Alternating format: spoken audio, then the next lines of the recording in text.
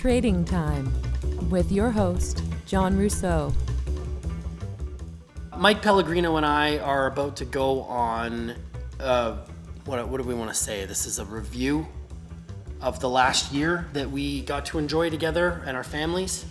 We're also going to dig into a series of philosophical discussions that we've been riffing on for some time. We're going to talk about hunting season, schooling for our children, and the ability to admit when you're wrong and the virtue in that. Enjoy my conversation with Master Mike Pellegrino.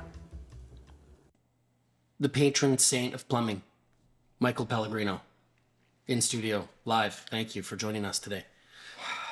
This is a multi-purpose, multifaceted gathering today. This is a check-in. I don't want to call it a quarterly check-in. This is a debriefing on our most epic hunting season that we had, chasing mule deer in the high country this year. We're going to talk about some of the things that we are seeing politically that we don't like in our country. Hopefully we can get to some of that. I know that no conversation can be had with you without going surgically into the human brain, whereby we're going to probably get into potential philosophy and so on. Thank you for joining me today. And I might also add that, we do talk, not as often since a couple of life circumstances have changed for you. But isn't it funny how we have to hire a professional videographer with multiple camera angles, thousands of dollars worth of equipment. We have to be in a building like this in order for us to sit down and have a conversation. We have to pay somebody to watch us have a conversation in order for us to sit down like this. That's where we're at in our life. Very small margin for error, isn't there? It's quite the introduction. That's all I thought we were doing. I thought this is what you've set up for, creating the opportunity for me to devote 2 hours of my time to some high quality dialogue. Yeah. That's the way I see it. Yeah. Okay. And I'm glad you did. I know. Because I do enjoy our conversations. We got a lot to talk about. And we always get cut off, And I'm glad that we've created the circumstances to allow us to expand on those topics. We got a clear runway today. We don't have any guests. We don't have any other guests today. Unlike last time, and you had somewhere to be last time. There's just a completely clear runway.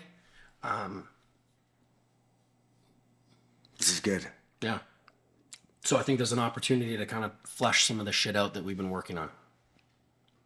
Absolutely. Do you want me to lead? I have something that I'd like to lead on. Absolutely. Something that you said to me that stood out to me that was striking when I first heard it. It was about 1.5 years ago. One of the many things that has blown your mind that I've said. Yeah, that's right. Okay. Which one of the millions?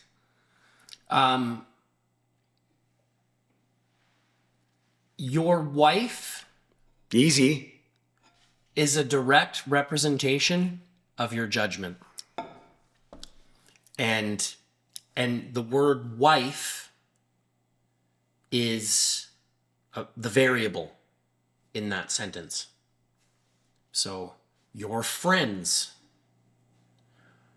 the amount of alcohol you drink, your job, your boss, your life. Right.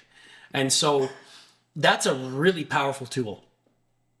Your wife is a direct representation of your judgment. And then so when I take my wife and I throw her into that sentence, I go, wow, that works. That works. And I had to say it a few times. I had to go through it a few times to test it, Do you know what I mean? To test to see how powerful this sentence actually is. And I can remember, when you have the bandwidth to be going through something, you're on a drive, an uninterrupted drive. And I can remember, Mike, I went through the sentence again to check its validity and to check it for truth and value. And fuck, man, I just started bawling. I started crying because it was so irrefutable. It was completely irrefutable. And it also gives you the opportunity to take ultimate responsibility for the outcome in situations in your life and in business and whatever else, right? It's that what is it, ultimate ownership or extreme ownership, right? It gives you that opportunity to take extreme ownership of a situation. Your wife is a direct representation of your judgment. And I take a look at friends of mine, friends of ours, couples of ours that have delaminated their relationship, they've divorced, and you're like, yeah, that person has shitty judgment.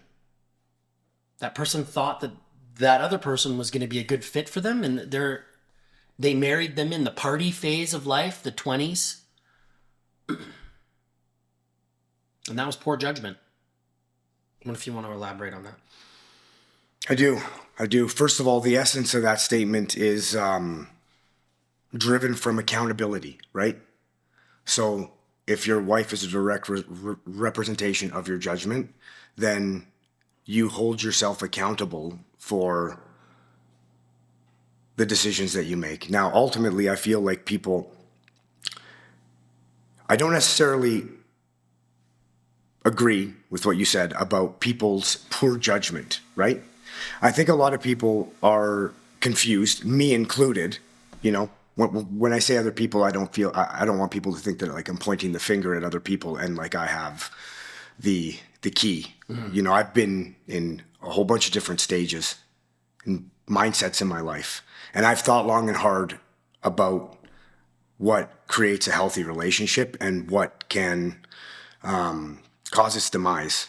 So for me, when I think about where that statement comes from in my experience, in my life, it comes from, this is going to obviously, sorry, man, I got to get philosophical here because this is where all these ideas come from. Yeah, go ahead. Okay. So like when you first meet somebody, right? The first thing that gets your attention is their beauty, right? Before you talk, before you get to know them, it's the way they look that gets your attention, right? And if the way somebody looks and their beauty gets your attention, then that's your ideal for beauty, right? And this is where it gets very tricky. And this is where maturity is key when looking for a partner. Because if you're immature and you see somebody that possesses your ideal beauty, unconsciously, there is attached to that animated beauty a psychological ideal as well. And ultimately what ends up happening is the man, I'm a man, so I'll speak on a man's behalf. You'll see this woman, she's absolutely gorgeous. And she captures you, right? But really it's not her capturing you, it's your ideal capturing you, right? It's your ideal beauty. Because not everybody's going to think she's as attractive as you do. Mm-hmm. So she possesses features that manifest your ideal form of beauty physically. Along with that physical beauty comes certain ideal characteristics and attributes and personality. So when you see somebody that captures your attention like that, you automatically project your ideal onto them. Mm-hmm. And now you have, but that's not them. That's not them. That's your ideal. And every time they fall short of the ideal that they don't know they have to meet, it's a problem for you, right? So the relationship starts off on that foot, and then the partner's always falling short of the ideal they don't know they have to meet. You can't see past the fact that they are the ideal you want when you're immature emotionally. So you're always looking for them to meet the requirements of your subconscious ideal in characteristics and physical ideal that you're automatically drawn to. And anytime they fall short of that, you get mad at them, and they don't know why you're getting mad, and they don't know what expectations you have of them. And so, when you say when I say that your wife is a direct representation of your judgment,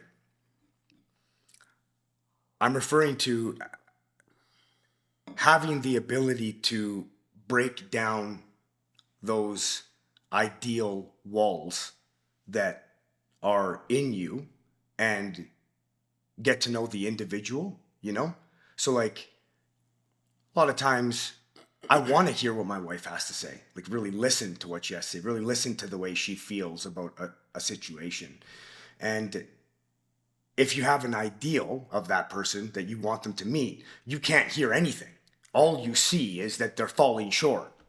So to touch back on what you said regarding poor judgment in let's say a friend of yours that picked somebody. Yeah. I don't necessarily know if that's completely accurate, because I think it could just be a lack in emotional IQ more than it is an actual lack in judgment. They're unaware of the ideal that they're projecting. They're unconscious to it. Okay, so the person has the person has an idea of their ideal partner. They go out into the marketplace shopping for this person. They try to find this person. That's why you hear a lot of people saying, well, good place to go meet somebody that might have some common beliefs is you either go to a yoga class, go to university, go to whatever. You're going to find commonalities in that person. They're potentially going to be a good mate. But I got to say, like, where I started in my relationship with my wife, and we've been married for, I think it's 16 years this year. And we were together for 3 years before that.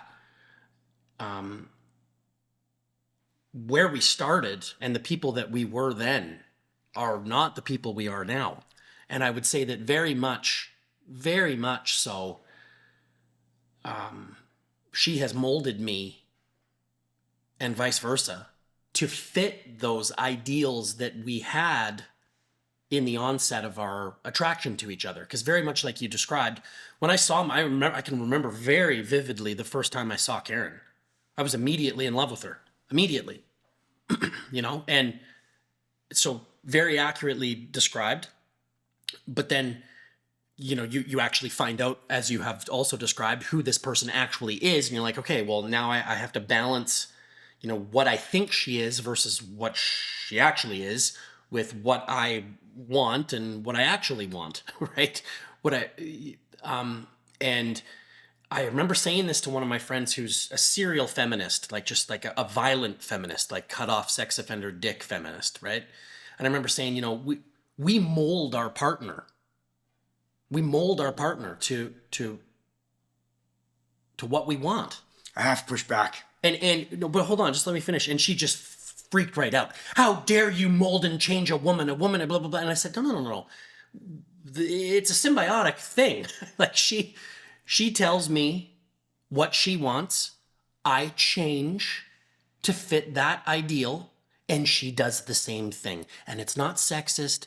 It's not, patriarchal over masculinity. It isn't any of that. It's a balance. Mm-hmm. The relationship is the balance of pushing somebody to change in a direction to fit your ideals, and potentially the ideals that they don't know that they have inside of themselves for their own trajectory. And by that, I mean, when my wife and I were drinking heavily, she couldn't see her life beyond alcoholism. She couldn't see what her life would look like if she stopped drinking. I needed to inspire her, right? I needed to help her change. And every day we look at each other and go, oh my God, could you imagine if we walked away from our life because you were unable to stop drinking? How embarrassing that would be, right? So do you know what I'm saying? Like, we have the opportunity to mold our partners to that ideal that we have. And I think that that's what's part of being in a healthy marriage and relationship, is not only being able to impose our ideals on our partner, but also be imposed upon and find common ground in that. I agree with everything that you just said. But you opposed something. What was it? Well, I don't know if opposed is the right idea. I just don't think that. I think there's a more accurate way to state it.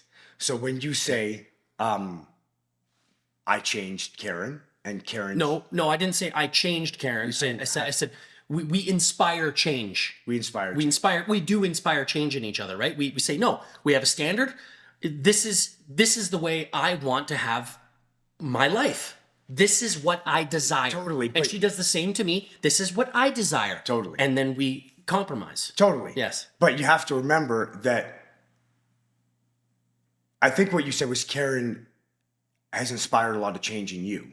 Oh, absolutely. And likewise, as you alluded to with the alcoholism, you had to inspire some change in her. Yeah. But that's not you inspiring change in her, and that's not her inspiring change in you.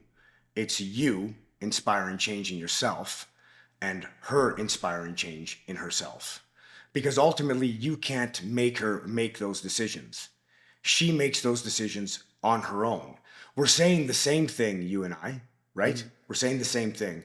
But to the sexist or the serial feminist. The serial feminist. Yeah.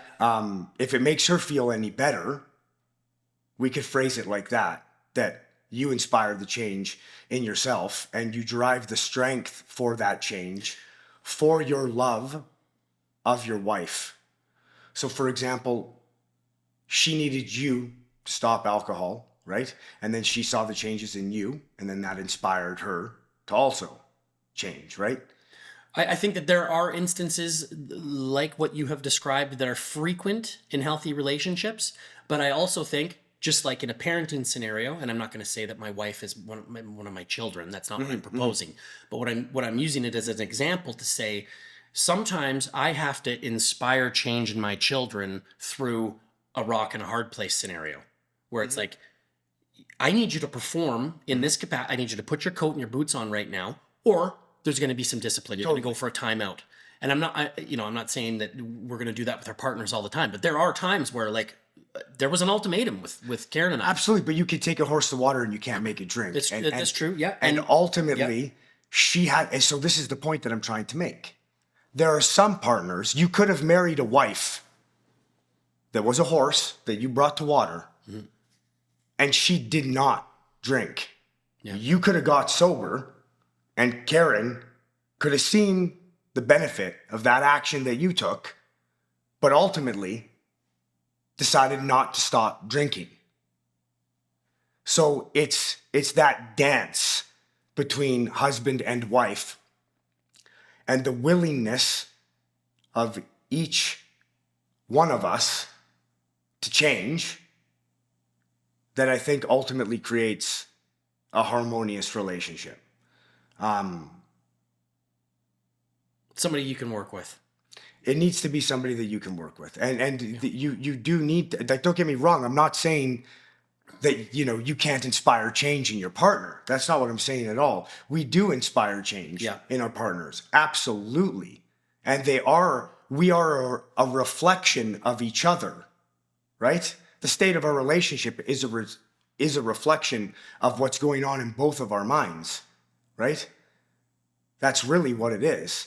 But to jump back on what I was stating earlier about somebody that's emotionally immature and having this projected ideal, that is the result of something, right? That is the result of the individual with the projected ideal, right? Never really knowing who they are and their own weaknesses and their own deficiencies. And it's because they've never acknowledged their own weaknesses and their own deficiencies that they have this ideal on a pedestal that's not reality. It doesn't exist, yeah. Exactly. Yeah. Because the minute that they begin to take a look at themselves and the faults that they have and the mistakes that they've made, they understand that this projected ideal is not realistic. And it's only then that you can take down the walls of that projected ideal that you have of a partner and begin to get past the surface with them and really get to know who they are on the inside, their flaws and their blessings, you know? Until then, you can't do it. So it's really, it's not a matter of poor judgment, but a matter of a lack in emotional IQ and self-reflection, you know? Yes. And you want to know what, yes. And that stems from ultimately a lack of inner dialogue, not enough quiet time. Not enough self-scrutiny. Yeah, and self-reflection. And you know, you need to carve out time to do that. You need to create the environment and the circumstances where that voice that supersedes the body can be heard. You can't do that when you're running around trying to meet the expectations of other people, trying to get other people's approval. No. Busy at a job, drinking alcohol, changing your mental state by smoking weed and going partying, or even distracting yourself by playing video games and, you know, things like that. Even sports. One could argue about sports because there's a physical aspect to it, but for me, when I apply a physical strain to my body, I'm doing it for the mental gain more than I am for fun. So when I train with my body to eliminate the body out of my mind. And you can only do that when you're training really hard. So like when I train to a point where all I can focus on is my breathing, and that's it. You know what I mean? And like there's nothing, no other external stimulus is getting into my brain. You're not taking phone calls. Your kids aren't bugging you. You can't. Yeah. I'm sucking wind. You know what I mean? Yeah. And it's a very primal feeling that just clears the slate. And oftentimes I have these inspiring thoughts in those moments. Can I share one with you that'll just blow your mind? It blew my mind. It blew my mind. It happened the other day. Please do, Michael. I'm running. Morning. Away from your problems? Yes, always. Okay. Yeah, all right. No, actually, I'm running towards a new version of me. Okay. So, yeah, so I'm running. And, I just came back from Toronto. My grandfather's not doing very well. And I brought my son out there to meet him. And it was a very important meeting. And I'm glad I went. But... So I don't really want to get, I chatted with you the other day. I told you a little bit of the background about my uncle. Yes, the trauma background. Yep. And just the terrible, terrible hand that he got in life. Mm-hmm. Should I recap that? No, that's fine. Let's stay directional with your insight. Okay, so without doing a little recap, not a recap of actual events, but a recap of suffering. Yeah. My uncle ultimately suffered his whole life. Traumatic experience after traumatic experience, and each traumatic experience resulted in a physical ailment that would affect him for the rest of his life. Whether it be being burned, hit by a car, hit by a bus, a car accident, born with a spinal issue. So he had this life that was just like a terrible, terrible life. That was his life, you know? And he also came from an abusive household.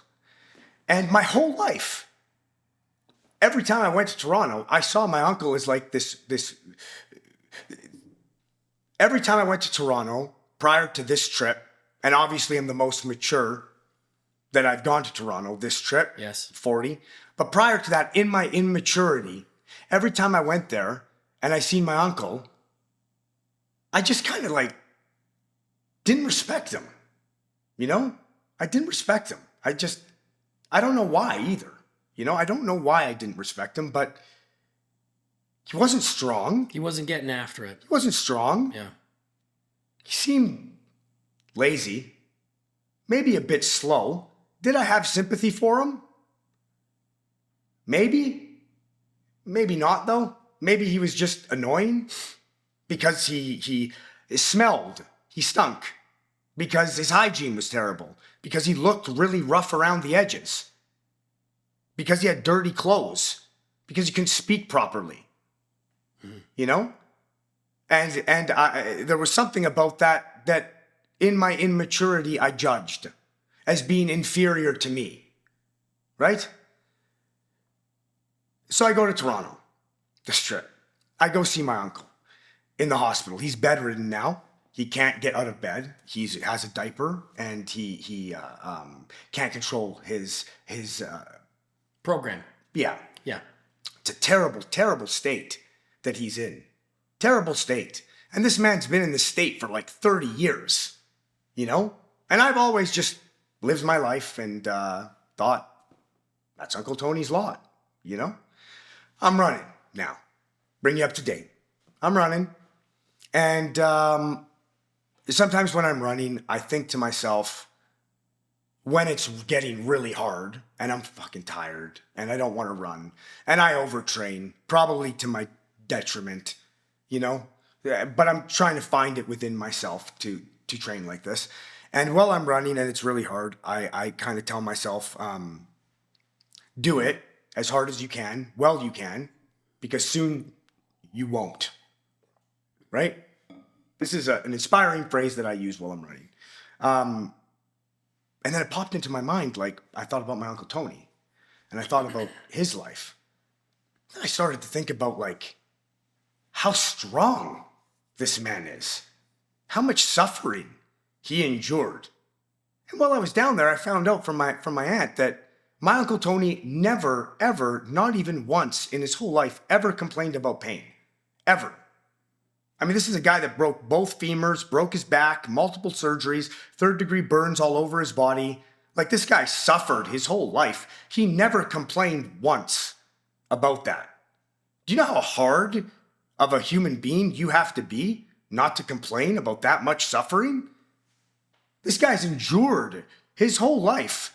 And on that run, my whole perspective of my Uncle Tony flipped from what it had previously been to, like, I want to get a tattoo of my Uncle Tony because he's like the strongest man I've ever met in my life. Yeah. You know, with a will to, every time I see him, I think to myself, how is he still alive? He's been decrepit for 30 years. He smokes 4 packs a day. He's on medication that would kill you or me if we took it. And he's been on that for like 30 years. Wow. You know what I mean? Yeah. Like, wow, that guy is strong. So it's just like, it goes to show you that, like, as you mature, your perspectives can change and change significantly. And when your perspectives change, your perception changes. And you can see things a lot differently than you did before. And one could say that you start seeing things that were always there that you were blind to. Yes. You know? So, yeah, that's something that just absolutely blew my mind. That idea that life's experiences can change from a person I didn't want to touch. I mean, I'm sure if you met him, you wouldn't want to touch him. Mm-hmm. You know what I mean? And now you want to know what I thought on that run when I thought about my Uncle Tony? I need to fly back and see him before he dies. Because I want to give him a hug. I don't want to, like, when we went to go visit him, I didn't sit down in the room. I held my son. I didn't put him on the ground. The conditions of where he was, the state he was in, didn't make me feel very comfortable. Yes. You know, but now it's like, you are in the presence of fucking greatness. And you are never going to meet somebody like that again in your life. A man that suffered like that and never complained once. Who had the worst lot, the worst fucking hand in life, and didn't find it in himself to complain one time about the pain that he was in. Which brings me to another thing that you had brought up during one of our conversations, which is live as though you're truly grateful for everything that you've been given. I don't think that's what I said.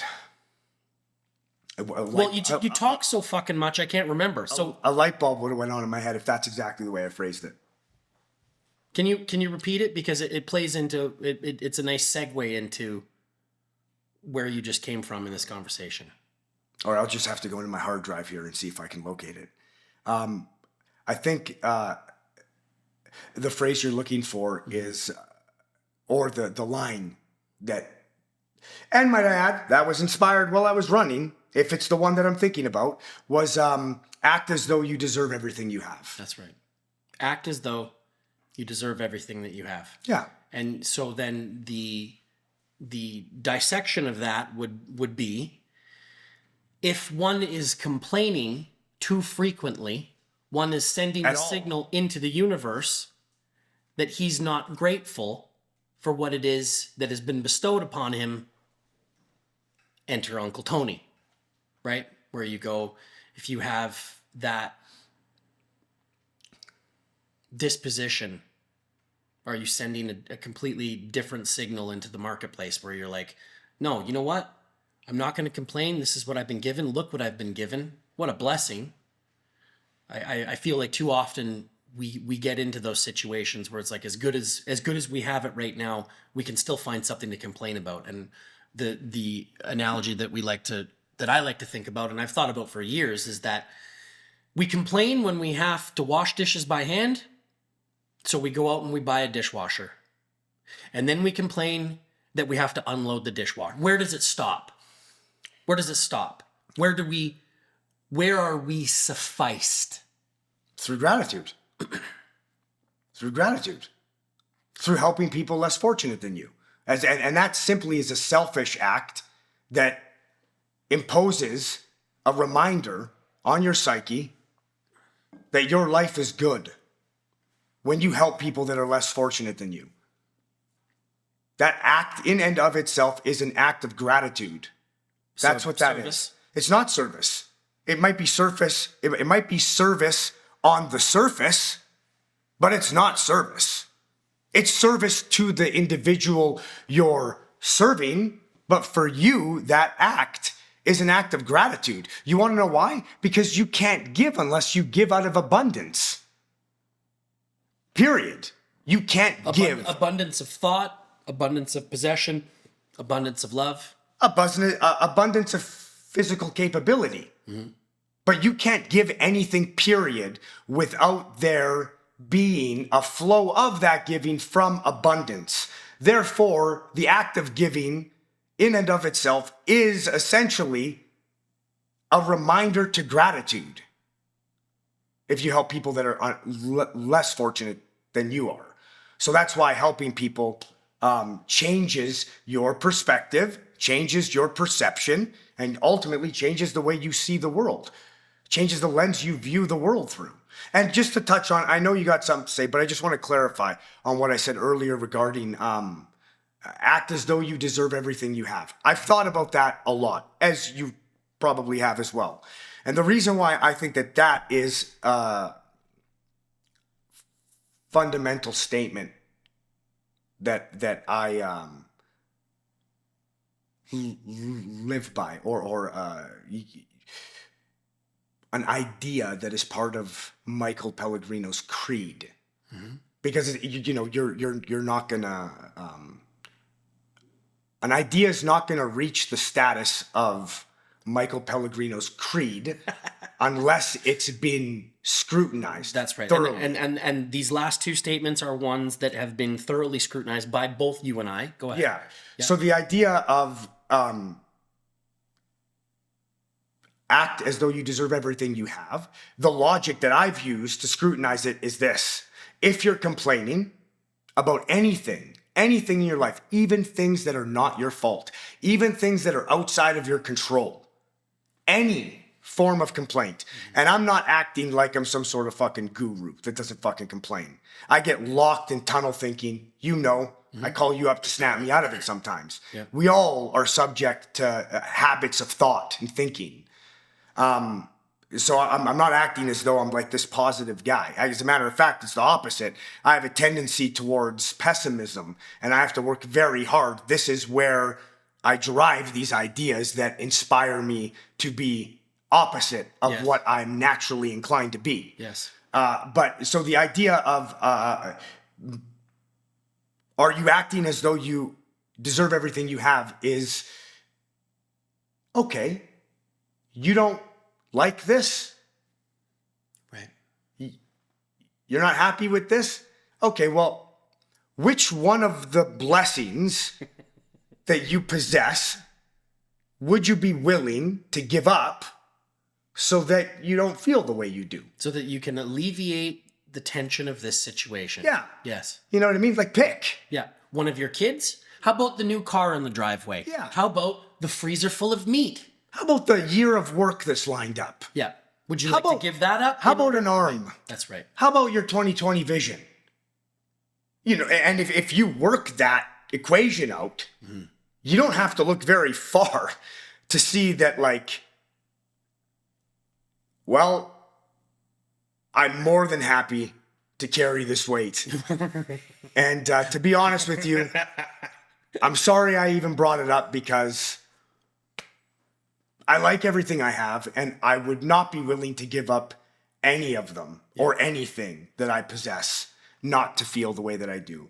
And people, they are disconnected from that idea. And I think the reason why they're disconnected from that idea, and because I feel like people would push back, as I push back against myself, is like, well, just because I'm complaining doesn't mean that I don't appreciate the blessings that I have. I just wish I had these blessings without the subject I'm complaining about. Yes. Right?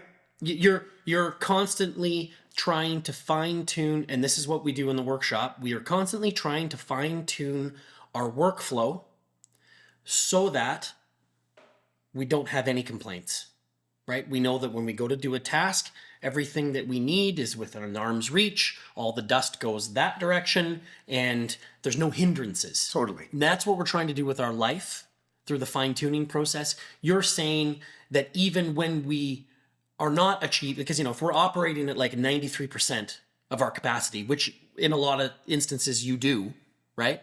You're trying to grab those last few percentage points, which are very difficult to obtain, right? Where everything you're doing is this fluid motion, zero complaints, whatever. You're saying that there is a state that we could potentially be in whereby we could be operating at a 50% capacity to how smooth things could go, and that the difference could be made up in the way that we think about it. And I've worked with friends that have that mentality where you're like, you see this guy, he's working in a cesspool, and he's unfazed by it. Whereas somebody like you or I would be, I can't work in these conditions. It's a fucking disaster. I need some organization. And he's just doing the work. You want to know why that is?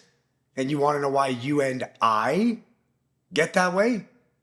Because of our narcissistic tendencies. Anytime you're self-indulged and thinking about yourself only, and how uncomfortable you are or how frustrated you are. That's where all discontentment stems from. Thinking about self. As soon as you get out of self, it doesn't bother you anymore. As soon as your needs and wants and desires are no longer the matter at hand,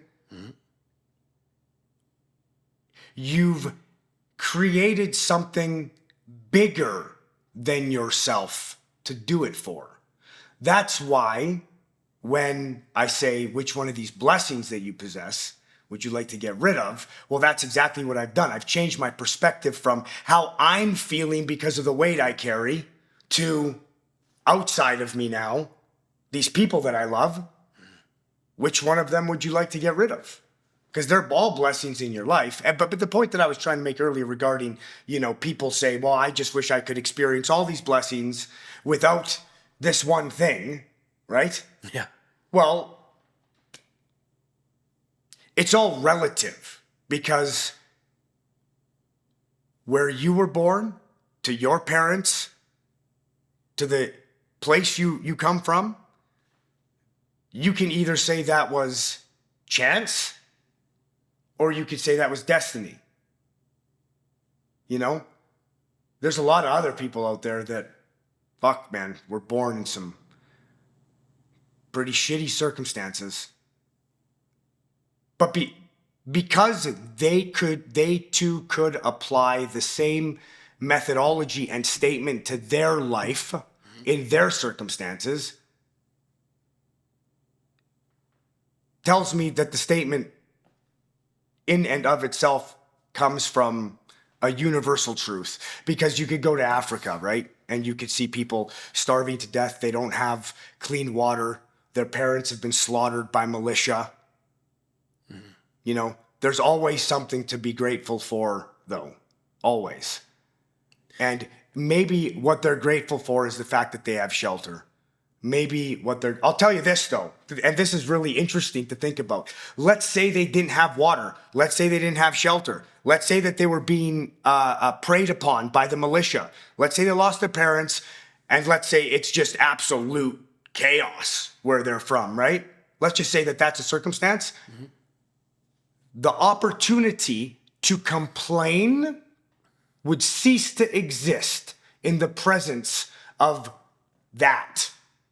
Because your brain has a servo mechanism that would kick you into an automated state where you would be simply run on instinct, and what you felt wouldn't matter.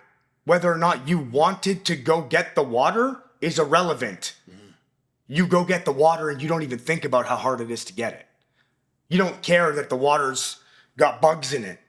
Like, you could push things to an extreme whereby our bodies will just kick into overdrive. So, like, if your life was really, really that bad, complaining wouldn't really be a thing. You wouldn't have time to complain. You would have to use 100% of your energy and focus to get the fundamentals that you and I take for granted every single day. So, with that being said, if you are in a position to complain, period, you are ultimately blessed, because you don't have to worry about those fundamental aspects of existence. Yeah. So complaining is a blessing in and of itself. And if you get stuck in a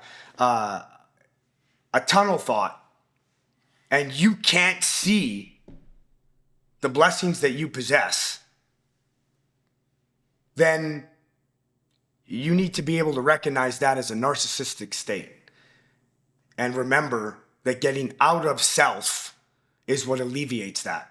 And this is where helping people that are less fortunate than you, paying attention to gratitude, all these things will serve you very well to change that frame of mind. Because I'm a very resilient person. I can carry a lot of weight. You remember what I told you the other day? We were chatting, and I was saying, sometimes I feel really overwhelmed, and, I got a lot on my back, and I'm carrying a lot of weight, and my backpack is fucking heavy. You know what I mean? It's heavy. So, like, here's another way that I thought about that statement about, what would you like to get rid of then? Mm-hmm. Right? Is like, okay, well, let's say that everything that I possess that's a blessing, outside of my natural gifts, like I can walk and shit. Like, I'm talking about external gifts. Of course. My wife, let's throw her in the pack. My children, let's throw her in the pack. My business, let's throw it in the pack. My house, let's throw that in the pack. All my accessories, all the things that... all your relationships, everything. Everything. Yeah, everything that devours a fraction of your daily clock. Yeah, and that ultimately stresses me out. Let's throw all the work in there, all the pressure from running a business, all the employees. Let's throw everything in my backpack, right? And that's the fucking weight I'm feeling now, I'm feeling weighed down. I'm feeling trapped. I'm feeling like I don't have the freedom that I want to have. I could move way faster without all this weight. And oftentimes when I complain, that's how I feel. I feel like, fuck, man, I'm really overwhelmed. I got a lot on my plate. And, you know, maybe a lot of that is self-induced because I have such high expectations and I want to be the best fucking plumber, the best fucking dad, the best fucking business owner, the best fucking son, the best hunter, which I am. And Okay. Yeah. Yeah. I want to be the strongest, you know? So like, I want to be the best at everything. So I put a lot of pressure on myself. So the weight of all those things in my pack, I feel every fucking ounce of it. You know, there's the margin for error, as we've said, is so fucking small. But now I got that weight on, and now fuck, I'm complaining, and now life's gotten steep. The mountain that I'm climbing's gotten steep. As you know, the seasons of life have seasons of higher stress. Mm-hmm. So now I'm doing all those things. It's hard already to do all those things and carry all that weight when I'm fucking healthy and dialed. But now I'm sick. I'm throwing up. My wife's throwing up. All the kids are fucking crying. My phone hasn't stopped fucking ringing. My employees don't know what the fuck to do. Clients are waiting on fucking bills, or my bank account's waiting on bills to be invoiced, and clients are waiting on estimates. And it's like, what the fuck have I done? Like, how have I got myself in this situation? You know?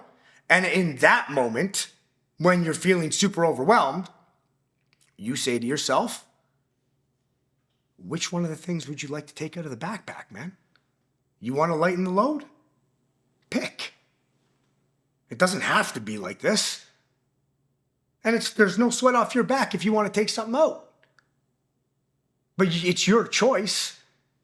You know, you can pick whatever you want to take it out of that backpack. Which one of the blessings you possess would you like to give up so you don't feel the weight that you're carrying right now? You said yes initially. It was that none of this is an accident. These are all blessings that you have individually worked for, your ass off for, and saved for. None of this was... This was all premeditated. It was intentional. That's right. Exactly. Everything in your backpack is intentionally there. And then so what was it? What was it? A light backpack is closer to empty than a heavy one. Yes. You could take that like when I said that to you, you could take that and you could run that through whatever logic you want, man. It runs true. Yeah, that's a true statement. So like, and not only that, but that's a statement that makes you feel good about the load you're struggling under. Totally, that's exactly it. Right? Because which would I prefer? Exactly. An empty backpack? Totally. An empty household without all of the chaos of my children? Yeah. Breaking Christmas baubles on the floor? Exactly. Are you out of your mind? Totally. To be alone? Yeah. And then when the weight's really heavy, there's a couple other, aphorisms that I've made up that really fucking help me carry that weight. So I'll run through this process in my brain, and then after I've run through the process, I'll say things like, you have to be your best on your worst day. That's your job as a father. Your job is everybody else can be sick, but you can't. Everybody else can be hurt, but you can't. You have to be the best on your worst day. So that's one thing that I say when I get really overwhelmed. And that really helps to inspire me to be motivated to stay strong. And another thing that I do and I don't know if I've ever really explained to you the idea of, because I've thought long and hard about why I'm addicted to training physically, even though sometimes it's to my detriment because I overtrain. And I really want to talk about it today because I wanted to explain, because I think people think like maybe it's superficial, because a byproduct of it is that you're in shape and you look good. Maybe it's, he wants to be healthy and strong for a long time so he can play sports with his kids. Okay. One would say that maybe he does it because he's stressed out and it's a good way for him to relieve stress. They would be right on all of those accounts. These are all byproducts, though, of working out. and there are benefits that you gain from doing it. But the real reason why I work out, and I just wanted to say this because I think it's so important, is because, and maybe my threshold, I mean, I've had this dialogue in my mind. Maybe I'm just a weak motherfucker. You know what I mean? Maybe my life was so fucking graced as a child that now when things get fucking real, I crumble like a little bitch and I think it's really hard and I make a bigger spectacle of these things than they actually are in reality. Well, no, actually, I can't say I do make a bigger spectacle of them, because when I take a look at my Uncle Tony, that could have been fucking me. That could have been my life. And I would have had every fucking right to complain. And that motherfucker never complained fucking once. So now I'm complaining here, being like, life's hard, life's hard, life's hard. But so for me, so I don't fucking complain like that, because I'm not proud of myself when I do, right? My life, when I say this, can be so overwhelming, the responsibilities that I have, that it crushes me. And I feel overwhelmed, and I doubt my capacity to endure and overcome. Okay? So the reason why I train every fucking day at 4:30 in the morning is because of this. And I've examined the real reason. This is the reason. I've looked at it from an unconscious, unbiased, third eye perspective of the actual impact it has on my psyche, the training. If I don't make my life harder for me by my own choice, then the weight of the responsibilities in my life may crush me. But so long as I have it in me to make my life harder for me by my own will, Yes, and by my own choice, I still have some left in the fucking tank. So when life gets fucking tough, I know I still got some in the tank. But if I'm the guy that's so overwhelmed in my fucking life that I can't fucking wake up at 4 a.m. and I can't go fucking train, and instead of that, I say, you want to know what? I've been working so hard. I deserve a fucking break. I deserve to sleep in. I deserve pleasure. I deserve a vacation. I deserve these things. I put so much work in. If I'm that guy, when shit gets fucking tough, when shit gets fucking real, and it will in fucking life, maybe at that time, I doubt whether I have it in me to rise up to the occasion and manifest victory over adversity. But because I do that every morning, no matter what, and I train fucking hard every fucking day, I know I still got more left in the tank, man. I still got more left in the tank. Because life hasn't crushed me yet. You know what I mean? So for me, it's all mental. It's all mental. That gives me confidence to say, I can go out, face the day's challenge, face life's challenge, because I still got some left in the tank. And I know it because I proved it this morning. And when you add to that the fact that everything gets balanced when you're working out, cortisol levels, epinephrine, adrenaline, you sleep better, you look better, you feel better, you have more energy. I mean, does that not work in conjunction with the idea I have more left in me than I think? But if I let my life stresses crush me to a point where I begin to narcissistically feel entitled to break, then maybe I don't know if there's enough in me to deal with the adversity that has yet to come. So that's why I do that, to give me the confidence. Because I'm not born with fucking confidence. It doesn't come naturally to me. I have to actually prove it to myself. Because, you know, you can go out there and get fucking flattened by life. And most of us probably will at some point. most of us won't ever go out, especially now that things are so comfortable inside our little dwellings and we don't have to go seek forms of entertainment that we typically had to previously. We had to leave the house to be entertained. Totally. Right? So most people will never even shoulder up a load. And if so, it's a very small one. You know, I hear people complaining about mortgage payments and shit, and I'm just like, what are you talking about? What are you talking about? That's what you have to complain about? Well, you haven't accepted a heavy enough load in your program then, if that's your concern.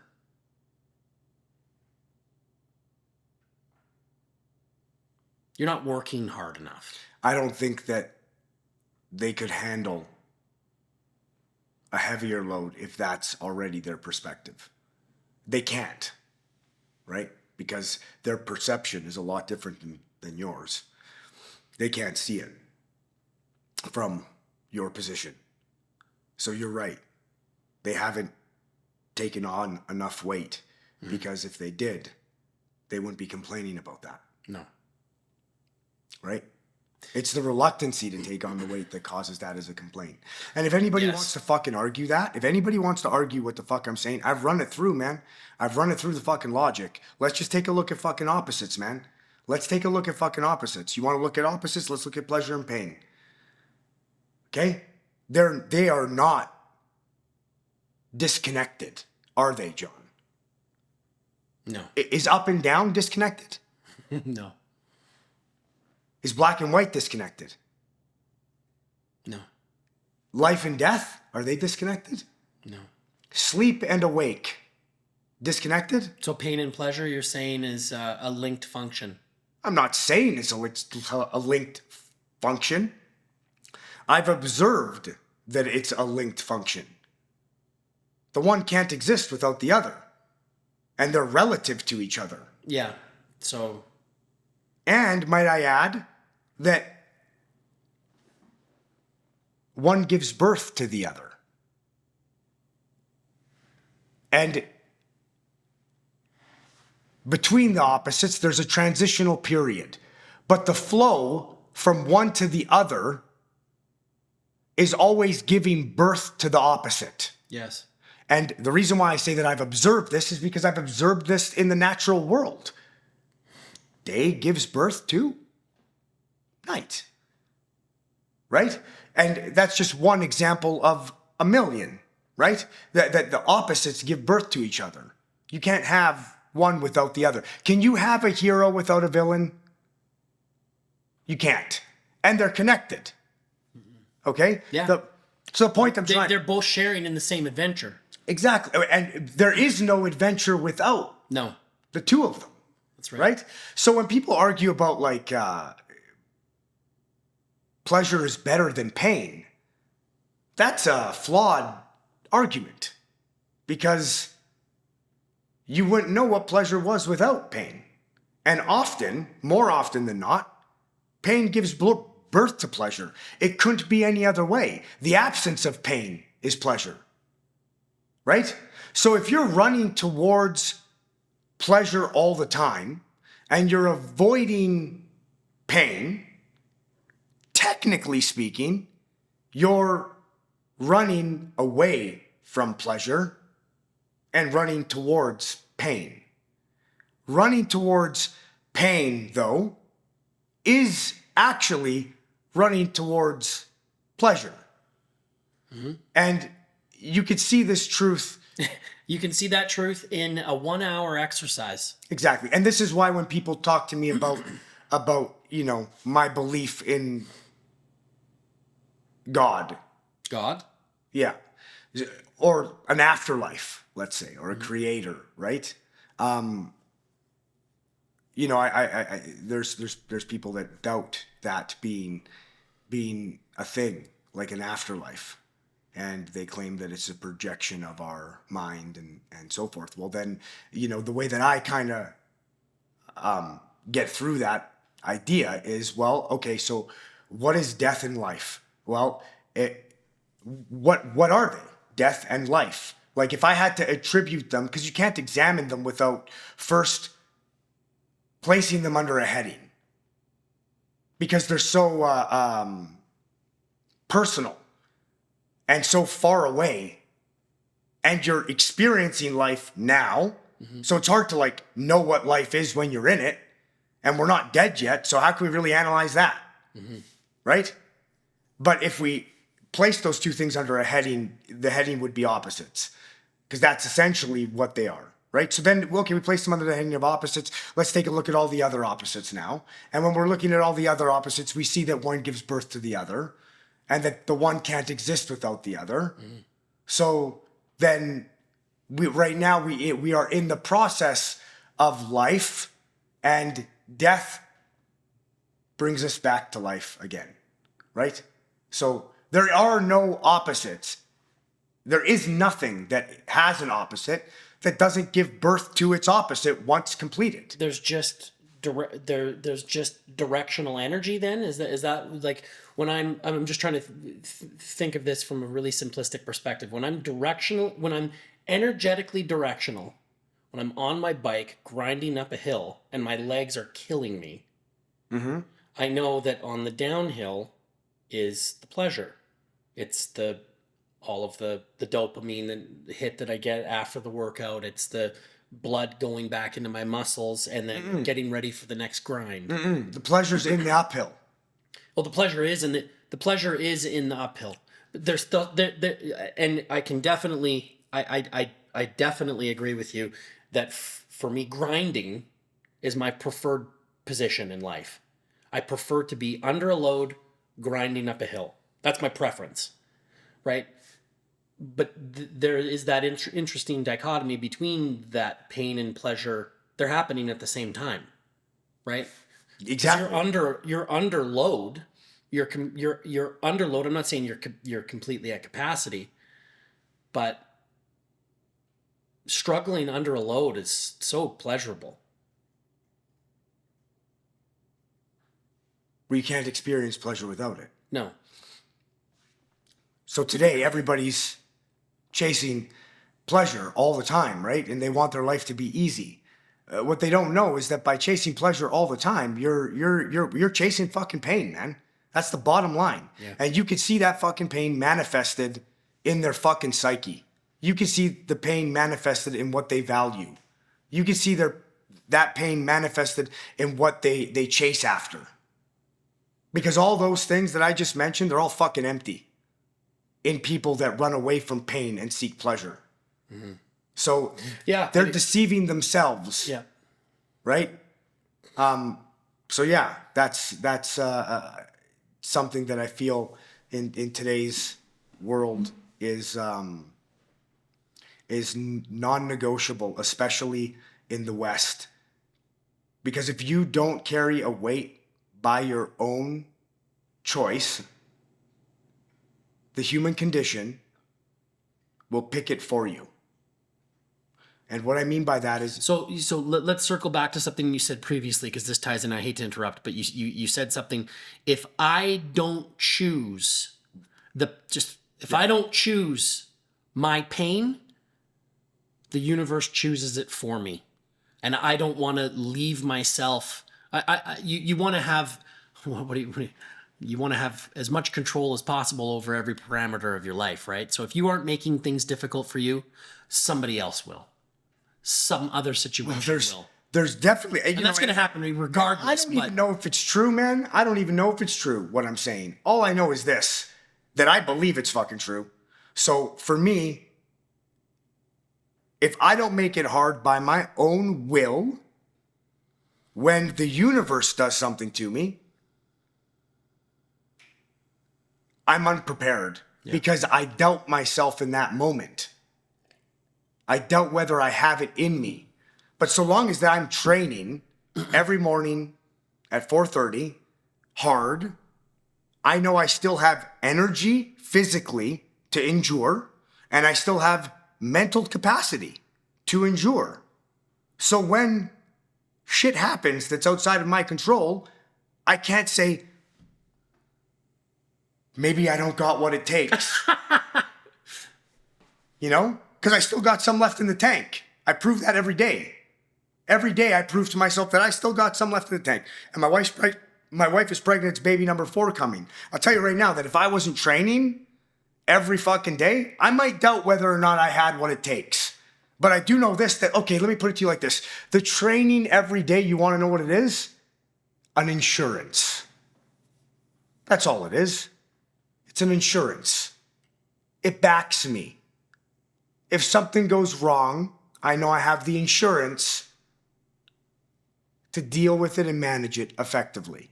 Right. Right? It's a contingency. I am such a weak-minded individual that I need to do that. Right? That's what I need to do to be confident enough to go chase after my dreams. And maybe my dreams are lofty. Maybe that's why I'm weak and I need to do these things to give myself the confidence to go after my dreams. Maybe they're not lofty at all and I'm just a weak person. Regardless, I know that this equation works. It works for you right now. Yeah, it's been working for me for a long time. And I can't see, and I've run it through the ringer. I can't see how it couldn't work. I don't see any way around it.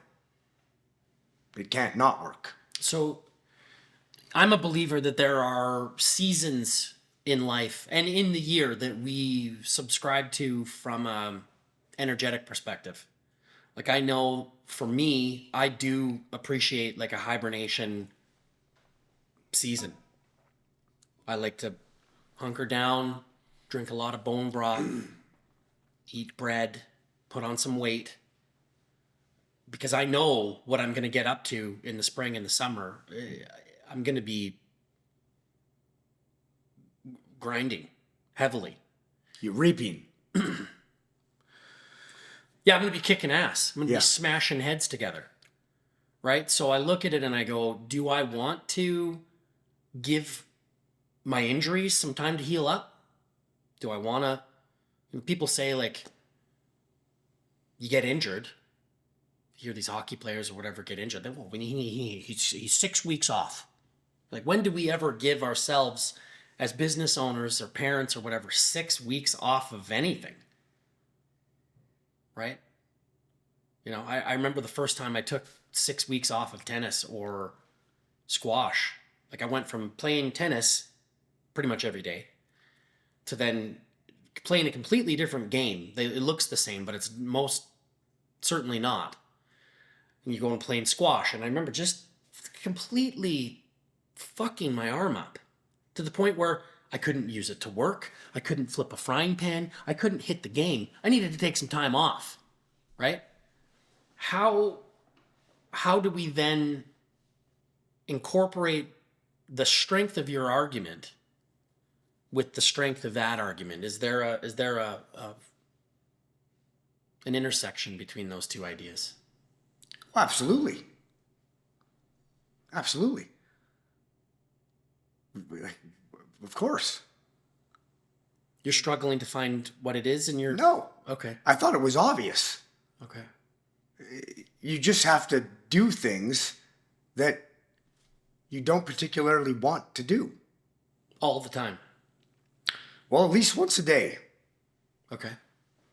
At least once a day. You have to overcome resistance. Yes, agreed. Right? Because that resistance is like a fucking monster. And when things get difficult, that's when that resistance rears its head real hard. So you should never catch yourself saying, I shouldn't have to do this right now. I should be able to just take some time off on a Sunday and enjoy my family. No. For me, and maybe, listen, maybe I'm an extremist. Maybe I'm an extremist. Yep. And you know what? My wife probably thinks that I am a little bit out there, right? But for me, with my brain, that doesn't work for me. No days off. No, we go on vacation. No, that's a recipe for fucking disaster for me. That's a recipe. I'm my worst self there. Like, I am my worst self there. Like, all the things that I don't like about myself will rear their heads if I take my foot off the gas pedal. Somebody could argue and say, well, you're running away from yourself then. And I would say, no, I disagree. You can think that because it makes you feel better about doing fuck all. Yes. But I don't think that. I think I'm running towards a better version of myself. Okay. And you've said that already. Well, today, that would be the I want to equivalent. think about that. That would be the equivalent of some. Listen, man, that's the equivalent of. Let's take that exact same analogy that I just gave and apply it to diet. Oh, You're fat because you only eat healthy food. Because if you only eat healthy food, you won't be fat. Why don't you come and eat some of these fatty foods? Because you're afraid you'll be fat? No. It's because I'm afraid I'll be fat. I don't want to eat the unhealthy food. For me, this food, given my genetic disposition, is the healthiest for me. So this is what I choose to eat. That doesn't mean I'm afraid of being fat. You know what I mean? It doesn't mean because I say if I don't train every day, all the things I don't like about myself will rear their head, that I'm running away from that when I train. The same way, it doesn't mean that if I eat Kentucky Fried Chicken, I'll feel like shit. So I don't eat Kentucky Fried Chicken. I choose a blueberry shake. Makes me feel better.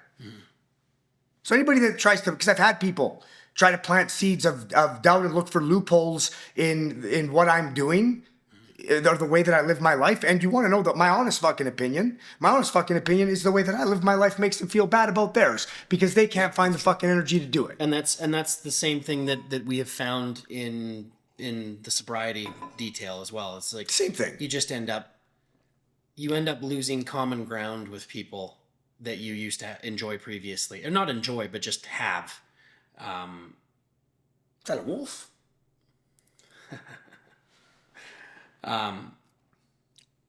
Because your sobriety, very similarly, you could swap that out in what you just said, makes other people feel comfortable about their lack of sobriety because they know that they're living an undisciplined existence. They feel it. Of course they do. I had this discussion with a friend who, he's saying that the pastor at his church is an alcoholic. He's a drunk.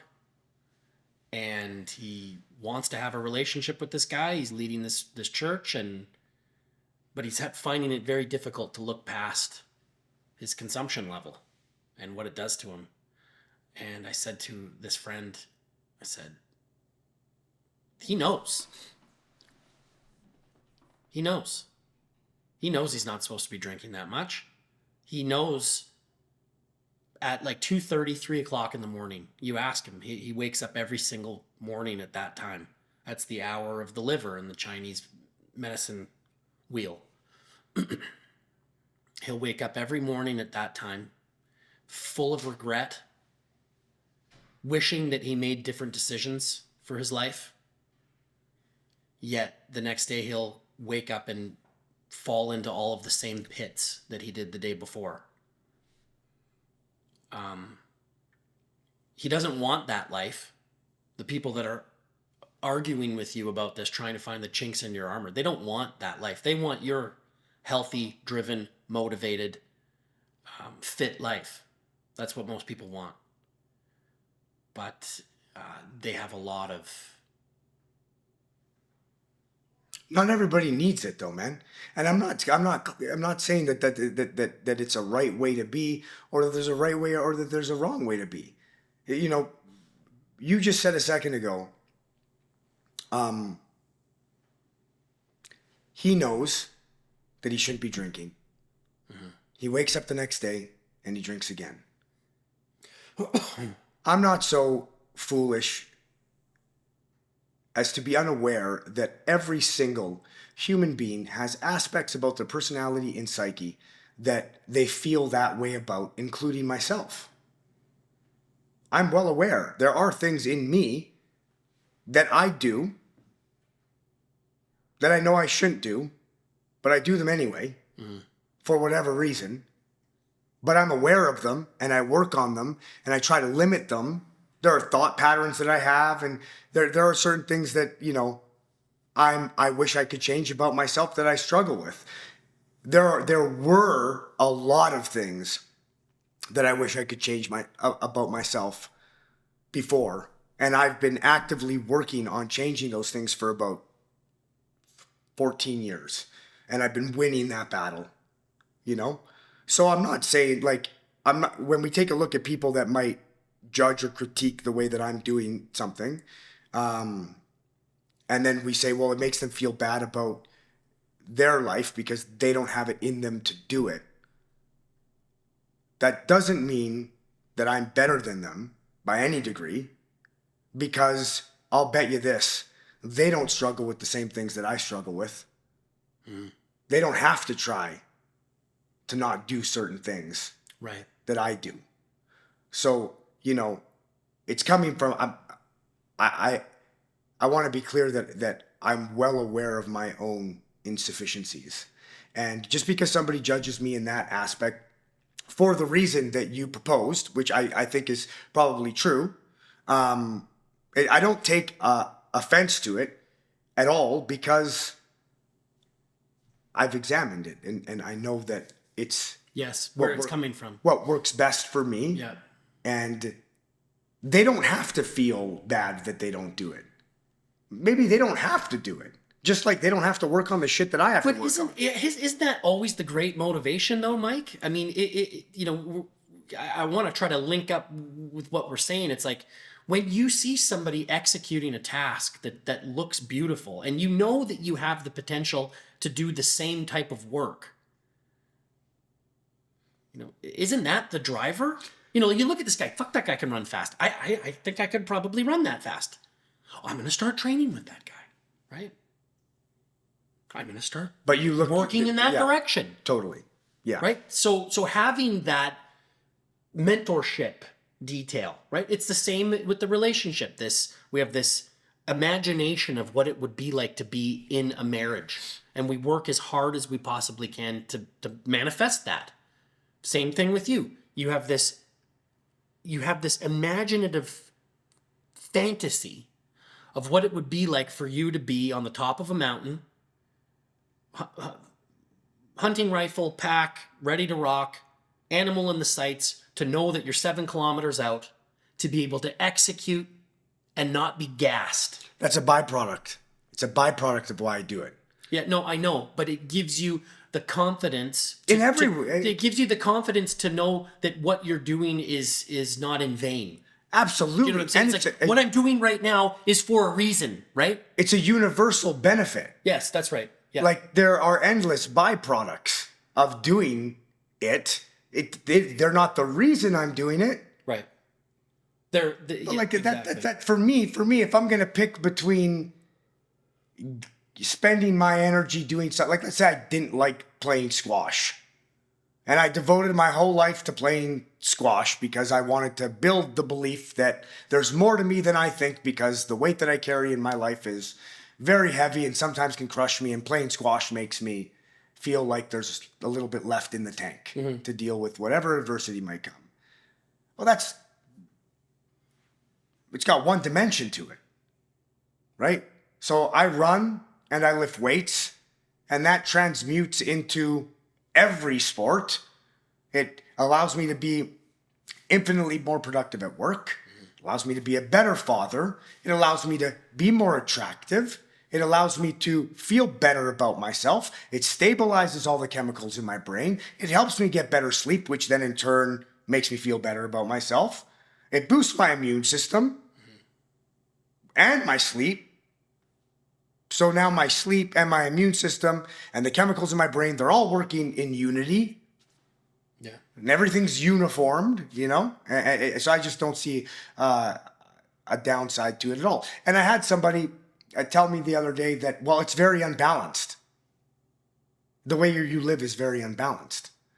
And I think balance is the key to life, and you can't be too much one way or too much the other way. And I thought to myself, well, okay, it would be unbalanced if I was doing this while my family was up and I was neglecting them. Right. It would be unbalanced if I was missing work. It would be, I wake up at fucking 4 o'clock in the morning to train by myself, which one could argue, maybe it's a little unbalanced if I don't have any time to myself. And last time I checked, I don't have any time to myself during the day.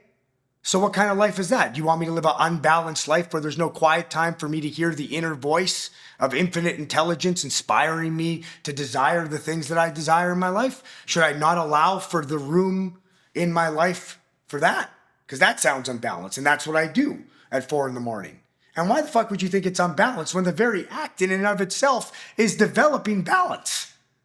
And might I add, if you were in dire straits or we were in a situation where you had to pick between me to assist you in any endeavor or the slothful man that spends half the year in fucking Hawaii drinking daiquiris, who has a gut and is out of shape and breathes heavy, in a dire straight situation, who would you want on your team? So we've often discussed, Michael, that you and I are not the type of people that you want at Christmas dinner. You've discussed that about yourself because you have no filter and I can adapt and fit in with just about any sort of person. Last night when we were on the phone, you confessed to me that Listen, we're not bringing that. Come on, you can't take stuff out of a phone call. You think that you have Asperger's syndrome, is what you told me last night. Okay. And a number of other conditions, which counter the Asperger's. So we are the type of people that nobody can stand at Christmas dinner because of our poise and just whatever, our personality. I can bite my tongue. But we are the first person on the emergency call list of all of our family members and our closest friends. That depends on how you got to that conclusion. I don't know how you got to that conclusion. All I know is this. I got to that conclusion through experience? 40 years of trial and error. Yeah. Where you get into a room with somebody and just the way they think, there's going to be friction. You didn't even have to say anything. You just walk into the room and they're just holding themselves a certain way. And you go, I can't. This guy again? I try to find common ground with everybody. But with regards to what you said about people calling you in an emergency, the only reason why I would agree with you about me is because I don't have that list. You just rely on yourself? There's no list. It's just Michael Pellegrino. I say go. Is there a list, but your name is on it? Go grab the list. No, and then I open up the list. You dial and a number, and the phone rings, and they're, hello? No, the list, when I open it up, it just says call nobody because anybody in addition to you would be an impediment. They'd be in your way. Yes. Of getting what it was that the emergency was sorted out. Yes. Right. Yes. Right. With the exception of some circumstances, of course. I'm not a physician, you know. Oh, so when it comes to if your penis has a little nick in the tip of it, you'd want to take it in to go. Absolutely not. Come on, man. What, you'd suture that yourself? I don't go to the doctor. I'm talking about Michael. You go to the doctor more than anybody I have ever met in my entire life. I've never been to the doctor. Clinically diagnosed as a hypochondriac. Oh my God. Every time I talk to you, my kid just got a sliver. Oh my God, my kid has red eyes. Oh my God, do you think they have rabies? Every time I fucking talk to you. That's for my children. That's for my children and my wife. These are for people outside of me that I love more than myself, who I have no control over, or only to a certain degree, who are susceptible to the ills and catastrophe that life could potentially put on them. Not you, though. I'm bulletproof. I'm not worried about what the catastrophes of life.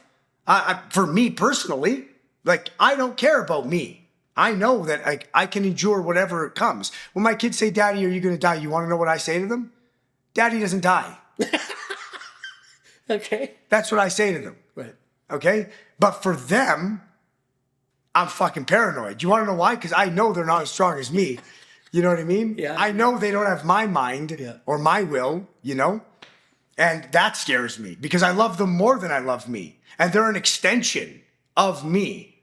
You know what I mean? I cannot separate between Luciano and my right arm. That's right. Because if somebody said, we're going to take Luciano away or cut off your right arm, I would just lay my hand down and say, cut off my right arm. So like, he's Right. more important to me than I am, you know? So I realistically, I care less about myself than I do about them. And that's why I'm a fucking hypochondriac when it comes to them. I err on the side of fucking caution when it comes to my wife and my kids. But for me, the way I think about myself, whether it be true or not, probably not, but maybe a little bit, is I'm bulletproof. I don't care about me. I have had friends with that mentality in the past, and it's not the bulletproof mentality per se, but it's the I'm not going to call anybody for help. I know you don't like that aspect about me. I feel as though that you are potentially robbing the relationship of camaraderie. The potential, you know what I'm saying? I do. It's like, I do. Just imagine for a moment, I shot that buck this year, right? In the mountains, and I didn't call you. Because I could have done it myself. I mean, Could you have? Hang on a second. Michael. 1 second here. Mister, I could have done it myself, would have went up there with no firearm. Is that how you want to start this? That's exactly, what do you mean, how do I want to start it? That's exactly what happened. Is that how you want to start I this? saved you every step of the way. Every step of the way. You wanted to make a decision that had you made it, you would have lost that. That buck's more mine than it is yours, as far as I'm concerned. You called the tracker, and the tracker showed up and executed. And I thank you for that experience. You couldn't even drag that buck out by yourself. I dragged most of it. I was pulling and I felt nothing from you. I dragged that whole buck 3 kilometers, and you want to know what I felt from you? The tail being lifted. Okay? Yeah. With those little legs on you? When you work out, do you train your legs or do you just train your mind? Because I mean, I look at your legs, I look at your pants. What are those, like 27-inch waist? That's a 30-inch Are those waist. skinny legs? That's a 31-inch waist. And you want to know something about these legs? I know you're not used to seeing legs like this. Chicken legs? No. I've seen chicken legs before. On all of my friends. Legs that have only muscle and no fat. That's what you're not used to seeing efficiency in body structure. Okay. And I know what you're going to say. My legs are all muscle. No, not underneath your ass cheeks. I seen you got a little bit of fat in there. Okay. This is efficiency. Right. And you want to know what? Let me tell you something. Go ahead. These little legs, okay, they carried out potentially what might be the biggest buck in size that you've ever killed. Mm-hmm. Found the buck because you were about to turn around. Mike, I can't find it. There's nose coming in the blood trail. I said, let's go a little bit further. Oh, you said that. I said, let's go a little bit further. And then you stopped again and you're like, Mike, I feel like we're pushing them. Let's get out of here. And then I said, John, just relax. And then I put my hand on your shoulder. I said, you see over there? There he is. And then you panicked. Yeah. That's how you remember this? That's what happened. So, okay. You're welcome. Okay. You're welcome. And you want to know what, man? There's nobody else that I would have wanted to do it with. I'm really happy that I assisted you in fulfilling your dream. Well, that's really special. It's all right. Let's start from the beginning. Let's start from the beginning that you didn't have a long-range gun.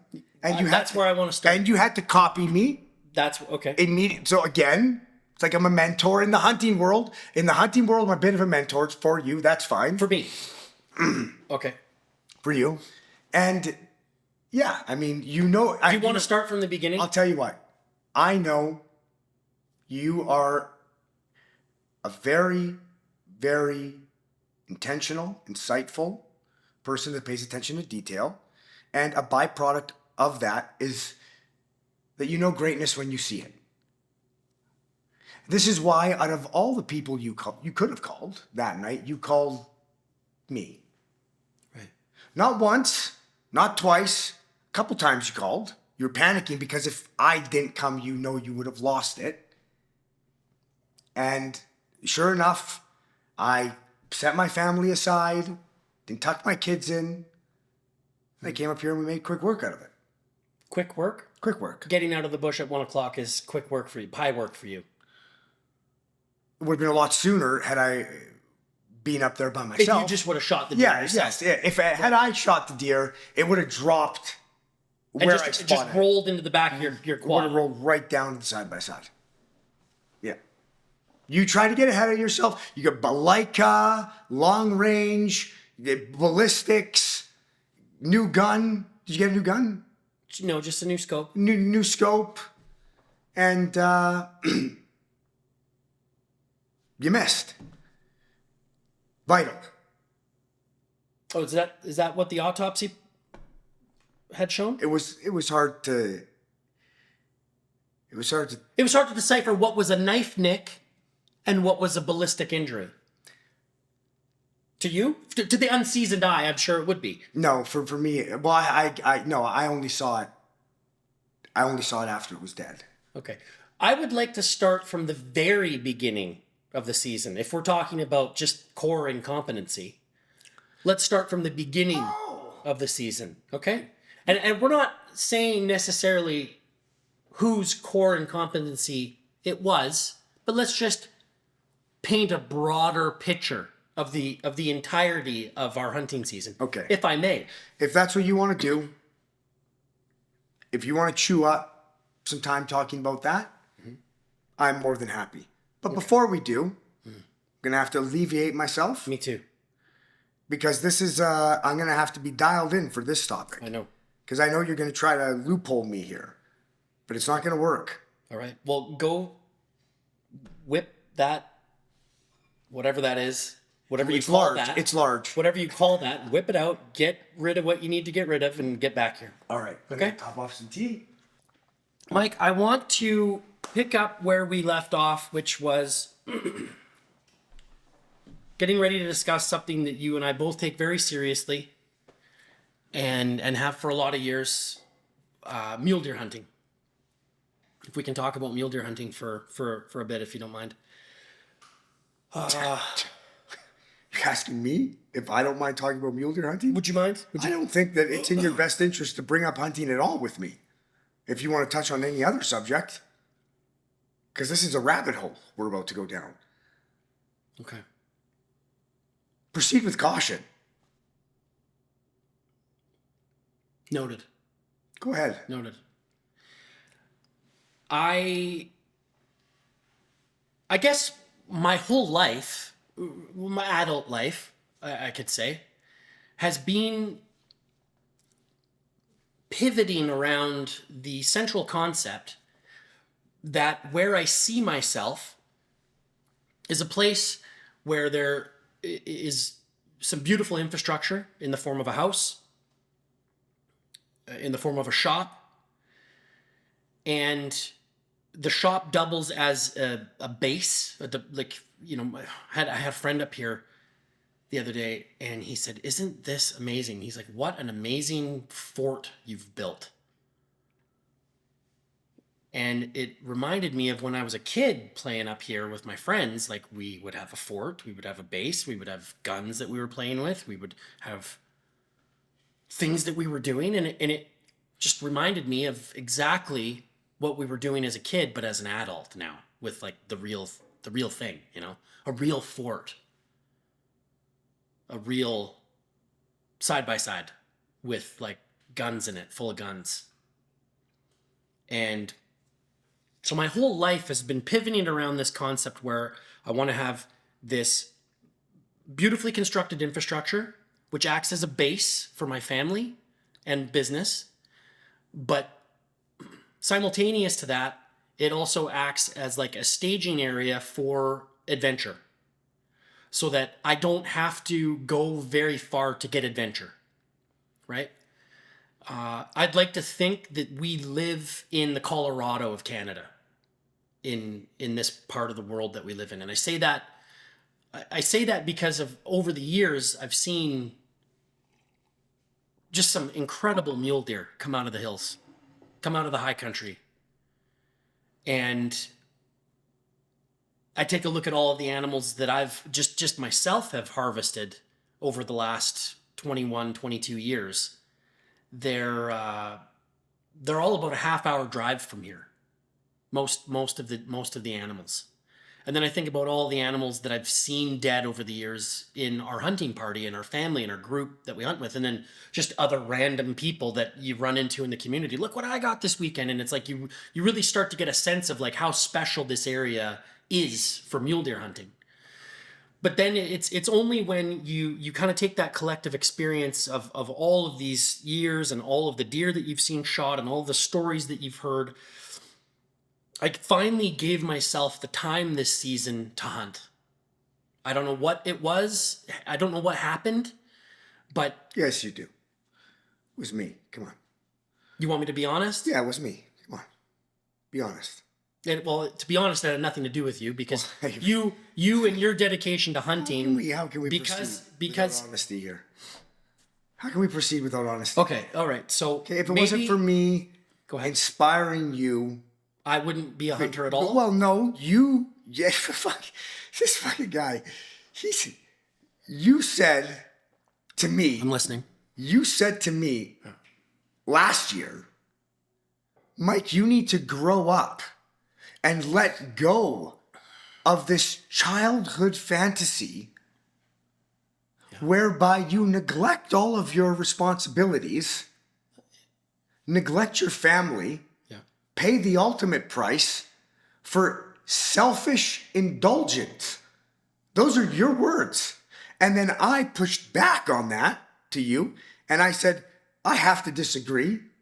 This is a fundamental skill that is not selfish at all, that has multiple byproducts of benefit to my wife and my children as far as sustenance, confidence in myself, confidence in my ability to survive in the wilderness, forces me to be in shape.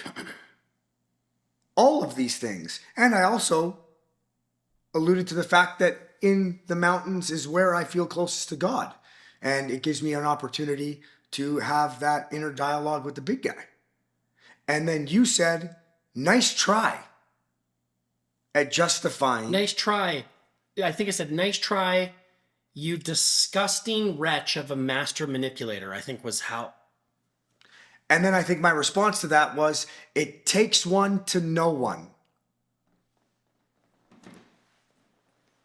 And then we're at zero, right? Yes. And then that's the base, that's the common ground. Go ahead.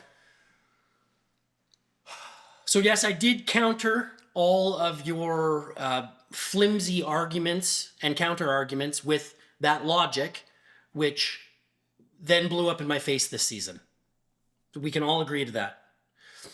I think I figured that by the time I took into account lost wages and opportunities in business and everything, that this was about a $200,000 deer that I shot this year. That's to say nothing of the money that I had spent on the extra equipment. To keep up with me and my equipment. Yes, go on. In order to be... like me. And so...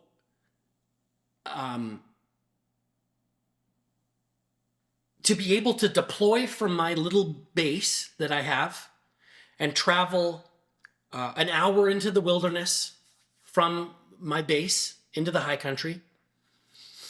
We went out opening morning. Which was our first hunt. Which was our first hunt together. Yeah. Which was our first hunt together. And I would describe that first hunt as a Chinese fire drill, is what it felt like. It felt like there was... It was just fucking chaos. Complete chaos.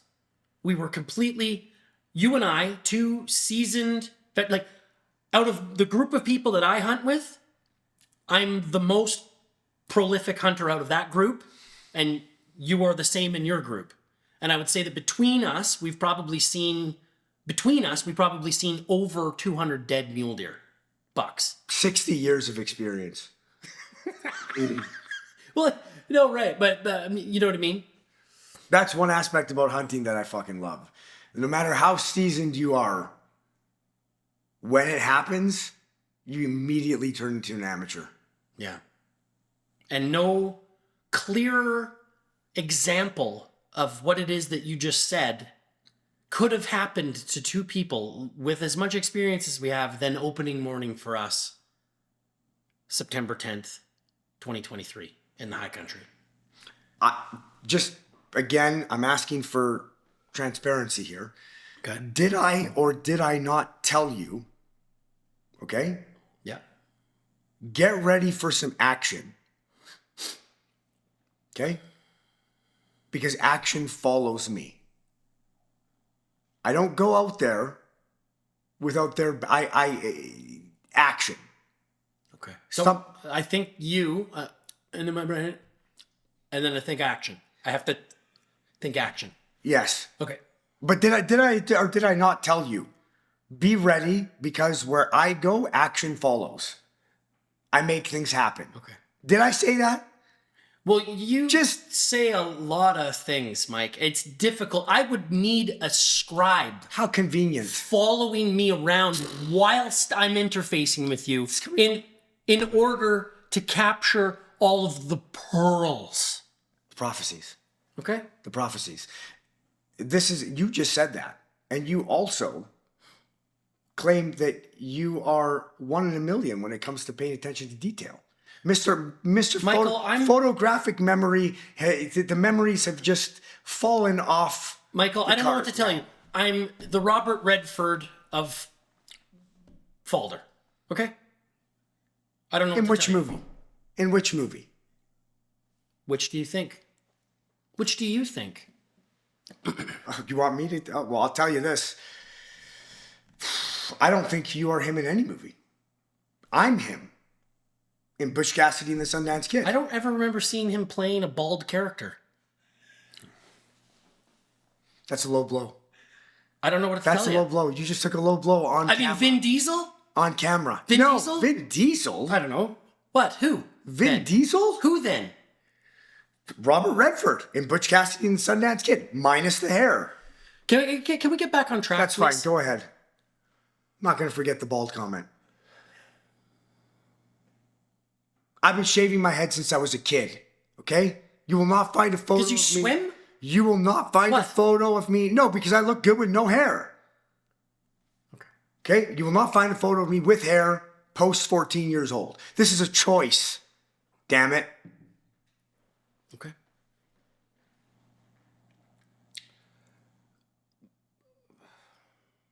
How dare you? Where was I? You call me self-proclaimed Robert Redford of...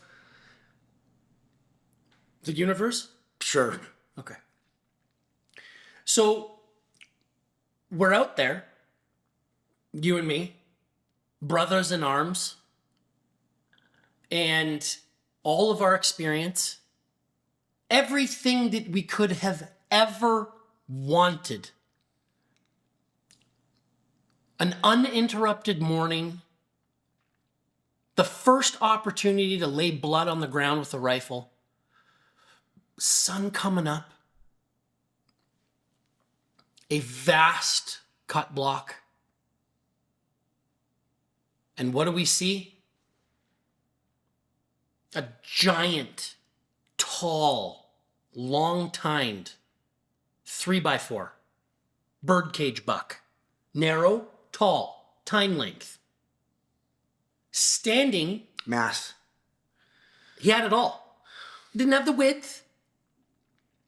But when you see daggers sticking up out of Christmas trees like that, opening morning, that's like the quintessential mule deer experience.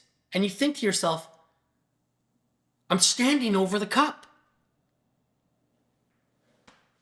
I didn't have the right equipment. I did offer my gun.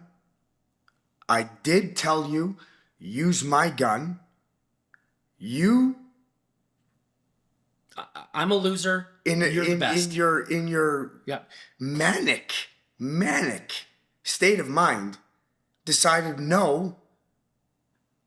my piece of shit firearm is sufficient for this task. Okay? We range him 500 yards. That's a long shot. I have a long range ballistic gun I know.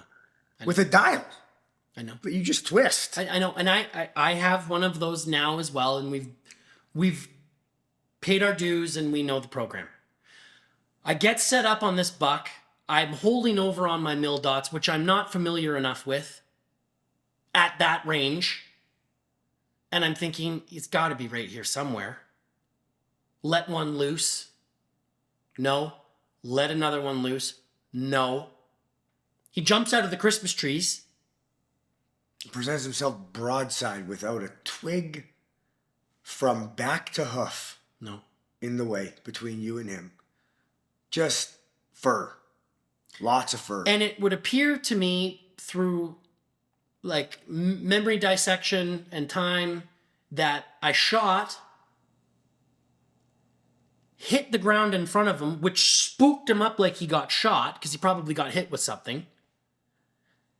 And as I let that last round loose, another larger, wider, deeper tined buck stood up 20 yards away from him. So now there's two fucking huge mature mule deer standing side by each. And that's when I remember hearing what can only be described as a Chinese fire drill coming from the inside of my side-by-side, which is where you were positioned. And I turned around and I looked at what was happening after I heard the commotion of your flailing body. And it reminded me of the Looney Tunes thing. Do you know where the Tasmanian devil is? And there's the dust and the arms are like this and every once in a while a chicken flies out? That's what it was like. There was scope covers, gloves coming off, toque coming off. I think you even had a scarf that you were tangled up in.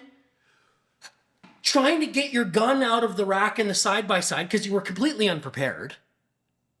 Two monster monarch mule bucks just fucking standing on the hillside. And you're trying to get your gun out and you're trying to get... And we just watch them walk into the woods like this. Like this. Completely unfazed by the commotion and calamity. And that was it for me. That was the beginning and the end of my life. You talk about moving toward the end. That was just the beginning of the season, but I already felt like it was over for me. Because now I had to do that now. And we hunted those deer hard. We hunted that spot hard. I don't think we ever saw those deer again, those two bucks.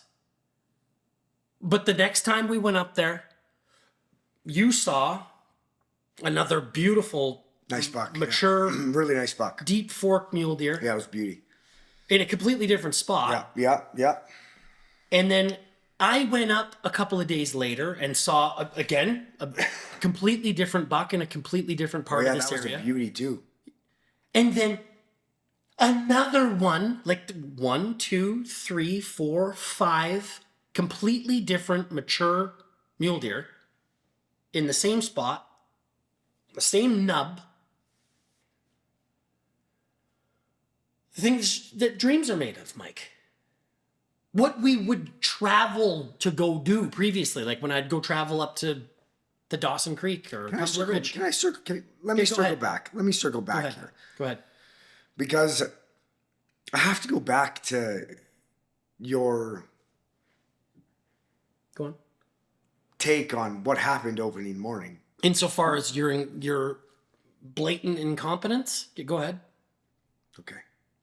Well, can I tell my side of the story? Sure. I was guiding you. Okay? It is in a place that you'd never been before, in my side-by-side. Totally. Yes. On a mountain that I lived on 7 years ago. Go ahead. You were guiding me. Go ahead. That's true. Yes? Not unlike you taking along a professional to assist you at a task in an area you've been, but the task your skill set is insufficient for. Right? So, for example, this is your home. You live here. You called me to come here and plumb your home because I know how to plumb and you don't.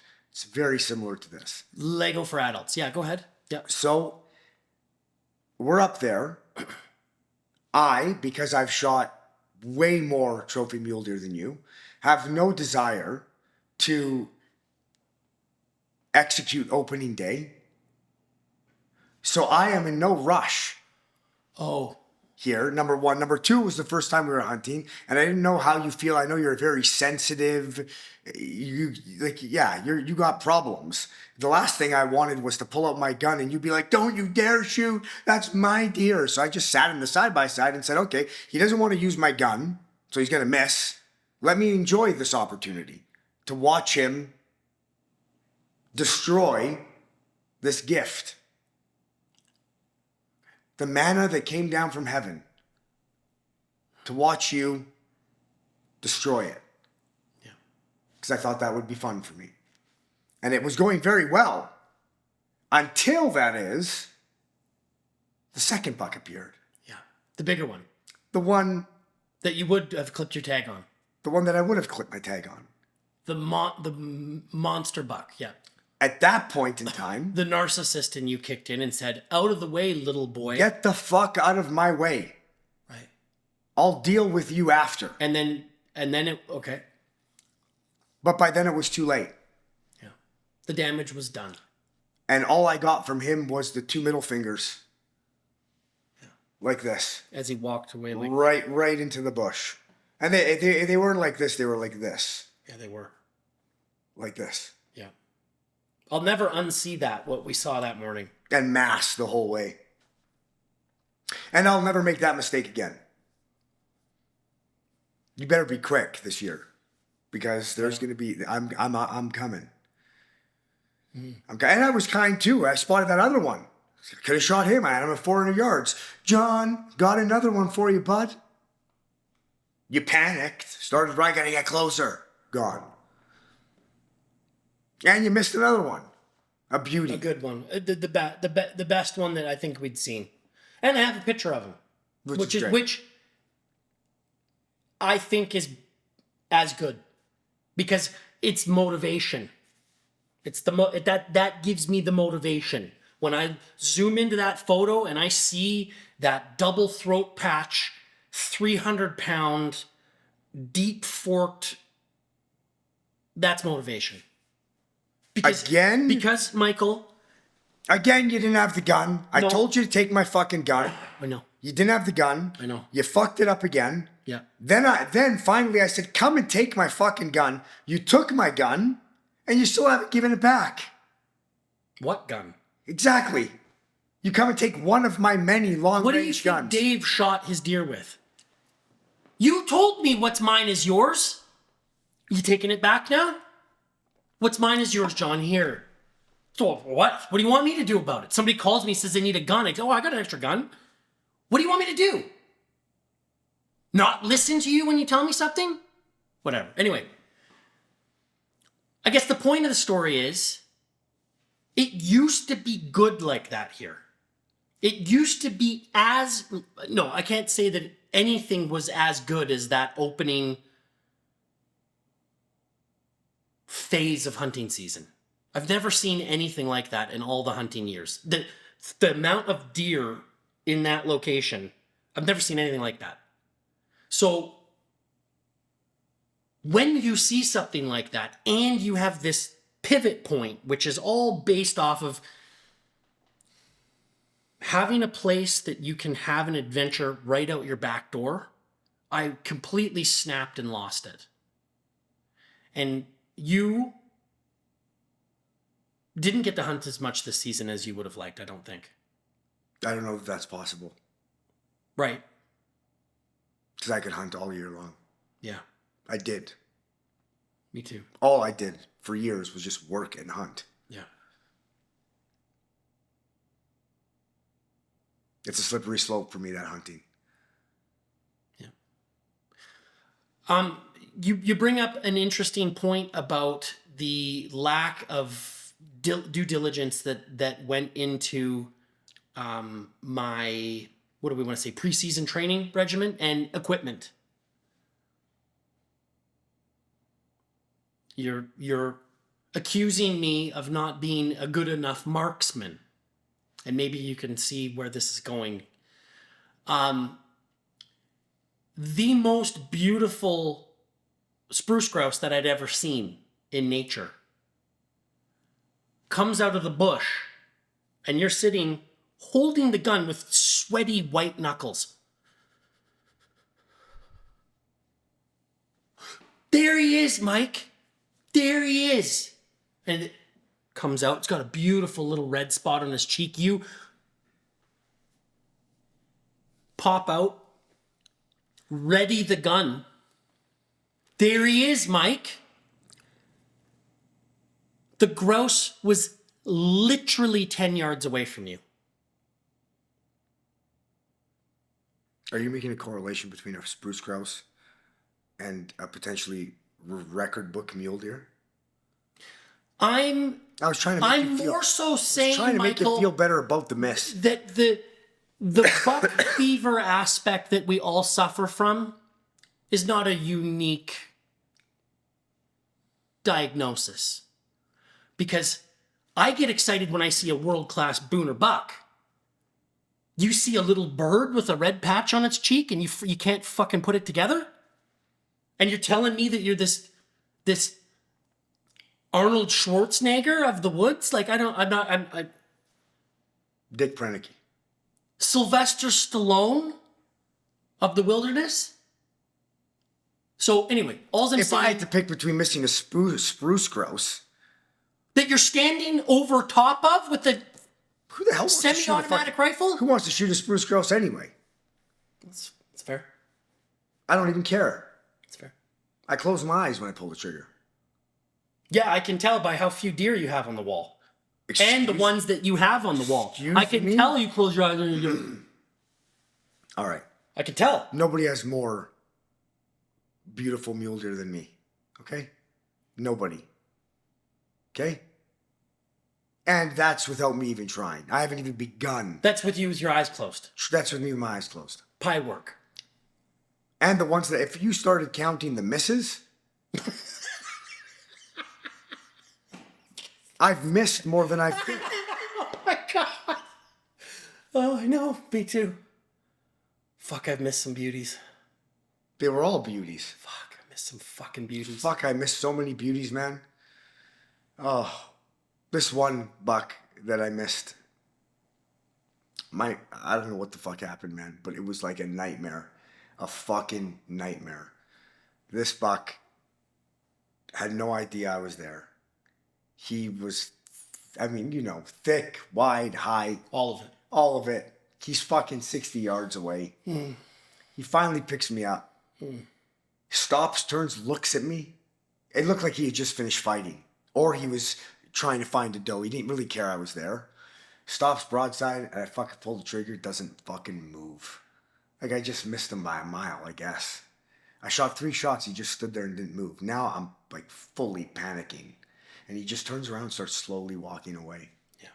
I shoot again. Nothing. He just keeps walking.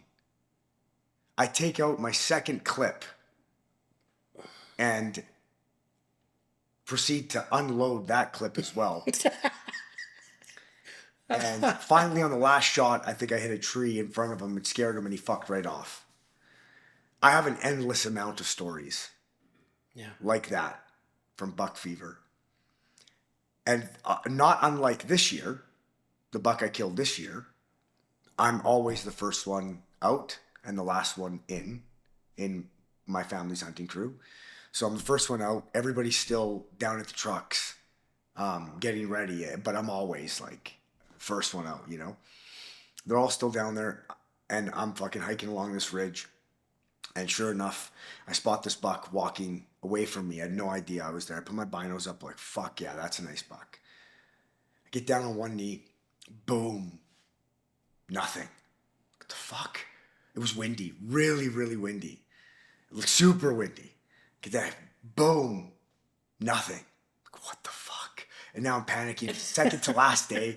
This is my second opportunity and a nice buck on that trip. Third shot, boom, and he stopped. And I'm like, what the fuck is going on here? I load up again. I shoot him again, and he turns he was heading in the timber. The fourth shot, he turned and started coming back out into the open. I'm fucking panicking. He still hasn't even looked at me. The buck still hasn't even looked in my direction. I'm panicking. I start running towards him, fumbling with the fucking clips. I take one clip out. I throw it on the ground. Just over your Just shoulder. throw it on the ground. Pop the the third clip in. No, it's the second clip. Second clip. I pop the second clip in. And I walk right up on him, 20 yards away. Because he was just very slowly walking. And I was like running towards him. Get up on him, boom. Drop him. And I was so fucking pumped. And I called my walkie-talkie's going off. Did you get him? Yeah. And my dad said, I heard the first 4 shots. And I thought to myself, there goes Mike again. And then he said, when I heard like a 2-minute delay, and then the last shot, I said, fuck yeah, he got him.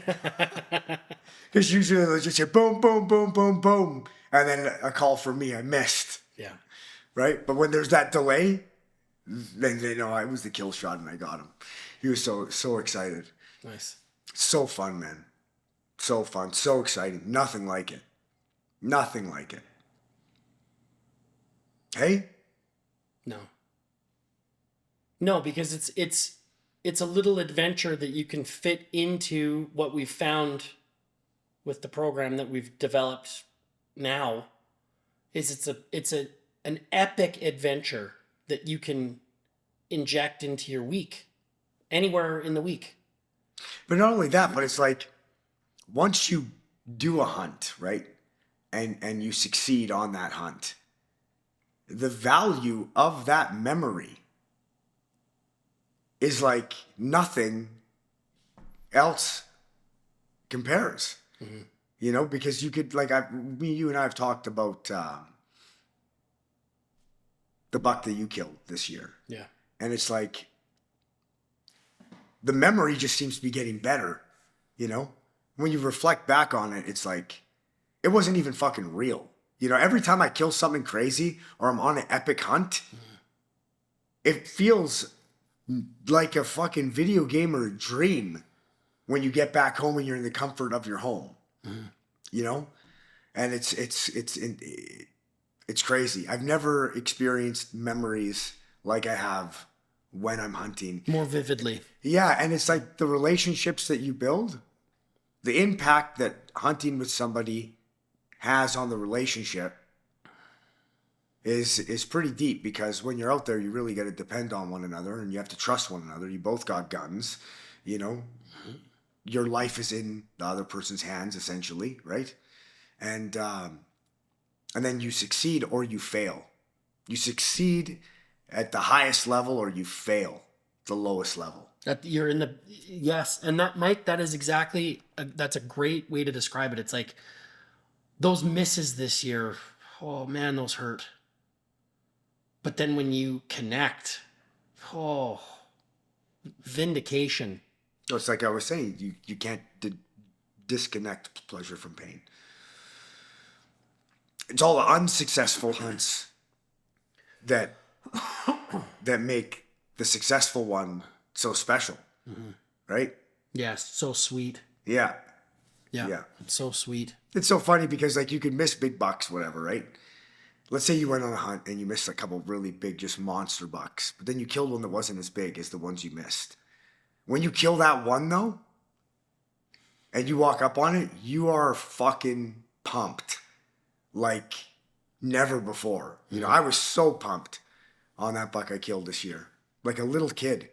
And you want to know what's funny is that like the way you experience it when you do it when you're 14 and the impact it has on like your endorphins and your excitement, it's such an experience that like it's as if you're a kid again. It's so raw, you know? Yeah. Hunting is such a raw, like I experience hunting now the same way I did when I was a kid, when I succeed and when I fail. That's why I get so fucking excited to do it. That's why I get so excited to do it. And the problem is now I have the financial means. That's the real problem. And I have the opportunity and the time to do it whenever I want, right? So it's like I have to be really careful because I can get fucking obsessed really, really fucking quickly and start neglecting. Man, a couple of years ago, it got out of control. It got so fucking bad that what I did during hunting season ruined the following 4 months. Look, that's how bad I neglected everything. You just took all of your responsibilities from that September to December time frame and pushed them into January to I felt like I was at the crap stable. To April, yeah. Like every time I went out was like, fuck, I just put another $100 in. Then by the time like midway through the season, I'm like 10 grand in here. I got fucking 6 cameras out there, 10 feeder stations. I've lost the plot. And now I can't stop now. No. How can I? I'm all in here. Yeah. If I stop now, this has all been a waste. And I go right till the end. Right till the end. And fuck. Sometimes it gets so out of fucking control that I killed the animal and I'm just, thank God it's fucking over. Yes. Oh fuck. Thank God that's off my back. Because that was fucking torturing me. That was a cloud. You know what I mean? Like it's just something burning desire in you, you know? I don't know exactly what it is. But it's you against you. Mm-hmm. And somehow God's involved in it. I don't know why. It's man's conquest over nature and the beast. We're trying to outsmart something in its own environment. People think, oh, you're going out there, you're just shooting everything you see, and they don't even have a chance. What are you talking about? Telling me that mule deer doesn't have a chance? Look at him. It's got more of a chance than that cow, the slaughterhouse, I'll tell you that. A lot more of a chance and a better life. That's for sure. But no matter how much I try to tell myself, relax, calm down, this year's going to be different. You're more mature. You got kids. You got a business. You have control now, Mike. You're going to be a cerebral hunter. No matter how much I think about that, I fucking panic. Fumble the gun. I know, Mike. And I don't have to be. That doesn't have to happen. But I don't know that I would be as obsessed. If the excitement didn't have that as a byproduct. Yeah, like that's what it has to do to me. That's what keeps bringing me back. Yes. As a matter of fact, that is the very reason. The fact that I suck so bad that hopefully I get it this time. You know what I mean? Hopefully I can put it all together, the whole sequence. Yes. Hopefully this works. Hopefully I can make it happen. But Mike, you and I both know, like what you're trying to do, and I really understood this to an extent that I hadn't understood this previously in all the years of hunting. What you're trying to do, you have to execute so flawlessly. You have such a limited amount of time with these big, if you're hunting mature deer, like I'm talking good mature deer, they're so fucking smart and tuned into their program. You have such a limited amount of time to get on them, especially in the early season, I think. Right? Like what we found was that was exactly it. It's like, okay, it's shooting light, right? I can very easily see everything that's happening. But from shooting light to putting eyes on them, it seems. And it would appear as though they know when they're being looked at. Have you ever felt that way in the woods before? Where you're like, You see something finally, and it wasn't like the thing was moving across the like this. It was just standing somewhere, and then you see it. But as soon as you see it, it like can sense it. No, it's because they see you before you see them. I don't know if that's the case. Maybe. It's like, I wonder if those animals can sense our intention. It's what it feels like. You know how you've heard people say, yeah, I'm seeing deer all over the place, and then as soon as hunting season starts, they're gone. I mean, how many people have you heard say that? It's crazy. So then you just wonder their level of sensory perception. I don't know. Where do they go? I'm in the trees. I'm there. I'm here. I'm there. I'm looking. I got perspective. I've got the best fucking glass you can look through. Where did they go? If you think listen, okay?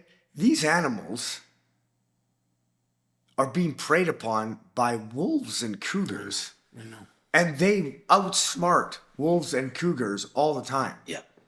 Yeah. And we're going to try to compare ourselves now to a wolf and a cougar. And those things are fucking dialed. That's all they do is kill. Yeah. And they don't even get them all the time. With their bodies. Yeah. Like they kill Got guns. barehanded. Yeah, and they're silent. They're not clumsy like me and you. No. They're camouflaged. Like they are designed to kill them. And then you and me pull up in with our clumsy little boots and a gun with some fucking Sitka gear on and think we're gonna outsmart them. Yeah. But that brings me to my next subject was like those big deer and like big trophies and shit like that.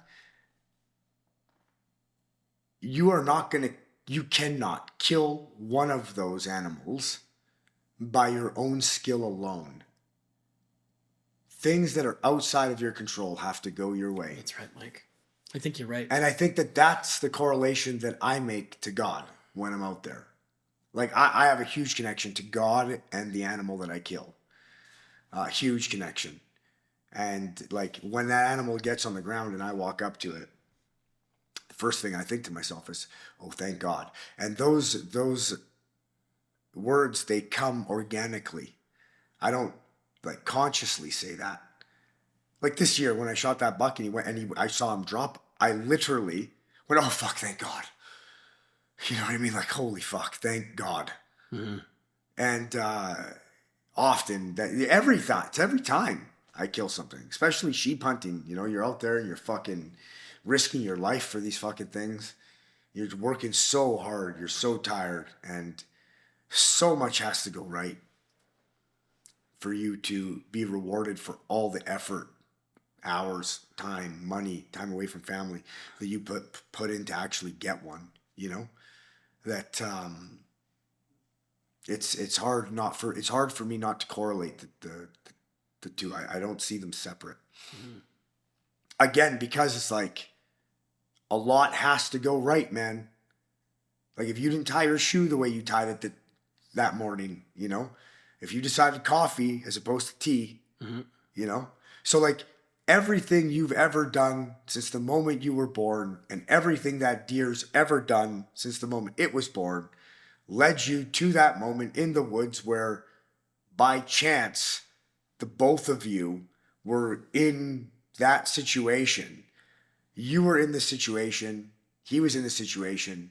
He's always trying to avoid you and you're trying to seek him. And now you guys have connected. It's almost as if you were on a collision course. Yes. From the moment you were born. So the way I see it is, especially when you're taking a life, you know, when you're ending a life. And they have so much endurance and they're so strong and they go through so much, you know, predators, food, cold, all that. And then you take a life of like a thing that has a heart bigger than yours. And there's blood, you know. And you can't help but, I can't help but correlate it to infinite intelligence. Like the infinite possibilities of existence. It seems like to me that there's something there that is very, very, very special. It's a fucking living thing, man. It's a fur, like it and you know, you. And not only that, but spectacularly majestic. Like when I think of the mountains of Canada, I think of a mature mule deer standing exposed on the top of a bluff, twisting its head, looking around. That is like the quintessential image that I get when I think of hunting. When I think of where we live. It's rugged. Some of those fucking mule deer migrate like 400 kilometers. 400 kilometers. Crossing Fraser River, Thompson River to migrate here. Like my buddy's a conservation officer, they put collars on some of these deer. Yeah. On the Fraser. Some of these deer come from the Fraser to here. Well navigating predators and vehicles and like. And then you take his life. Yeah.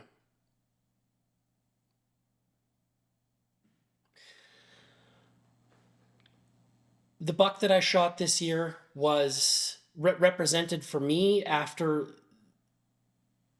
the 3 months that we had. Well, it wasn't 3 months. It was 2 months, wasn't it? 2.5. That was 2 months. 2 months. That represented a huge relief, and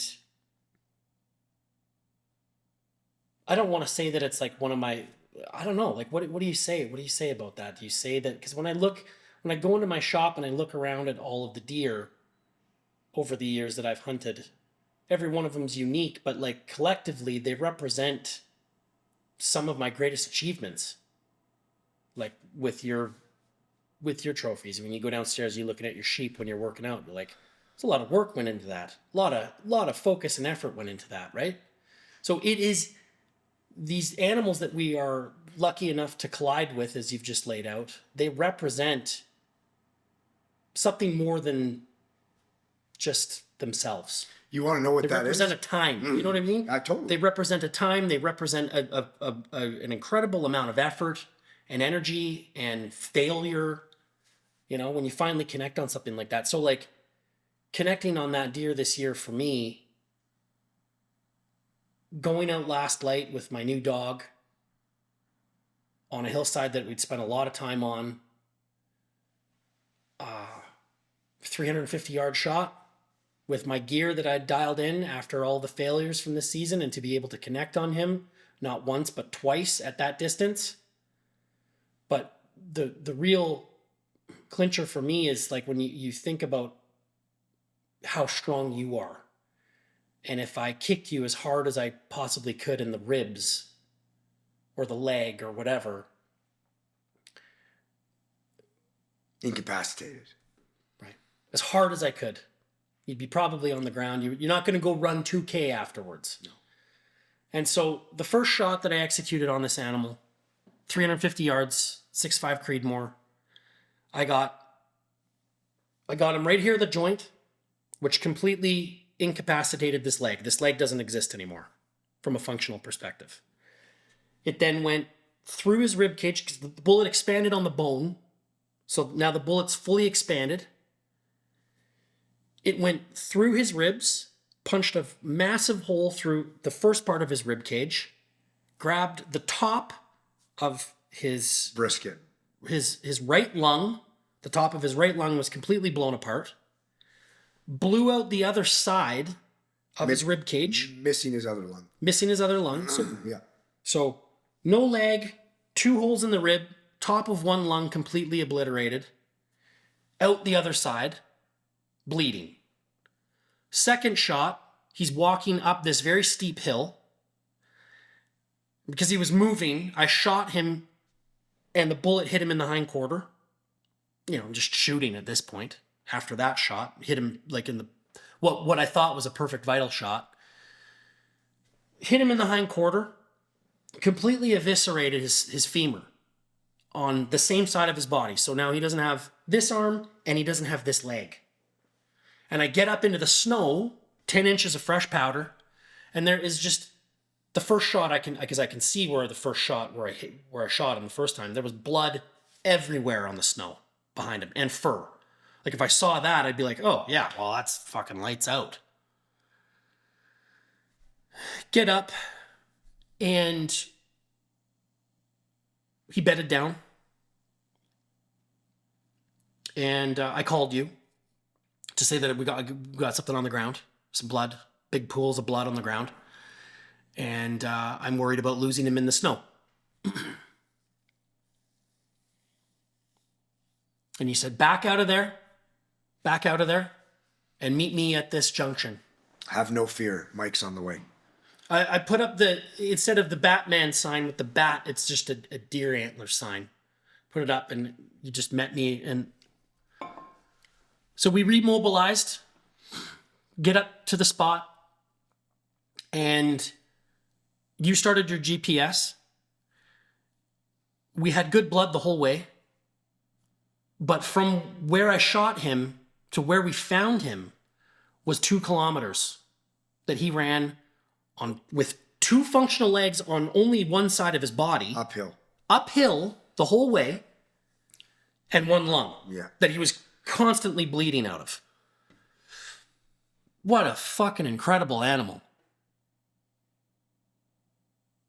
And then when you get up to him and you're standing in front of an animal that could endure, you talk about endurance, that could endure something like that, and you get in front of this animal and you see how thick and fatty and like muscular this critter is. It was fucking shocking to see the size of his body. I couldn't believe it. I've never seen, so to go back to what we were saying, having seen collectively between us over 200 dead mule deer bucks, I've never seen a buck like that before. Never. I've never seen pictures. Yeah. I've seen pictures, but I've never seen one in real life. I've never seen a buck with a body that big. Ever. And so with the guts out of him, after we processed him and had a really beautiful moment, because it's special, right? Remember that in the poplars with the moon? It was epic. It was pretty cool, man. For the sky opened up. That's what I'm saying. It felt like a dream. It was a dream. The sky opened up to a full moon in 10 inches of fresh powder in the high country. And you're there. It's the middle of the night. Then it was, yeah. And we're not even close. We're not even close to being off the mountain yet. Not even fucking close. So we get a hold of this thing, and we're plotting our course out from this gully to where we would need to be able to get to in order to get a vehicle to him, to get the side-by-side to him. And it was 2 kilometers of hiking on the blood trail and another kilometer of dragging to our drop point. Then we had to walk back. And then we had to walk back to the buggy after that. So, what are we calling that? Just to say nothing of all the hiking that I had done previous to that. Who knows how much I hiked that day. That was a good day. But anyway, Mike, we were hiking in the fresh snow and the full moon, and it felt like daylight. Back to the buggy in the high country. And we get back to the buggy and drive it up to the drop spot, and we go to try to pick him up. You and me, fit guys, we train all the time. I have a very heavy job. You have a very heavy job. You take care of yourself. You work out. I do the same thing. The height of the tailgate wasn't that high. I parked it so that we had advantage. It wasn't like the tailgate was way up here. It was down. We couldn't lift this deer up into the back of the buggy. We had to physically winch him. I just remember after we had the fun, we took pictures, we enjoyed the moment, it was time to start dragging him. Do you not remember that we were grunting to pull him afoot? Like grunting. Like, I couldn't budge him a millimeter. No. Like, I went to go pull, and it was just like, this is dead. Yeah. I gave it everything I got. Yeah, me too. Like, we fucking had to really, really try the whole way. Yeah. The whole way. And thank God it was like, it was a little bit uphill. It was tough to drag him on flat ground. Yeah. Uphill over all those fucking deadfall, do you remember? Yeah. That was fucked. That was fucked. That was just an incredible, so you talk about a load, like a heavy load. Huge. Yeah. Huge body. I've never seen a body like that before on a mule deer. No. There's never been a mule deer that I couldn't drag myself. You couldn't drag that by yourself. No, you couldn't. But for both of us to not be even able to get it off of the ground at all, at all. No. To get into like, I've never had that problem before, ever. No, with the front quarters, I could usually pick a deer up and get its front legs like up off the ground. Mm-hmm. That deer, the front quarters didn't budge. It was just like a head, and the front quarters just stayed there, you know? Yeah. It was a big, big deer. So it was so big that it really made the antlers look small. Yeah, it did. Yeah. And every other buck that I've ever shot, their rack fits inside of his rack. Yeah. Big buck. Yeah. Nice buck. Yeah. So what I take away from that is I'm obviously very grateful to have had such an amazing adventure. The other thing is like, that is refreshing to me to see the mule deer population in this area, especially the mature buck component of the population. What do I want to say? Rebound, because there was a long period of time there where you would hunt a whole season and never see one of the bucks that we saw this year. Not even one. I mean, everything's cyclical though, man. I know. Everything's cyclical. Yeah. That's normal. Yeah. It's not normal from our small perspective and our experience in life because we have no reference. But in the big scheme of things, that's just part of the cycle. Yeah. I want to pivot topics now, unless you have anything else you want to add, Mike. Oh, no, just that each animal that you kill is like, like how we said earlier that your wife is a representation. Yeah. Each animal you kill is a representation of you past. Like I remember who I was when I killed those animals, and I'm a lot different than I am now. Mm. So they represent like who I was at that time, and oftentimes what I was going through. What I was going through at that time, whatever it was, whether it was positive or negative or whatever. Mm-hmm. But you always make this correlation between the trophy, if that's what you want to call it, and the person who killed it, which isn't you today. No. Right? So that's what it kind of represents. And it's so organic. So organic and raw. So organic and raw. Because you really had to be the person you were then in that moment in time. Mm. It's a pretty cool thing. Like each one of my trophies I look at and I can remember who I was or what I was going through at that time. And they all mean something to me. Yeah. I got some pretty cool stories. All my coolest stories are from hunting. All my coolest experiences are from hunting. Yeah.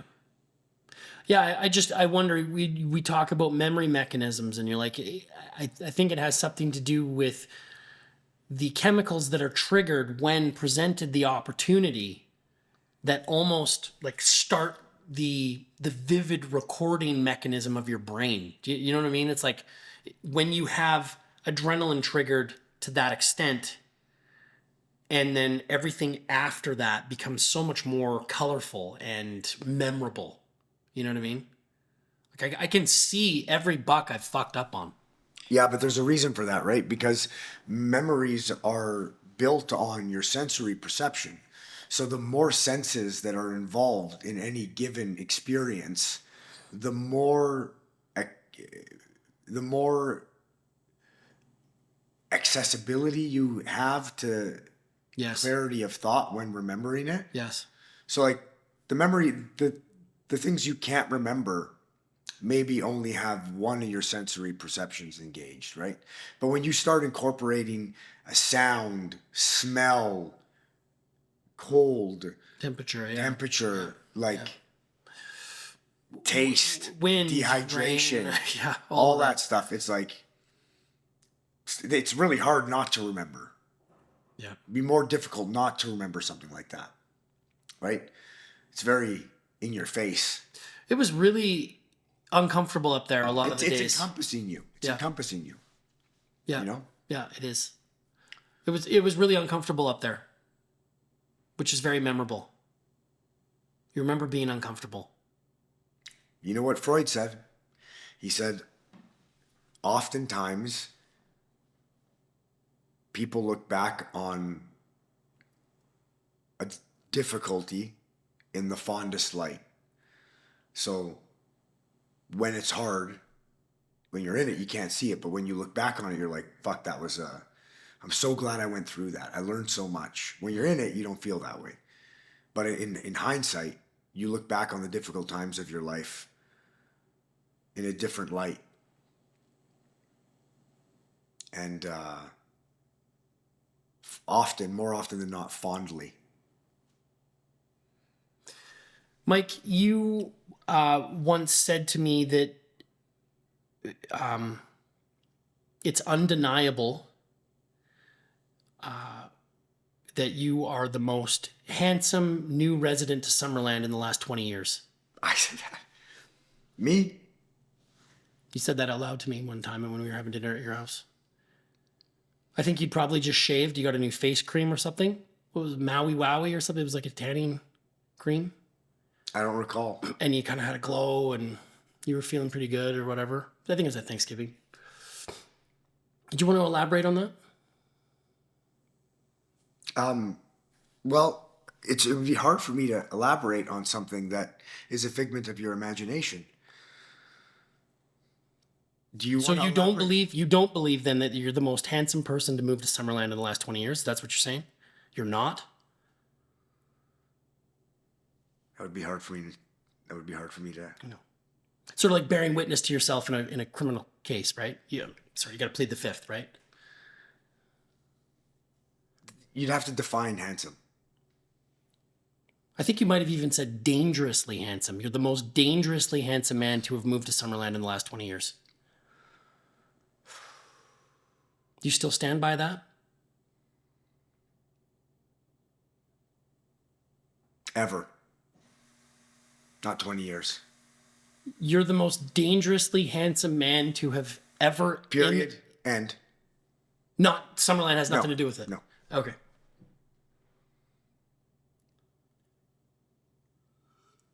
You don't have a choice but to believe that. Now, everybody's interpretation of what handsome is different. But I fit the script for my definition of what handsome is. And my definition for handsome is honest. Oh. Sincere. So not much to do with looks? Let me finish. Okay. Humble. Compassionate. Self-sacrificing. Oh. And thoughtful. That's what handsome is for you? To me. So when you say handsome out loud, I'm supposed to... Okay. I don't know what you think it is. I don't know where you come from, but that seems a little odd. Why is that? Isn't beauty in the eye of the beholder? How much time have you spent with your psychologist recently? Well, I spend about 24 hours a day with myself, so quite a bit. Oh, man. Oh, my God. Put a lot of work into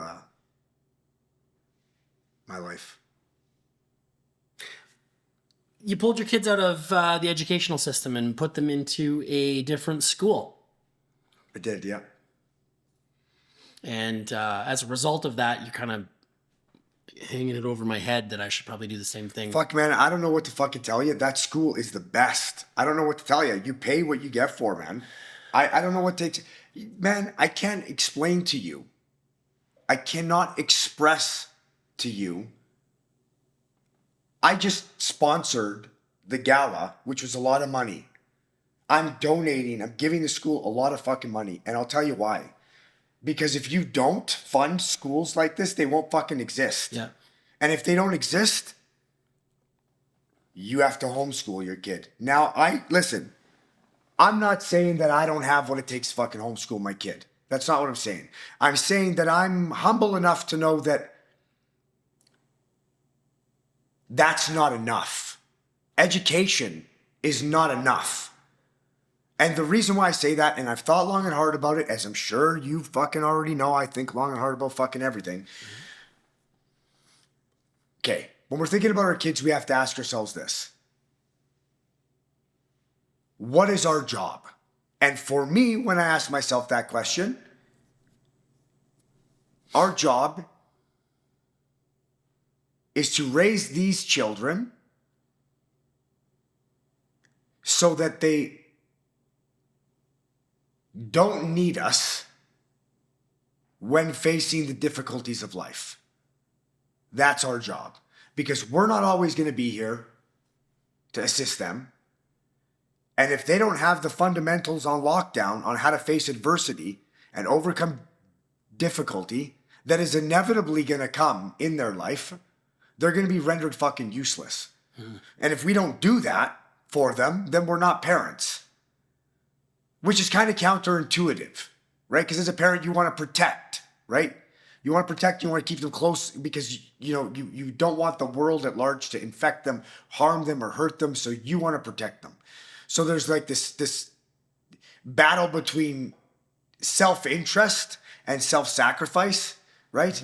And what I mean by that is, you have the self-interest to keep these children safe and sound and unencumbered by the ills of society, right? But at the same time, you have to self-sacrifice your own desire to do that. Yes. Because if you do that too much, you're going to render them fucking useless. Mm-hmm. And you're not always going to be there to protect them, certainly. The Sleeping Beauty effect. Exactly. Yeah. So, and then I think about it like fucking, it's like, well, how long do we actually fucking have them, right? We really only have them till they're like 12, you and me, right? So we have a very small fucking window of opportunity to put these kids in situations that make them feel uncomfortable so that the people they come to for fucking advice is inevitably me and you. So that we can coach them to deal with those difficult situations the way we want. Because if we don't do that and we physically just homeschool them at fucking home, right? And then when they hit 12, no matter what the fuck you do, they're going to start caring about what other kids their age think. And maybe because they weren't exposed to social situations that might provoke a negative emotional reaction early enough because you homeschooled them and kept them somewhat isolated, that you won't be the one that they come to so that you can coach them through that situation. So what I'm saying is basically, I want them to be in the situation not only to gain the academic advantage of learning the stuff that they're learning in a healthy environment with 3 fucking teachers for 14 fucking kids, which is getting the right amount of attention for each kid. Each kid has a different type of program suited for them. Mm-hmm. So it's a high level of education. They're talking about virtues. They're not talking about any of the stuff that you and I are not really fond of anybody talking to our children about except us, right? They don't talk about that stuff. That's our job to teach our kids that stuff. They don't touch on that. They're simply teaching them what we want them to teach them. Mm-hmm. And they're exposed to the social situations that might provoke a panic attack, an anxiety attack, rejection, fear, bullying, all that stuff. And I want to be the one my kids come to so that I can help cultivate coping mechanisms at a young age and expose those potential insecurities as early as possible so that when they're 12, they've already developed some coping mechanisms for those social interactions. Because I've seen in today's fucking world, those social interactions I didn't experience because I grew up in a different generation. But in today's world, those social interactions don't just extend to the fucking schoolyard. No. They extend to the fucking house. They extend everywhere you fucking go with these gadgets that we got these days. And that's a whole different fucking world, you know? So I know that it's your intuition to protect them. It was my intuition to protect them from that and to homeschool them and keep them as far away from that shit as fucking possible. But you're fucking handicapping them. And I thought about it for a long time. They need some exposure in a controlled environment while gaining the benefit of the education that they're getting, which is simply just the fundamentals. Yes. While also being presented with those difficult social interactions that are inevitably going to occur in young adulthood. They get exposed to the hierarchy that comes along with social groups, where they fall in that hierarchy, how it feels to them for the position they're in that hierarchy. Yes, and how they can move through it. But for me, that's the most fucking important thing, is teaching them. I want them to come home and say, this happened at school. And then daddy's going to be the one to chit chat with them on how to navigate that situation, how you change your perspective and why, how you deal with and how you cope with those things. I want to be the fucking one to tell them that. And I want to also generate that habit of them coming to me. Novella comes to me and I sit down and I have fucking 1 hour conversations with her. Her brain is fucking bulletproof. She's a stubborn fucking mule, that kid, stubborn. And I gotta really work on her, but she is open to it. And we have, in our house, we have the Pellegrino household rules. And one of those rules is we talk about everything in the Pellegrino house. We discuss everything. I don't want to talk about it. Doesn't fly in our house. Yeah, that's not a thing. No. We talk about things and we work through them. We hash them out and we carve them up and we don't stop till it's been resolved. And Novella's, she's the hardest one of the bunch to do that with. She is she's a girl, and people can say whatever they want. The girls are wired different. With Luch, it's like a 5-minute talk. It's forgotten about. No holding on to it. No. Next task. What am I cracking my head on next? Yeah. Yeah. With the Novella, you got to talk to her for days about shit, But as far as the school system is concerned, each child is different and requires a different approach, as you can see with Novella and Luciano. And I am very, very grateful that school is there. I am very, very grateful that we got them into that school. School? Name it. The Holy Cross. In Penticton? Yeah, private school. Yeah, I'm very, very happy. Teachers are incredible. They actually care, man. They actually care. And Luciano was sick. His preschool teacher called the house twice and wanted to talk to him. He said, I miss you. How's it going? Check it in, man. Check it in. They send us home every day with a little thing. Novella didn't eat her shit today. Novella did not eat her food. She's not eating her yogurt. She was talking with her girlfriends and I had to get mad at her. They gave a little write-up. And we discussed, it is just dialed. Worth every penny. It could be double the price I'd send them there. Do you want to know why? And not only that, they fucking love it.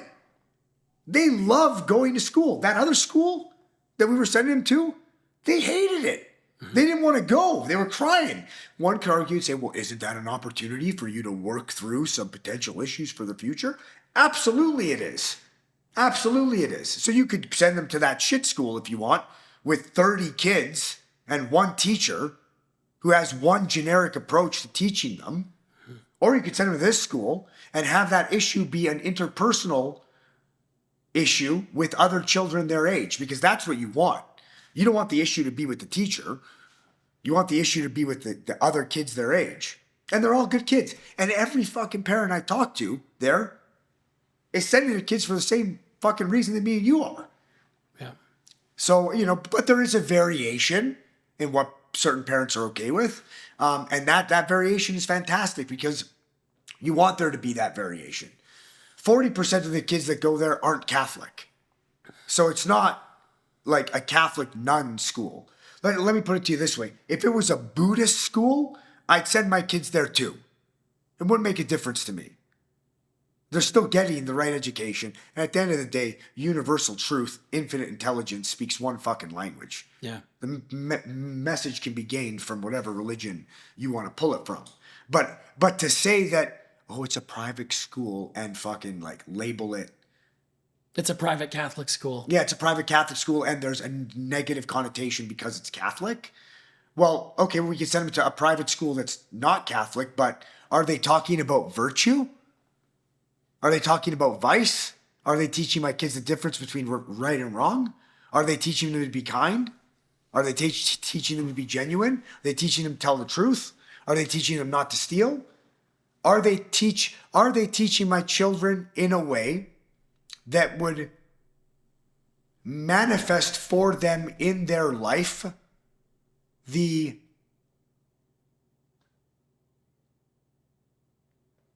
perfection of their soul? Because that's also our job, is to guide our children in a way where when they die, their conscience is clean, regardless of whether or not there's an afterlife. Because I would rather die with a clean conscience than a dirty one. So balancing the books on this plane. Yeah. I'm not going to get into the whole afterlife thing, but at the bare minimum, there's fruit if you live an honest and just life, I feel. And, for them to be learning that stuff, is that fucking bad? I don't think so. They're learning how to be good people. Yeah. And they're cultivating a conversation within themselves with God, regardless of who that God is to the individual. But there needs to be that third eye there watching. That's ultimately cultivating a conscious awareness that I will be held accountable for my actions and my decisions, because either God is watching, right? But whether that be an actual external God or your unconscious awareness of your own deceptive tendencies, you are going to pay the price, whether it be by God's hand or by your own inadequacy to acknowledge that if you act in this way, you are warping your perspective and your experience on this plane. You're warping the fabric of reality. Of your potential reality. Yeah. Yeah, the potential reality. So you will pay the price. Yes. Whether it be by him or by yourself, you're paying the price. The point that I'm trying to make is, what's the harm in that? I'm telling you, I feel like that school was worth every fucking penny. And on top of all of that, they got after school care, man. And the after school care, our kids beg to go in after school care. Beg, mommy, can we stay in after school care? Since when? If Nicole's got to be out till 6 o'clock, we call them, we tell them, the kids are in after school care today. We don't have to go pick them up till 6. It's a babysitter. It's a built-in babysitter. It's like, how could you put a price on that? You can't. And the kids love it. And they're around other kids that are fucking great kids. And the whole school is like very intermeshed. It's not like grade 7s are up here, kindergartens are down there. The classes are paired. So like grade 7s hang out with the kindergartens and they share like a class a day with them. And so that everybody kind of knows everybody in the whole school. And that kind of has eyes everywhere. You know what I mean? Yeah. Which is fantastic. You know, it's really, I don't know. I don't know what to say. Thank fuck. That's all I have to say. Yeah. Very, very pleased. The public, I mean, I don't know what your experience was like in public school. Mine was brutal. Oh, what? When I went to school? Yeah. I didn't learn anything. No. Well, and that's to say that, you could learn anything at all, no matter what. Do you know what I'm saying? Like, it's like, it feels as though to me that the public school system is just babysitting for these kids. Do you know what I'm saying? Like, learning really? No. Do you know what I'm saying? No, man, it ain't just fucking babysitting. You want to know why, man? You got to pay for fucking babysitting. You got to pay for babysitting. And you want to know what you're paying for? I'll tell you what you're paying for when you send them there. Indoctrination. Mm-hmm. They're not giving you that fucking schooling for free, man. That ain't no free babysitting quest. They're cultivating in your child exactly what they want. Yeah. In that school. So it is not free babysitting. So I guess my experience with the school system was, it was never something that I was compelled toward. How could it be? Like what you were describing, your kids were like, oh, we love school. You're like, huh? No, I no. I wanted to be on an adventure, you know? Totally. One of the guests that we had in yesterday was describing the Swiss school system, which is really nice. He says you got 4 years where you're working in like kindergarten or whatever else, right? And then they immediately segregate you from that point where you're like, this person is like scholastically destined to be something great. You're going to go over here. This person works really well with their hands. Yeah. Right? And so that there's some sensible division, which is what you and I needed in school. We needed some sensible division because we're being asked to just kind of sit through and suffer through these fucking classes that are just like, they're not even happening in my head. I'm not there. I know. No, but I'm not there though. I know. I got the textbooks. I'm sitting in front of them. I can't focus on what's happening on the page because of everything that's going on in my head that I'm thinking about. Call it ADD or dyslexia or whatever. You do understand. Call it, but you do understand that when the way you think doesn't fit the cookie cutter format, you're then in turn made to feel insufficient. That's right. Insofar as your ability to succeed in the workforce. Mm-hmm. Once you like, so for me, my grade 8 English teacher told me in class in front of everybody that I should drop out and get a job at McDonald's. Yeah. Yeah. Like literally and I got up and left.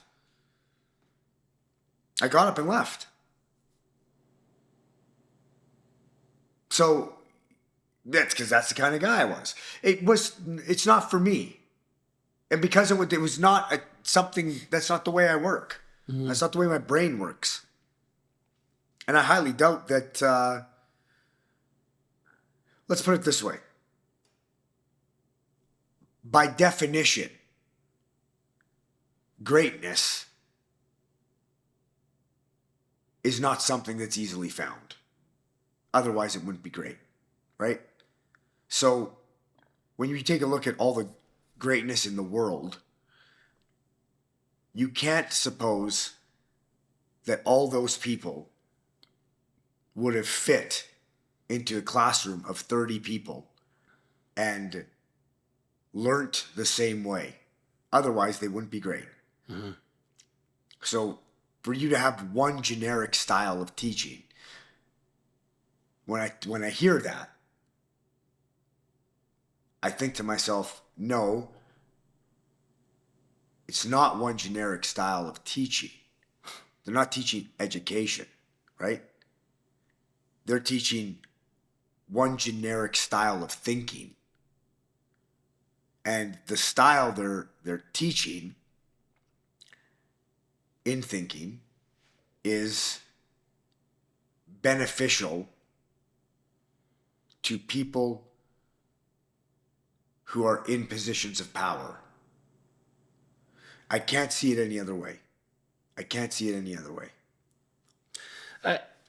So you're proposing that the political systems that we've set up in this country, and I have suspicions about this as well, whereby the ability to get certain jobs require you to have this same generic level of training, where they want to see you go from this government funded training facility to the next government subsidized training facility to the next one, and then from there you're able to now apply to a planning department to be an assistant planner in a government facility, whereby you are presiding over all of these people like you and I who have creative ideas that want to express them in the community. And that's now your opportunity to say no to those people and make it as hard as possible for them to do what it is that's inside of them, because there's nothing inside of you besides a rule follower and a bookworm, right?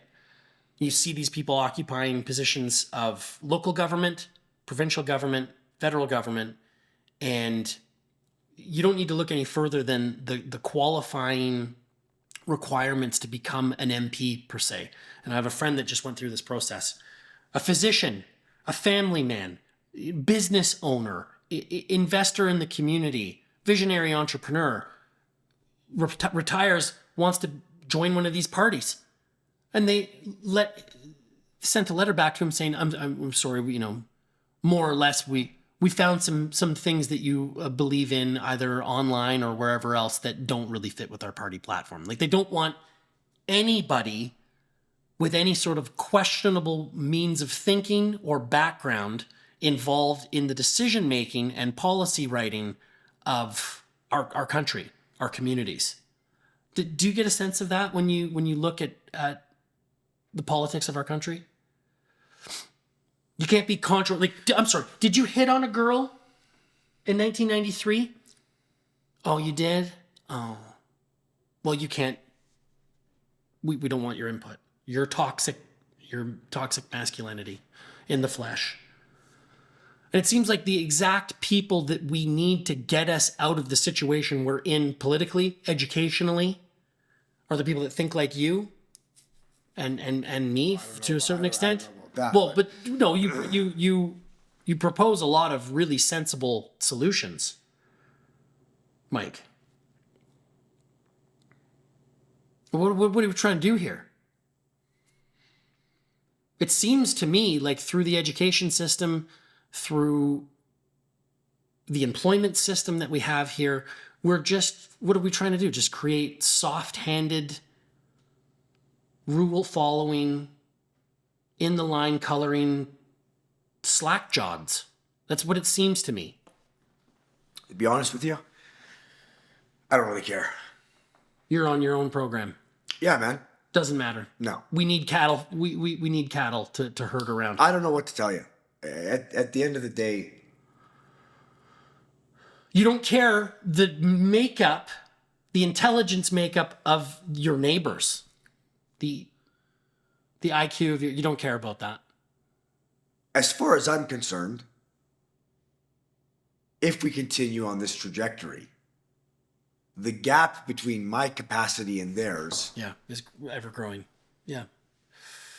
So that gives you a competitive advantage in the marketplace. It's not even that, man. It's like, which you already have. It's not even that though. That ideology self-destructs on its own. Yeah, you're right. I don't need to waste my time. That's what happens. It implodes on itself. Lies implode on themselves. You don't get away with them.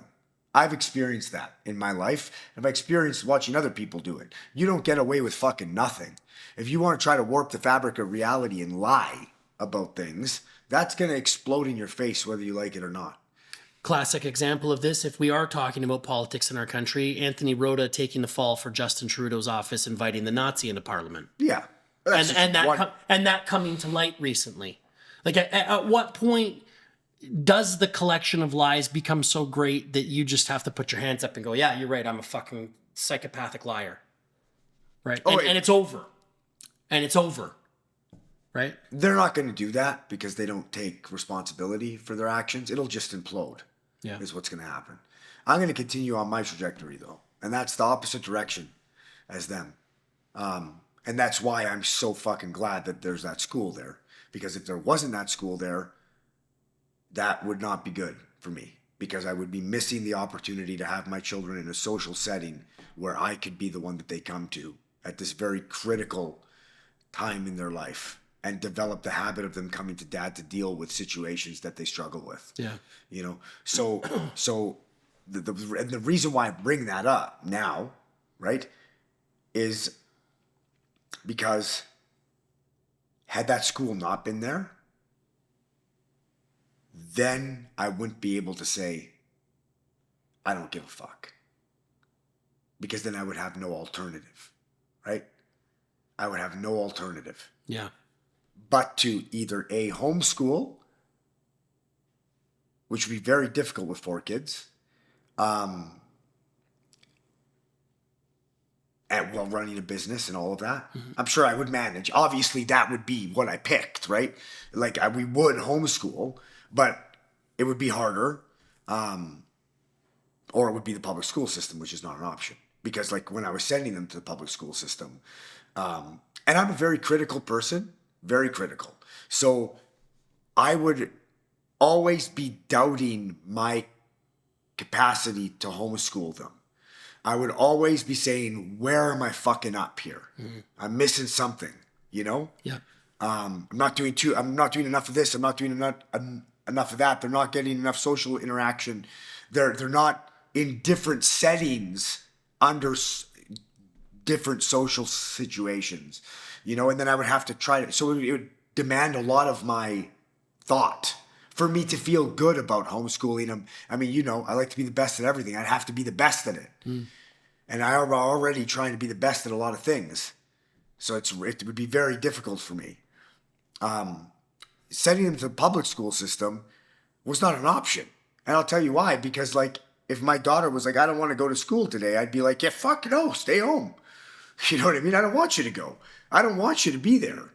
Yes. So, like, that's the part that scared me, was it's like, okay, well, now that's counterintuitive, because I know that my own self-interest and my own desire is to keep my children safe and close to me as much as possible. Mm-hmm. That's counterintuitive to the idea of what is a good parent. Because just like, just a perfect example I just know because I listen to Jordan Peterson, but ultimately Mary in the biblical story sacrificed Jesus, right? And there needs to be this sacrificing element of the parent's desire for what is best for the child. And there is a risk involved in that sacrifice, right? Because you have to put them out there and let them contend with the world, and they might get hurt and they might get bit, right? I don't want them to get bit and I don't want them to get hurt. I want to keep them at home. I definitely don't want them to be psychologically manipulated into the ideologies that our government is promoting in the public school system. Oh, yeah. That's not something that I'm willing to fucking deal with, because they are so susceptible at this age. Yeah. You know, it's a suggestion. It's like a fucking piece of putty, these little kids. Yeah. You're not getting your fucking hands on my kids in that fucking way. Other kids can get their hands on my kids, and they can interact in that social environment, and I'll help coach my kids to navigate through those circumstances. But you as a fucking adult, you stay away from my fucking kid.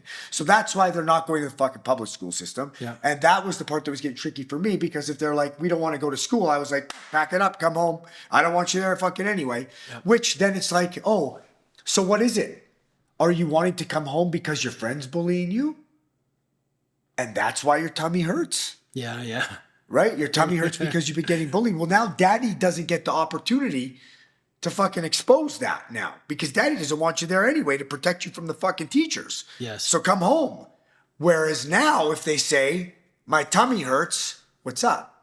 Right. You know what I mean? Oh, this, that, and that. Maybe their tummy fucking hurts. Maybe some kid's bullying them. Whatever. But at least now I know I don't have to worry about me making a decision that satisfies my desire to keep them safe from the system, versus me making a decision that's going to help promote growth in their coping mechanisms and their ability to face and interact with the hierarchies of social interaction. I can feel confident in sending them. there, knowing that that's the case. But sending them to public school, I was always having to like ask myself, fuck, it's not best if I fucking send them. And it's not best if I keep them fucking home. Yeah. Because if their tummies hurt because they're getting bullied, because they don't know that the teachers are fucking manipulating them, obviously, right? The kids don't know. But let's say they're getting bullied. And then I say, every time they say, my tummy hurts and I have anxiety, I say, well, fuck it, stay home. So I don't want you to go. I'm like, thank God I saved them from being manipulated. But I don't know why. I don't care why their tummy doesn't hurt. I just don't want them there. Mm-hmm. You know what I mean? I do. So it's like you're torn between whether or not you're satisfying your desire to keep them safe, as opposed to satisfying your desire to make them independent, resilient little people as soon as possible, because you never know what life's going to throw you, and the better facilitated they are to overcome adversity, whether that be in emotion or physically, or through interactions with people and relationships. It doesn't matter. The sooner the better, you know? And so for me, that was the hard fucking part with that public school system. And it would not have been an option. And that's why if I would have homeschooled them, I'm humble enough to know that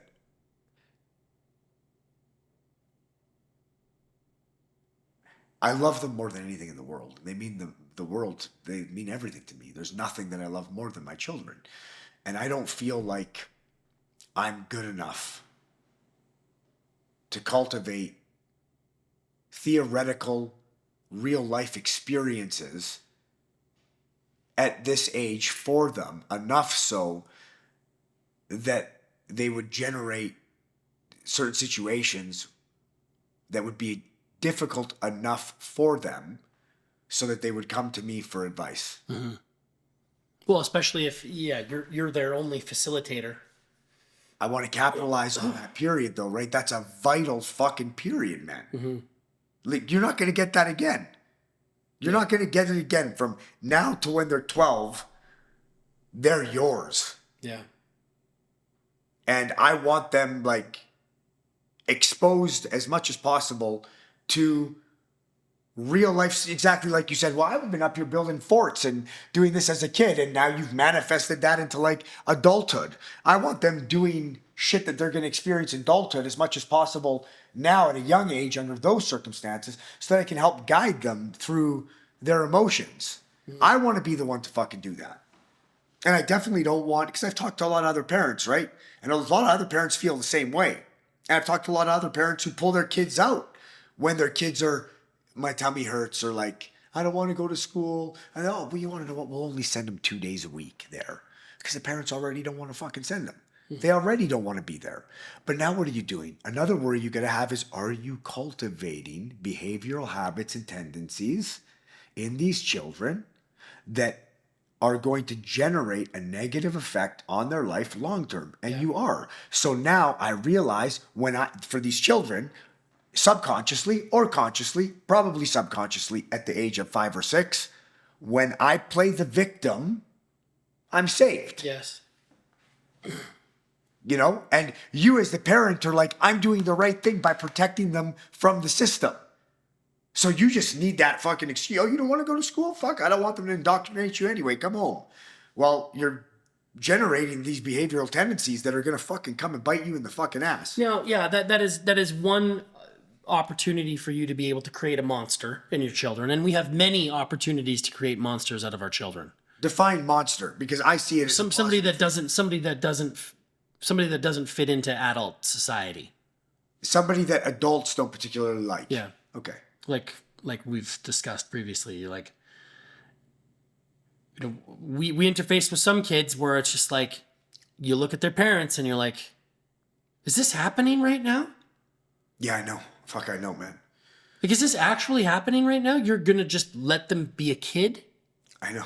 In this scenario, and time. No discipline, and no, oh, that's Bobby. He's just a little asshole. Yeah, that's what we're talking about. Get that fucking kid away from my kids. Yeah, I don't want that. I see it all the time. We see it all the I time. don't want that kid sending the signal to my kids' brains that acting like that's okay. You know? Do we have the opportunity to curate the experience that our kids have in smaller schools like that, while still giving them the adversity that you and I both know they need to be successful? Do we have that opportunity? You know, like I look at, Explain. well, do I have the opportunity to be able to give my kids the experience I know they need in order to be strong, not in the public school system? Because that sucked. Going to school sucked. Right? Now, granted, I was at the top of the food chain. I was the rugby player. I was the jock. I was the musician. I was the tough guy. So it was, I mean, that was fine. But insofar as like what I could be doing with the amount of time that I had, there were other things that I thought that I could have been developing whilst wasting fucking time in this classroom. Well, Right? And then so not only so let me just for a minute. So I look at it and I go, if I don't want my kids in school because I'm worried they're going to be over sexualized and perverted by some fucking creep teacher potentially, or this new curriculum that they're spouting as the only way to do things. If I see that as being a problem for our family and I pull them out and I don't send them to Holy Cross and we homeschool them, am I stripping them, as we've discussed, from the ability to overcome the adversity of being in an uncomfortable situation like that? Are we able to present them with enough adversity in that model that it compensates for what they would be missing out on? the homeschool model, Yes. outside of a small school. Don't send them to Holy Cross, simply homeschool. Can you cultivate the experiences from homeschooling that they would potentially gain from going to school? Like, Yeah, I think the answer is clearly no. no, I don't. I think the answer is clearly no, because there are things that you're just not going to encounter. You're not going to encounter Totally. otherwise. But I gotta push back because you said about high school, right? You said I didn't learn fuck all, right? In high school. And neither did I, right? But you want to know what? That's not a fair assessment. Okay? It's not a fair assessment. We learned some very valuable fucking things. Socially. Built confidence. We learned where we were in a fucking pecking order. Mm-hmm. We learned how to observe potential crises before they occurred. We learned how to feel a situation was about to kick off. Mm-hmm. We worked our intuition.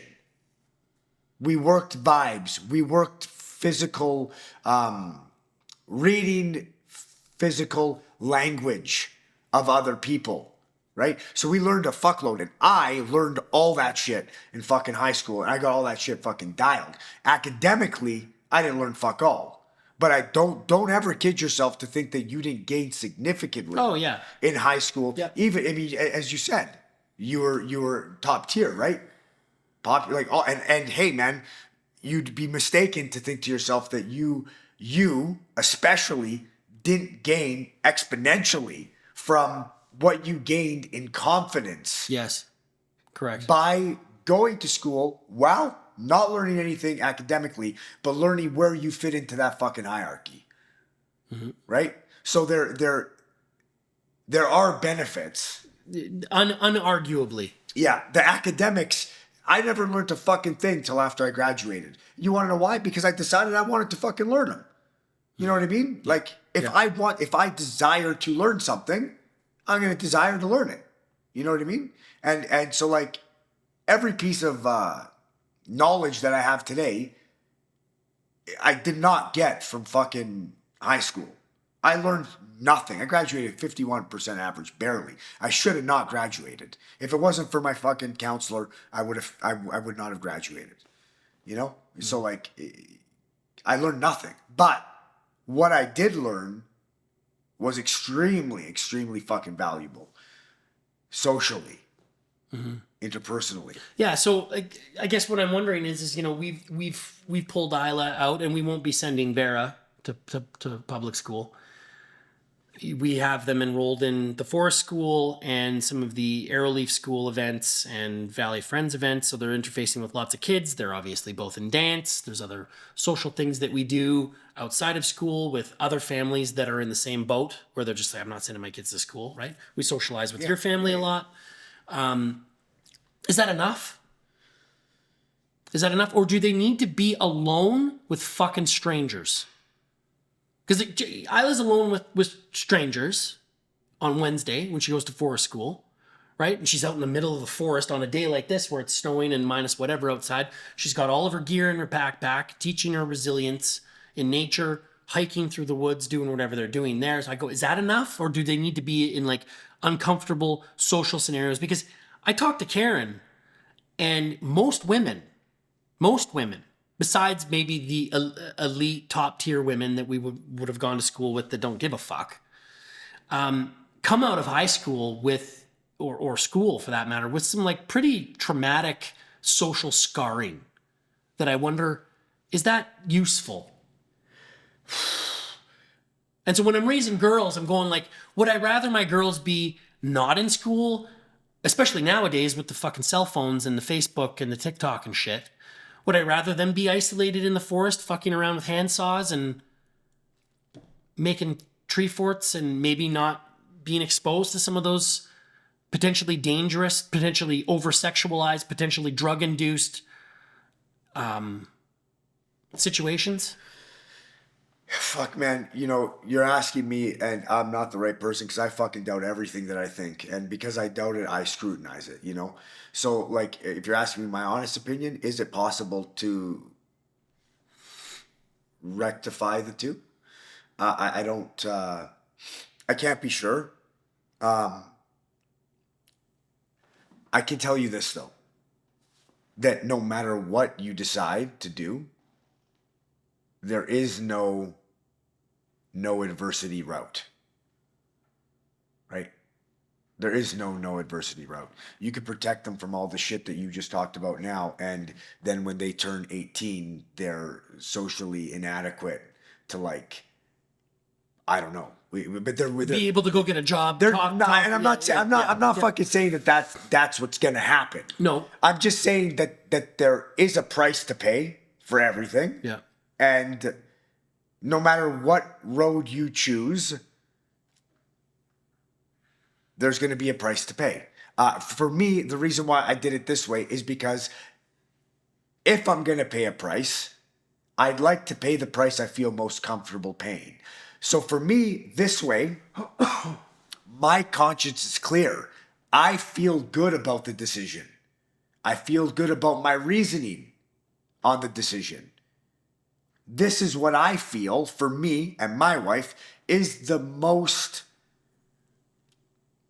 effective way forward. Mm-hmm. Okay? I'm me, though. Right? And you're you. And we're different people. I would not say that if you did it differently, that you were wrong. I think ultimately, so the point I'm trying to make is I can't really give you my opinion on the matter. All I could tell you is this. The only advice I could give you is this. If you want to know whether or not it's right or wrong, make sure whatever decision you make, your conscience is fucking clear. Mm-hmm. So just make sure you've thought it through. But if you're insecure and you better fucking organize that till you're secure. If you're secure, then you can live with the outcome. You know what I mean? Yes. So, like, for example, let's say I did send him to Holy Cross and I did decide to homeschool. I'm telling you that my conscience would be telling me this might not be the right way. I don't feel because it's putting unnecessary strain on your household, because you're not exposing them to those potential situations that we've discussed. Yes. And yes, I understand. Yeah. And the way I see it at the school, I am Catholic. I do believe in Christ, right? My kids love going there. It's like it's just a no-lose scenario for me. Yeah, it all feels good in your conscience is clear. It feels great. The kids like it. Yeah. They're getting exposed to the sort of exposure I want them to be exposed to. If my kids were not in the the program that we were in now, we would be at Holy Cross as well. But I'm telling you, we could put our kids in the fucking thing. We're still on the waiting list for outdoor school. You know that, right? We're still on the waiting list. We already talked to Holy Cross. We can pull them out once a week for outdoor school. So there's no, like, you could still do that, which is very nice. I talked to Sean. The fucking principal is like a gem of a human being. A good guy, 8 kids. Very good people, man. I guess the other thing too, though, Mike, is that I am struggling with.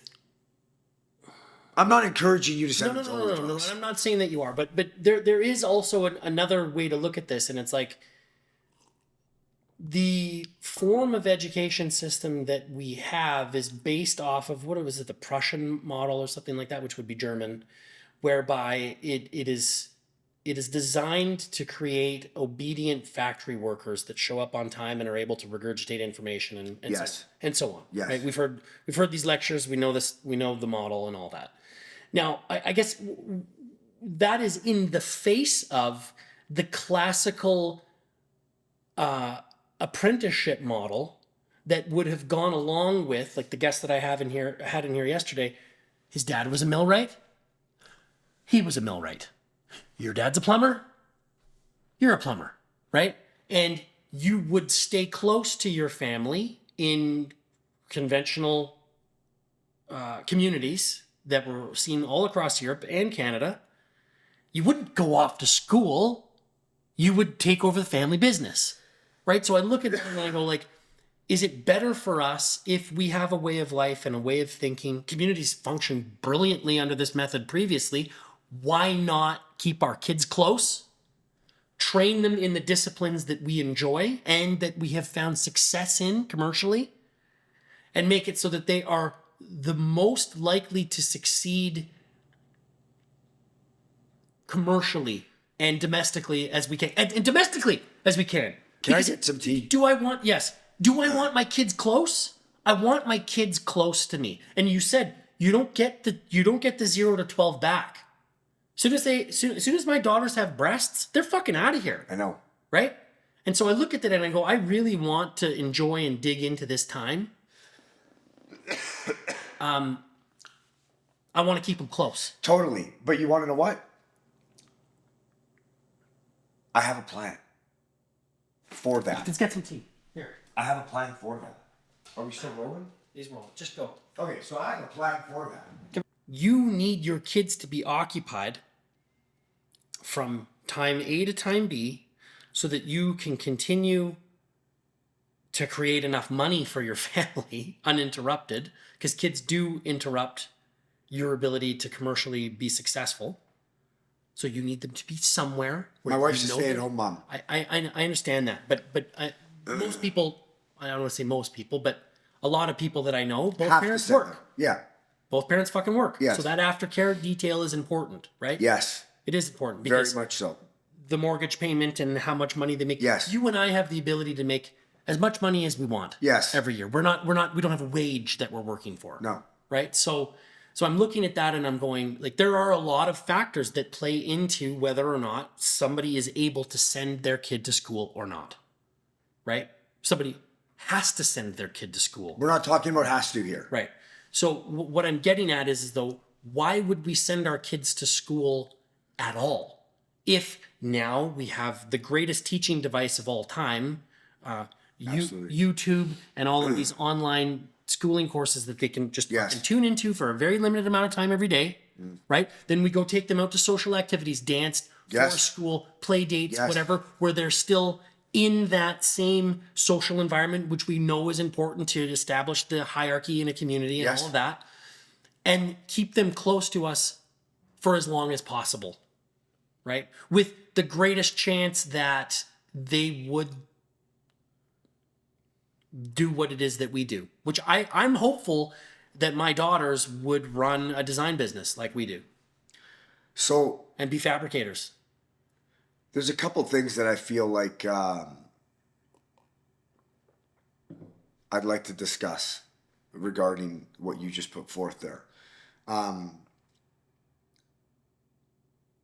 So first of all, that generational model obviously works, right? But we don't live in that blueprint anymore. So before, when it was that generational model and the kids just stayed with the parents and kind of, we lived in a different sort of community than we do now, right? So what that sort of upbringing would create that was beneficial was propped up by the way the community was designed. We don't have that same sort of community design today. No. So what propped that way of education up isn't there propping it up now. And that's where I feel like there is a little bit of a discrepancy for me regarding the idea of that, keeping them close to home. But we could both argue that that is to the detriment of our communities. That model is not in place. That when you need to... Oh, yeah, absolutely. Do you know what I'm saying? And that the present model is designed, as you say, to cultivate factory workers. Now, the point that I'm trying to make, though, and that I think and feel like I've been very clear on, is that I'm not sending my kids there for an education. Although they are learning the fundamentals, right? So the education of the byproduct. Exactly. It's a side effect of the socialization program that you have them on. And the type of people that you want them hanging out with are these type of people that think this way and have these values and are not focused on these things. And the issues that I want them to experience are between those people, because I want them to still experience the adversity, the hierarchy, the socialization, figuring out how to deal with those emotional problems, not being accepted, bullying, friend partnerships that then exclude one of them. These are all things that are very, very important when they hit 12. Very important, right? I want to be there for them now. And they only go there from 8:30 to 2:30, right? So it's not like they're there for, like, I don't have them now. It's 8:30 to 2:30. And because they're there for that span of time, and that amount of time I feel is somewhat significant in the sense that it's enough time to build friendships. And what's the other word I'm looking for? Slips me now, but it's build, what's it called when, like, me and you were in a group, and alliances. Yes. Right? So it's enough time for them to be building alliances, building groups, and certain groups think a certain way, certain groups value certain things, certain groups like certain toys and stuff like that, right? So, like, but you've kind of already. I mean, yeah, you're doing what you're talking about to a higher extent, but you've more or less already done a lot of that alliance building simply by putting your kid into a very specific school. No, I mean, like, I know that I've done that with my kids, where I go, I know that the parents that we're going to be interfacing with and the kids that we're going to be interfacing with when I send my kid to forest school are going to think a certain way. Yeah, absolutely. We're going to be aligned 70% to 80% of the way already. Yes. Right? Yes. But not 100%. So they're still going to deal with those. Which you and I both know is very hard to find. We don't want that, though. Right. That's not what we're looking for. No. And that's the point I'm trying to make, is we don't want to be 100% aligned with these people. We just want to be aligned in the sense that we agree on the fact that certain subjects are up to parents to teach. Right. Period. I don't care about anything else. You could be fucking Hindu. You could be fucking Buddhist. You could be a fucking liberal. I don't give a shit. I prefer that there's a mixture of people there, because that's what our children are going to experience in adulthood. And they need to be facilitated with the skill set in order to navigate through those interactions. So I'm looking for that diversity. I absolutely am. And I feel like that 6-hour span is enough so for example, just putting them in sports, Luch is not going to get that just from hockey or just from jiu-jitsu or just from fucking soccer. It's not enough. Because basically although yes, the educational system was developed to create factory workers, but that's not going to work on my kids, because I'm me. I'm their parent, right? Yeah. But But at that school, what they're getting is a little mini hierarchy, a little mini community in that school. And you and me are members of the community. We need to learn to interact with a whole bunch of different people and have a whole bunch of different views. And sometimes we're rejected and sometimes we're accepted. Sometimes we're exalted and sometimes we're put down, right? And we've developed coping mechanisms for that. We got that through going through high school, right? So like that's what I want them to gain from going to school, as well as I expect them to fucking learn mathematics. And I expect them to learn how to fucking read at a young age, because reading's huge in our fucking household. And I tell my kids, words are fucking power, man. As soon as you can read, you can learn anything you fucking want, right? So that's why I feel like it's extremely beneficial to send them somewhere for a good chunk of time with strangers, to force them into uncomfortable situations that are suitable for a child that age, right? Yes. Okay, and that's the benefit that I feel I'm getting by sending them there, not the education. That being said, I mentioned earlier that I said I had a plan, and the plan is this: I'm only sending them to fucking Holy Cross till grade 8, man. That's where it ends. At grade 8, they're being fucking homeschooled. And that's not up for fucking discussion. Unless Holy Cross had added a grade 8 to grade 12 program, I would then have to examine and consider at that time what that program looked like. But for me, it's just from kindergarten to grade 8. And what I'm looking to gain by sending them there, that age group, is I'm looking for them to be socialized. I'm looking for them to experience the experiences that we previously discussed, facing adversity, hierarchy, dealing with their emotions, dealing with fear, all that stuff socially. I'm looking for them to gain a baseline on education, mathematics, reading, that sort of stuff, right? That's what I'm looking for them to gain through that time span. I'm looking for me to be the one that they come to during that time and develop the habit of them coming to me for advice regarding social circumstances. And maybe most importantly, I'm looking to cultivate habit, consistency, predictability, and routine. Because I feel that all of those are fundamental to success in adulthood. So I feel like if you don't give them that from kindergarten to grade 8, those critical years, that it begins to be a little bit more difficult if there's not that level of consistency and routine. And I'm a big, firm believer in consistency and routine. I like to replicate what I see in nature, with the sun rising, the sun setting, the seasons, time for dinner. It helps to create habit in day, habit in thought. Consistently, we have dinner together at the same time. They go to bed at the same time. That cultivates a healthy sleep pattern.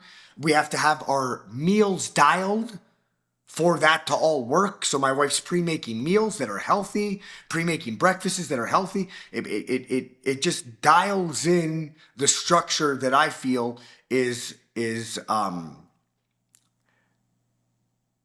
allows success to be a byproduct of lifestyle, right? And one could argue, yes, allows success to be a byproduct of lifestyle. Yes to that.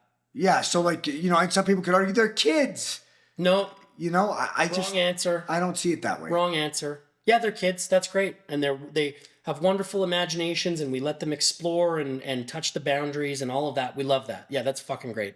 But like I say, in our household, you're going to be spending more time as an adult than a kid. So we're going to train you to be a successful adult now, while enjoying your childhood. Exactly. In the forest with your friends in a nice environment. Yes. And as I've stated, from kindergarten to grade 8, right? I've just listed to you why I feel like it's beneficial.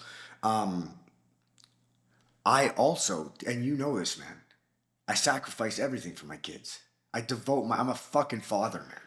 I'm a father first. I'm there every dinner. When I walk through the door, it's no business. I'm there as a kid. And as of recently, it's hard to get a hold of me on the weekends. I'm devoted to my family. So like, it's not like I'm saying all this shit and then the weekend comes and I'm not around. You're drinking beer in the backyard. I am fucking dialed. I'm dialed after work and I'm dialed on the weekend. So like, as far as getting them out into nature, I coach Lucha's hockey team. You know, I'm going to be coaching Cruzy. Lucha's going to jiu-jitsu as soon as hockey's done, and I'm going to be joining jiu-jitsu. I'm going to be a part of that. And I'm very, I take Novella to fucking gymnastics. I'm very, very involved. You know, so it's not just like and I think what the system wants ideally is for our social structure to crush the parents into submission so that they need to drop their kids off at school so that they can go out and barely make fucking ends meet. And when the weekend comes, the parents say to themselves, I've done my job. I've made the money. I send them to school. I give them food. That's all I need to do. Mm-hmm. That's the fucking mistake my parents made. Yes. They thought the job ended there. I'm not foolish enough to think that that's where my job ends. My job starts fucking Friday at 5 o'clock, and my Friday evening, Saturday and Sunday is harder for me than my fucking work week is. Because now I'm tired from my work week and I have to be the best on my worst day. And those days I'm fucking exhausted. But I can't just sit on the couch and be a bum. I'm fucking doing it. Carving with Luch. We carve every weekend. You know, I do arts and crafts with Novella every weekend. So I'm putting the fucking work in. Outside of that program, as well as really exploiting the benefits of that program. I'm also there when that program's not in place. And so realistically, I do not think I'm going to be sending them, even if Holy Cross had a grade 8 to grade 12 program, I would probably pull them out at that time unless there was something very, very beneficial that I saw at that time. But that would need to be reviewed at that time because now they're at grade. Now they're in grade 8. Now it actually has grade 8. So now they're out in grade 9. That means they're 14 years old. By 14, I hope to have cultivated children that I can have discussion with. I hope to have cultivated children that I can talk to. Yes. I hope to have developed children that are accustomed to habit, routine, consistency, manners, diet, all that shit. Yeah. So now when I tell them, okay, now it's grade 9, you're out of school, now you're home. This is the fucking program. This is what I see you're good at. I'm compelling you to head in this direction. And this is what we're going to focus on when it comes to study for you, Luciano. Novella, this is what I see. This is what I think the direction you should go in. And this is what we're going to focus on for you. Now, am I going to impose my will on them? Fuck no. If they want to head in a different direction, they're going to have to prove to me that that direction is something that comes natural to them and or something that they want to explore. So let's say it doesn't come natural to them, but they really want to do it, you know? Like, let's say, you know, Luch is not good in math, which he is, but let's say he's not, but he wants to be an engineer. He wants to design buildings. And that's something he really wants to do and he's passionate about it. By all means, head in that direction. By all means. I'm not going to stop them from heading whatever direction they want, but I'm going to encourage them to follow their natural gifts and the direction that pushes them in.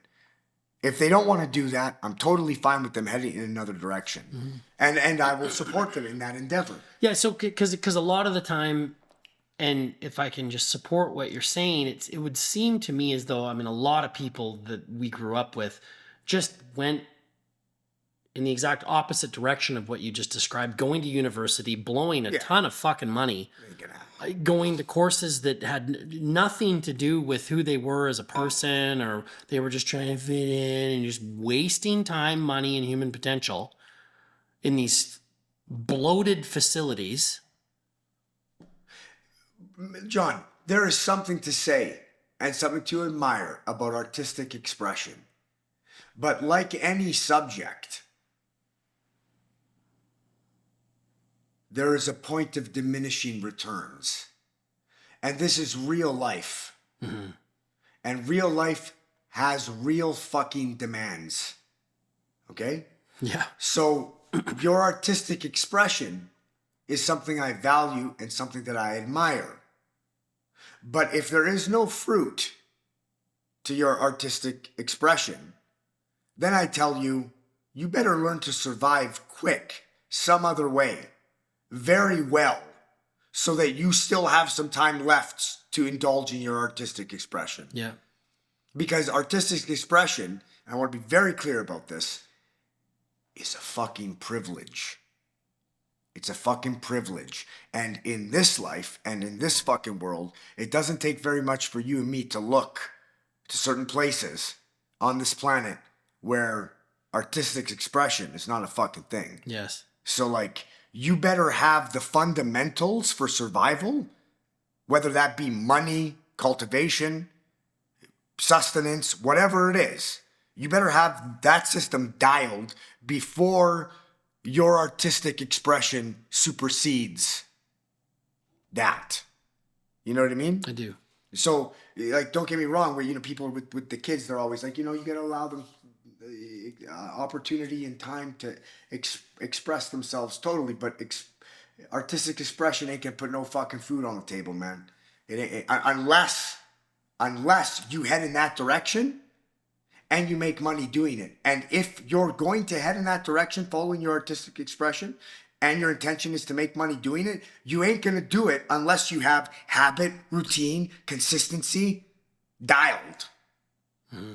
So you don't get, like, you need, and that's why I say, like, I'm sending them there with that intention, and then they can do whatever they want later in life. But if you don't have that program in place, artistic expression in and of itself, without being socialized, without having the confidence, without having coping mechanisms for rejection in place. Which is, there's a lot of, yeah, in that, and especially in that field that's so subjective. Exactly. Yeah. Oh, fuck yeah. Yeah. But ultimately, whatever path our children want to take, whatever job that they want to go after, I hope that I will compel them to do something that allows them to express artistically. Because I don't want them in a job that doesn't give them fulfillment and without some sort of artistic expression. And another way to say artistic expression would be like interpersonal expression, mm-hmm. right? Mm-hmm. You need to be able to express yourself in what you do in order for you to find fulfillment. And see the change that your brain can manifest happen in front of you, mm-hmm. right? You're like, I have this really great idea, blah, blah, blah, blah. I'd like to implement that. I wonder what that looks like. That's creative expression, right? Totally. Yeah. But this is what I'm saying. I don't want them to get no job with no fucking government. There is no artistic expression in that. Mm-hmm. There is no artistic expression in that. Very little. Are they going to need habit and consistency and routine? I think that habit, consistency, and routine is a byproduct of those sorts of jobs versus habit, consistency, and routine being the foundation of your personality, which you are then able to stack creative expression off of. Your launching pad. Yes, exactly. Right? Yep. Well said. So yeah, no, and I take a look at the friends that I had, that I grew up with, playing music with, people that I've played music with over the years, where they didn't have that launch pad. They didn't have that foundation, or they didn't take it seriously enough. And I see the fruit. We see the fruit. The flame sputtered. We see the fruit. Yeah. Right? It's very obvious. Because there is a point of diminishing returns when following that route. There is. Without there being the baseline launching pad. I mean, unless you're like fucking Michael Jackson or Mozart, yes, I think there is a diminishing return detail to artistic expression, unless you are in the top percent of some little cliquey club mm-hmm. that thinks you're the best. I disagree. You want to know why I disagree? Because those motherfuckers that you were just talking about, they were so fucking obsessed and so fucking dialed that they didn't have a fucking choice but to be dialed with consistency and routine. That came naturally. I understand, but my argument is to say that Michael Jackson was. You know what I mean? We need more than maybe we don't. Maybe I'm wrong. Maybe Maybe we don't need more than to just be on stage performing and writing music and all of that. But I feel as though that in order for me to be as successful as I am in my life and the things that I need diversity in artistic expression. Absolutely. Right? So you take a look at some of these people that have potentially been installed in our culture to be these pop stars, and they do what they're doing and whatever, like fulfillment. You look at a lot of them, they're fucking killing themselves with drug overdoses and shit. Is that fulfilling? We're told that it is. We're told that that's what success looks like. But you look at the fruit of that, these guys are dying of fucking drug overdoses. All of them, without exception. The Chris Cornells, the Princes, the Jimi Hendrix, go. Kurt Cobain. Go. All of them. All of the idols that we look up to. And this is another thing that I fucking can't stand in our society. Worshipping actors. Worshipping degenerate drug addicts as heroes in our culture. Like, why wouldn't we be worshipping somebody who had values like you? Family man, hardworking, directional, takes care of what he puts into his body, doesn't do drugs and alcohol. Like, where are those fucking heroes? Where's the recognition for those heroes in our culture, right? Anyway, I don't want to necessarily get into that so much, but it just seems like the artistic expression thing is interesting because, when I was a young musician, you have stars in your eyes and you think and all that, but you're like, no, this isn't going to be me. I'm not going to be a fucking rock star. I'm going to love playing music. I'm going to love composing and writing and being part of an ensemble and performance and all of that. But we have to transmute that love for the craft into something that more refined. That is more refined. What do you want to say? You brought it up in regards to there are certain hard, fast fundamentals and irrefutable pieces of knowledge you need to have a successful life on earth for survival, right? How to run a business, how to fix shit, how to maintain your house that you live in, right? Those are good skills to have. And you go like, yeah, masterfully playing a violin. Yeah, that's fucking wonderful. Is that a transmutable skill? Can I take that and fix my boiler with it? No, you cannot. No. But if you used a certain method of thinking to acquire the skill in and of itself, that you can take and transmute that skill into anything else that you want. But dedication, consistency, practice, the launch pad. Yes. The launch pad fundamentals. Those are transmutable. You go, if I just apply this launch pad foundation to any of these skills. And all you're doing when you do that is emulating nature. The very nature that makes you up. That's all you're doing. You're living in accordance with nature when you live that way. And when you live in accordance with nature, the nature that you consist of, then you're living in harmony with nature, and then you will produce an abundance, just as nature does. There will be seasons, but consistency gets you through the hard seasons to the good seasons. What I was referring to when I said the same type of thinking is like being aware of your thoughts. Like, and this is one thing that I really want to teach my kids is like, there are certain tricks to life. There are certain tricks, many tricks to life that if you don't have them, you'll struggle your whole life.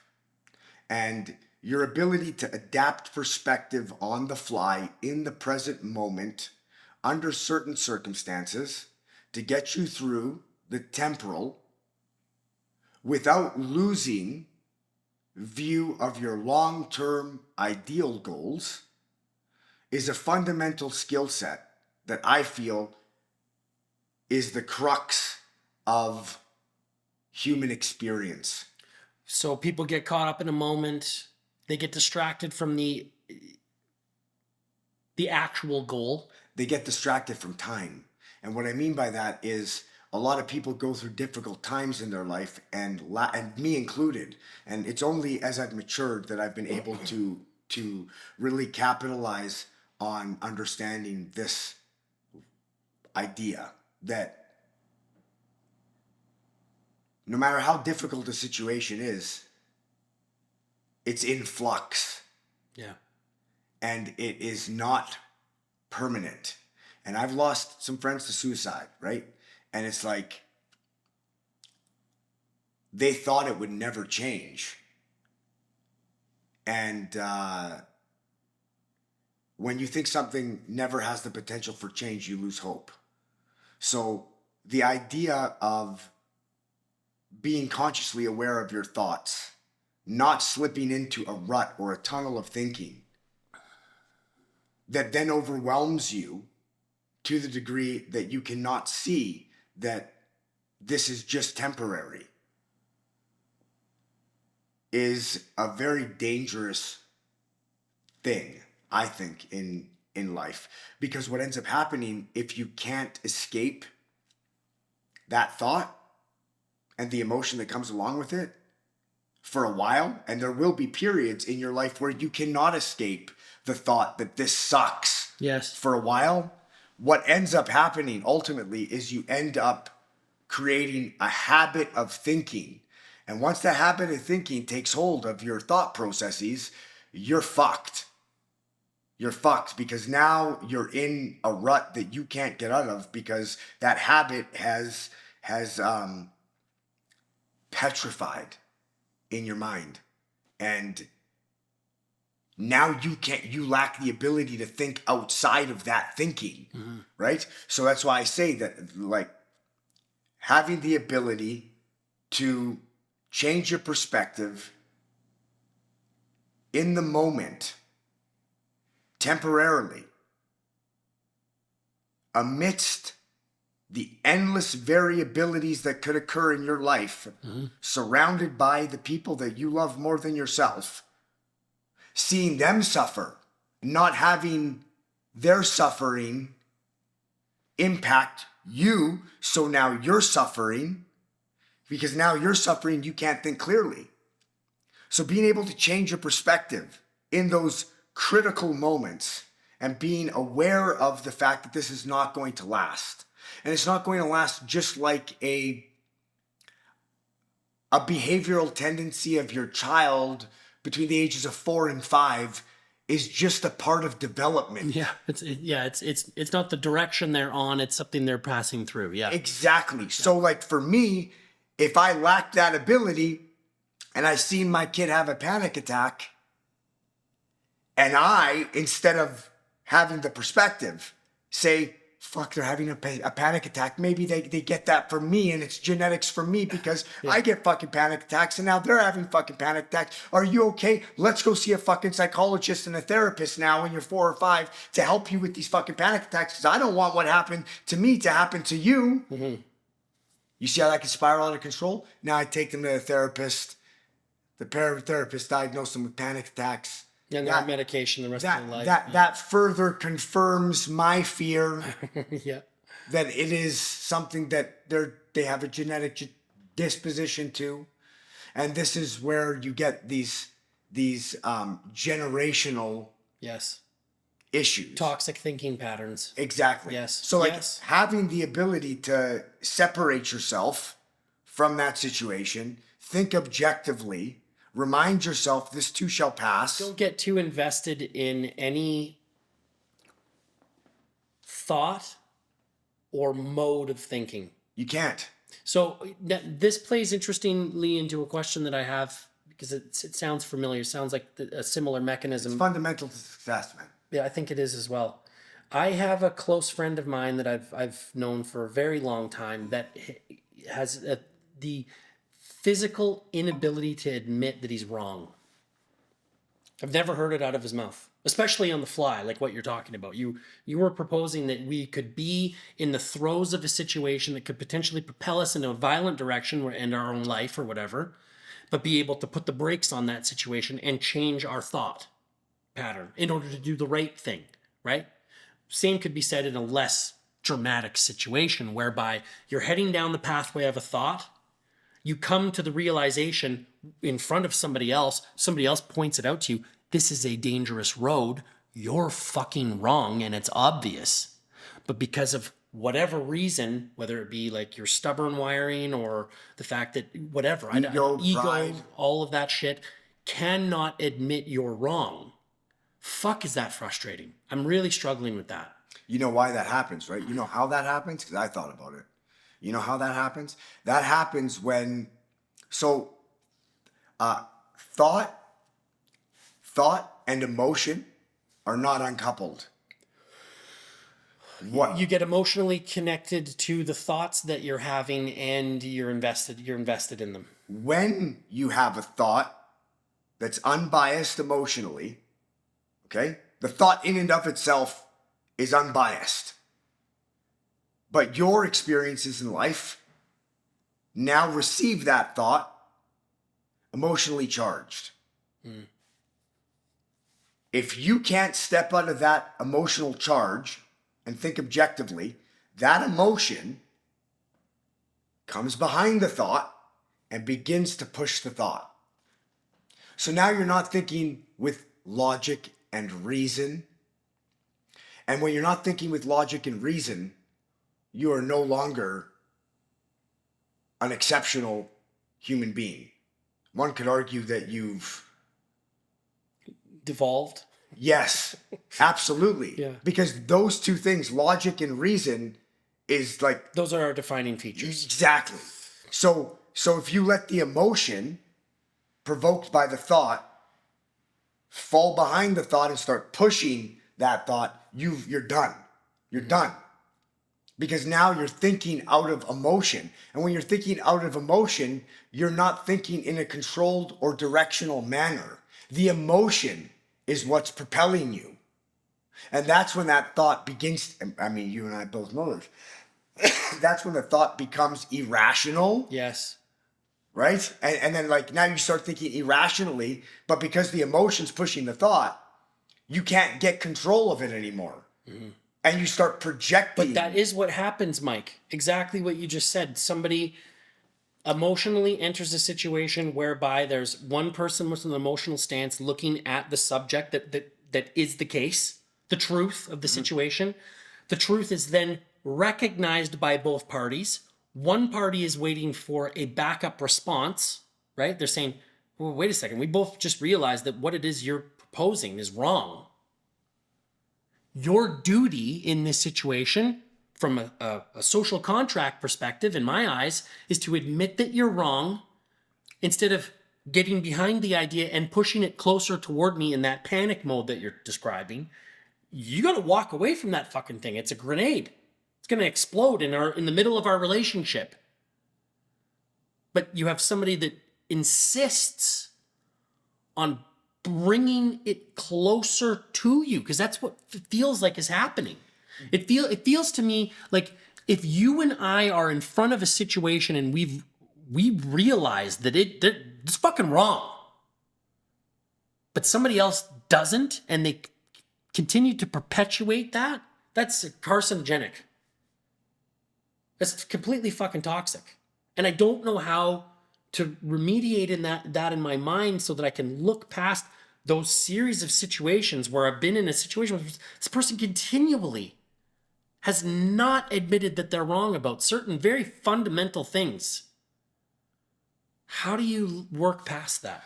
So I've dealt with that my whole life with somebody that's very, very close to me, maybe the closest to me, and somebody that I admire dearly. You have to understand that when somebody refuses to admit that they're wrong, you're asking them to grow up. No, I mean you might see it that way, but the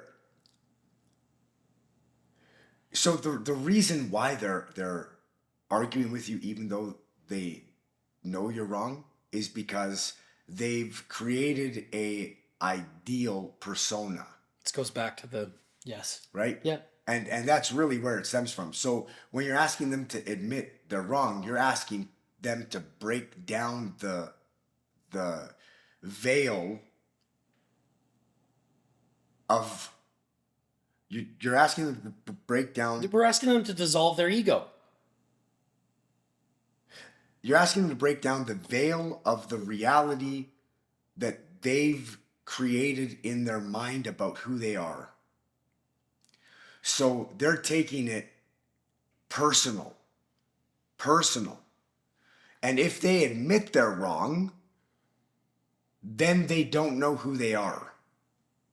But I would argue that they don't know who they are anyway. They don't know. Of course they don't know if they're who they not are. able to admit that they're wrong. Of course they don't. But that's where it stems. It stems from them not knowing who they are. Yeah. They don't know who they are. They've created this idea of who they think they are, but they don't know, right? Yes. And then you're attacking this fabricated ideal that they have of themselves. And if they admit that they're wrong there, then what else might they be wrong about? Yeah, truly. So like that's why they get so defensive. Not only that, but they're used to interacting with people who might Not care. reaffirm Yeah. that what they think is right. Right? Yeah. So Not call them on it. Exactly. Not want to get into it. Just, yeah, okay, whatever. You think that? No problem. So and they might use an aggressive approach and they might Yeah. overwhelm the opponent or the person they're interacting with to the point where it might just be easier just to allow him to believe whatever it is that he believes than get into the argument with him. Well, but that's kind of where we're at, though, isn't it? Like when you get to a certain point in your own journey of mental maturity and all of that, you sort of get to the point where you're just like, if you're this far along in your program and you can't clearly see that you're wrong here, what the fuck am I going to do? But do you know what I'm saying? Totally. But You it's, just get to the point, so then you're just like, you almost become complacent in that behavior because it's like, I just can't fucking be bothered to fight with you about this. it's not a matter of fighting though, right? Well, but it kind of is though, isn't it? Like, I know for you and me, like if you and I... You are blessed because you don't have that defect in your character. So you're asking me how I remediate it? I remediate it by the change of perspective that I've just alluded to. That's it. So when I'm interacting with this person who refuses to admit that they're wrong, I say to myself, well, I guess I must be blessed that I don't have that defect in my character. Because how could you move forward towards any target in life when you refuse to see the truth or admit a fault? And 100% of the time, these people are never where they want to be. Oh, Michael. Fuck, that's so fucking accurate. Right? Well, and they're never where they want to be because of that, right? Because of that fundamental... Yeah, but you are where you want to be. And you don't have that defect in your character. And I'm certain that if you wanted to look at it from like a loving perspective, I'm certain that if the tables were turned and you had that defect in your character, that you would expect them, with the knowledge that they had about the defect in your character, to just do your best in a sympathetic way to guide them towards the right course of action in a sympathetic way. And it's easy to be sympathetic when you understand that you're blessed with that attribute and they're not. So I guess it is our calling then in relationships, because I feel very much that in our relationship, my calling with you is to call you out on the discrepancies that I see between your speech and action, right? Sure. And I would say that you are free to do the same with me at all times. That's the foundation of the relationship that you and I have. I don't have that relationship with very many other people. Most people don't want... And you call me out on very little. And it's all subject to interpretation and okay. Of course. But you do. But you want to know what I really do appreciate about our relationship? I do appreciate that you always push back. That's one thing that I fucking love, is that like if I put forward a thought and I want to hear what you have to say, and I just want to hear every fucking criticism that you have about it. But it's not criticism for the sake of. Do you know what I'm saying? Do you know how some people, you can, like, my mom is fucking brutal for this. It's the worst. My mom is brutal for this, where it's like, it doesn't Nobody matter. is. It doesn't matter what you say. It doesn't, she could 100% fucking agree with whatever it is that you've just proposed. And then walk away and do the exact opposite.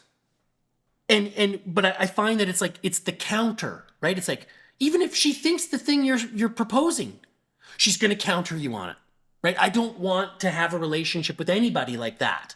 I want to, if I am feeling the conviction and the need to push back, that there is room there for that constructive dialogue.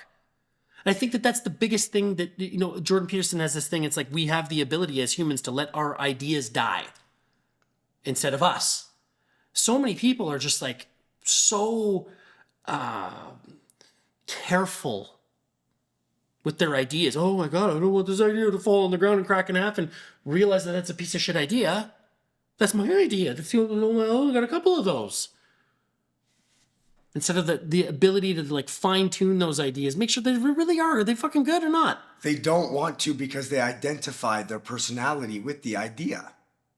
That's what it is. So you're like, I know you see it that way, but you're attacking them. Like I've had these conversations with my mom time and time again, and it's like you're attacking the fabric of her fucking reality. You're not just attacking a thought, because the Jenga that is her mind is being held up by like one little piece, and it like each one of those pieces are fundamental to staying up. If you take one of those pieces out, everything's false. So they'll fight to the death. And isn't that the case though, Michael? When what did you say? You said something. The people that hold on to false truths typically have other things about their life that they're unhappy with. No, was the distillation was that people that hold on to false truths are 100% of the time not where they want to be. Exactly. So you and that is typically a function of a lack of self-honesty. You can't get to where you want to be by yes. It's hard to explain, but like there's no other pathway to being where you want to be other than the truth. So if you're not willing to admit when you're wrong, you're not willing to follow truth. And you can't get where you want to be without following truth. You can't get there from here. It's not possible. Yes. Yeah, that's right. So if you're not willing to admit you're wrong... I think that's right, Mike. It is right. No, of course it's right. I think it's right. Well, I mean, what the fuck, man? If we're talking about a mathematical equation, how are we going to get to the answer without the truth? You can't get there without the truth. And if you got it wrong, it proves itself wrong. Just like you know a fruit by the tree it bears. Yeah, that's right. That's right. You know, it's so we just have to. I guess we just have to be okay. We just have to be okay with it, right? We just have to be okay with people that we're close to, that we want the best for, falling short and not realizing the true potential of the adventure that they're on. You have to be willing to accept the fact that some people are defective, and accept it in such a way that does not impact you negatively whatsoever. Yeah. And the reason why I say that is because if it does impact you negatively, listen very carefully to what I'm about to say.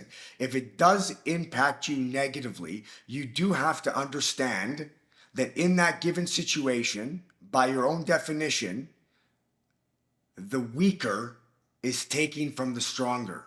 And that doesn't make sense logically. No. So if you are right and your way of thinking is superior to theirs, then you have to be willing to leave that situation unfettered. Because if you are, then the weaker is taking from the stronger, and that's not true. So then you yourself have a falsified idea of who you are. And that's really fundamental, is to realize that if they're able to take some piece from you because of their deficiency, then you might be just as defective as them in a certain way if you can't let it go. Because you can only let it go from the stronger position. So that goes back to never, this is so tough to do, never burn a bridge. And that plays into what it is that you're saying, because you could very easily burn a bridge with somebody like that where they are 3 feet from gold.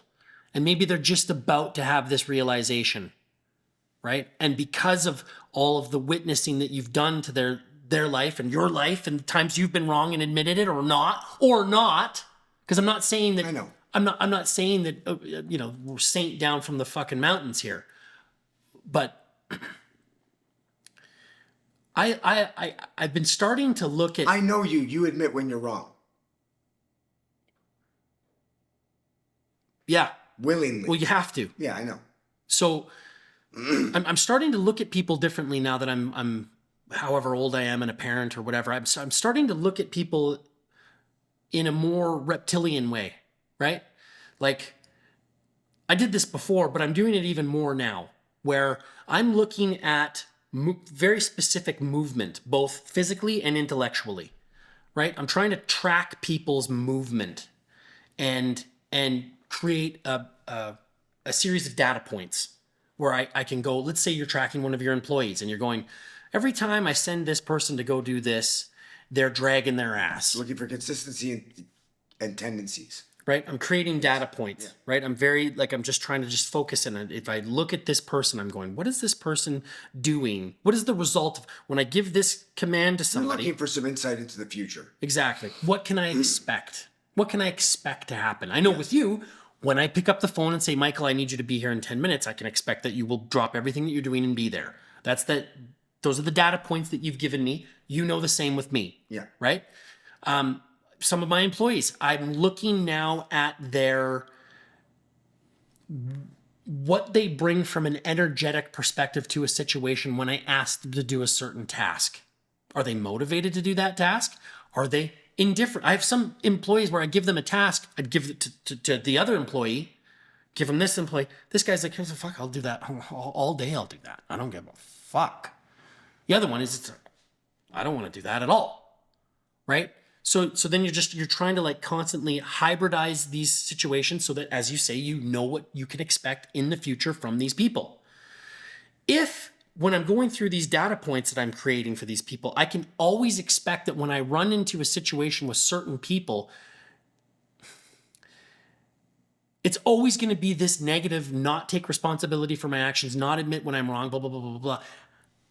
Are you able to forever look past those deficiencies and just focus on the strengths that those people have?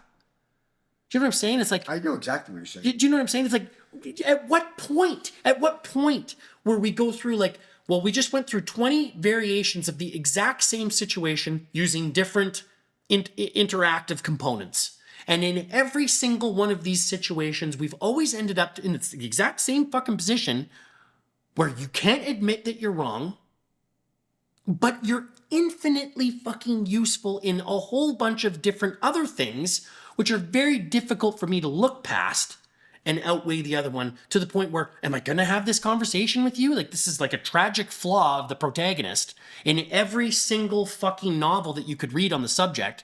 Are you going to address this? Like, would you jeopardize the consistency in other fields in order to address that problem? You want to know the honest truth? If I was in that... Or would you just let it go under the rug?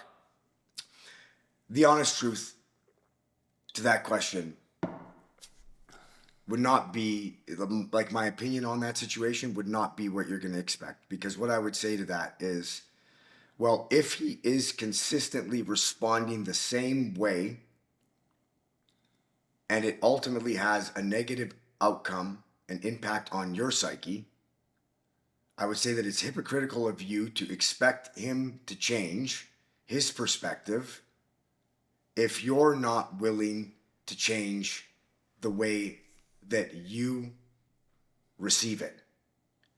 So if the outcome's the same every time and you're left feeling a certain way every time and you lack the ability to change the way that you feel after the outcome, that you're asking him to do something that you can't about something else. You can't do, I can't, yeah, right. I can't adjust my thinking in order to find a different outcome and a healthier resolution myself to this emotionally, which is not unlike Not for exactly what they're doing. Not for him. Yeah, that's a good point. Never mind him. Yeah. Because he's deficient. He's defective, right?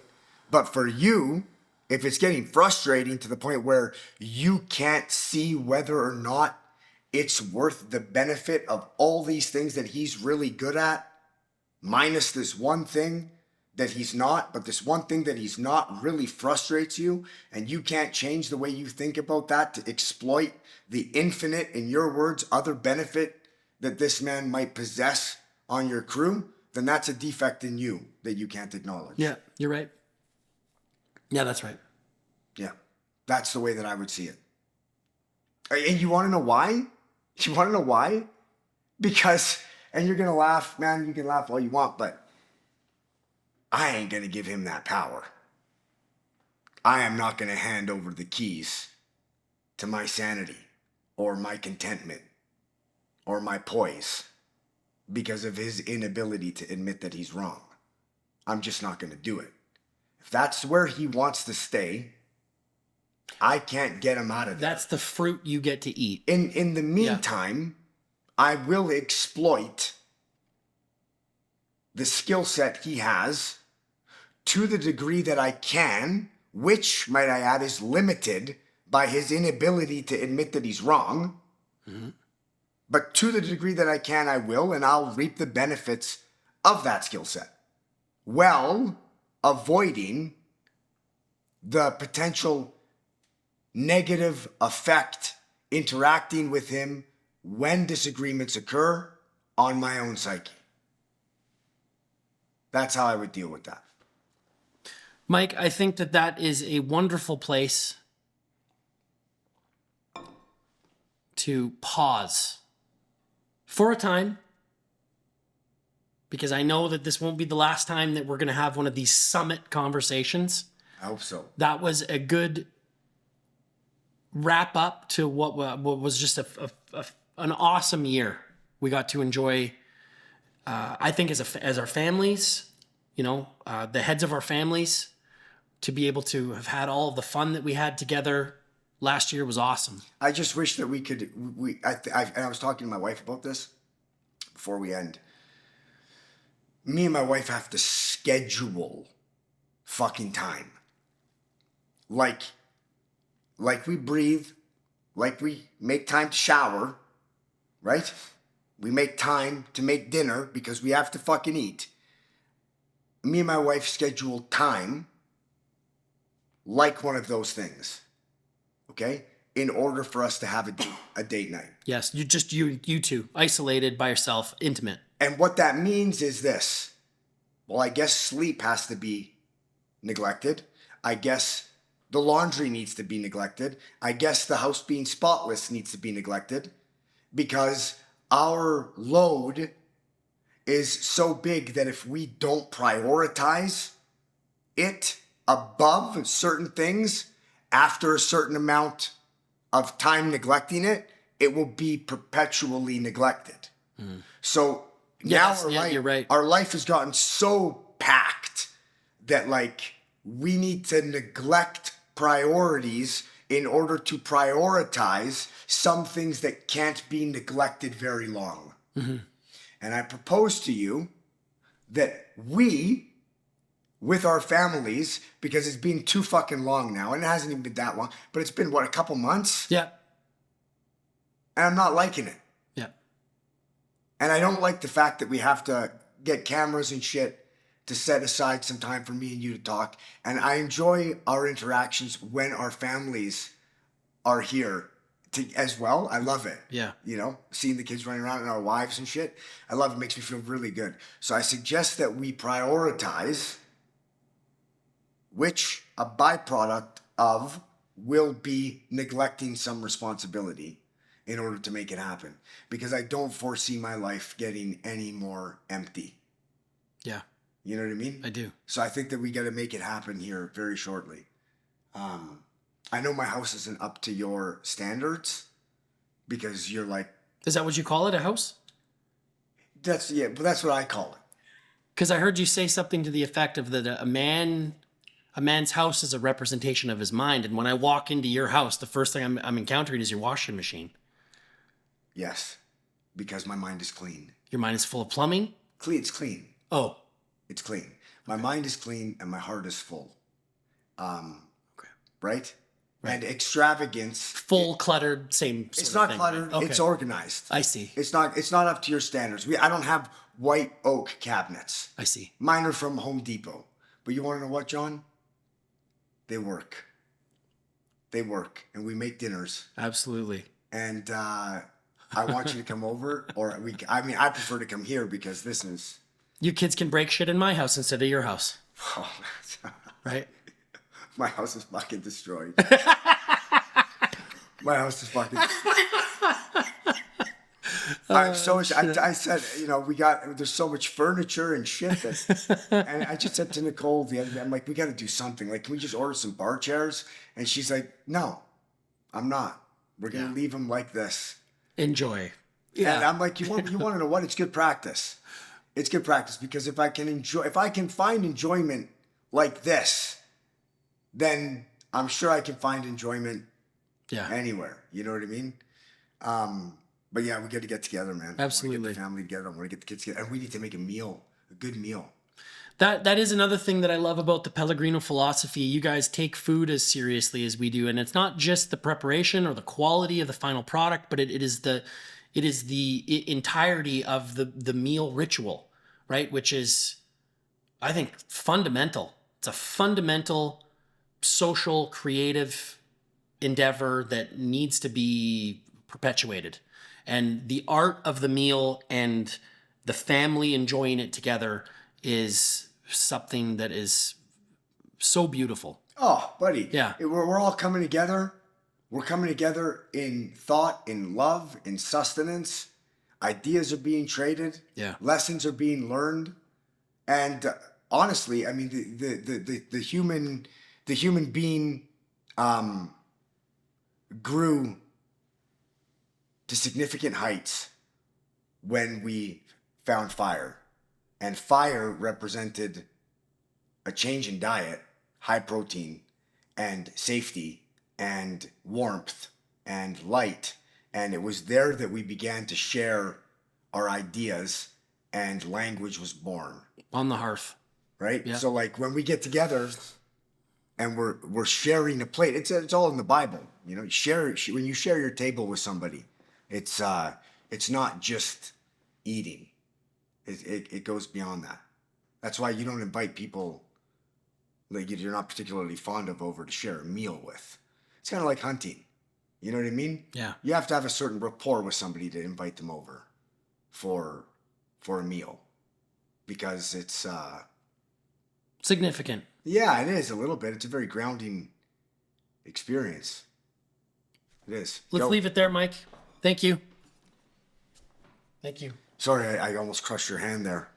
Oh, have you never shooken a little fembot hand before? Is that...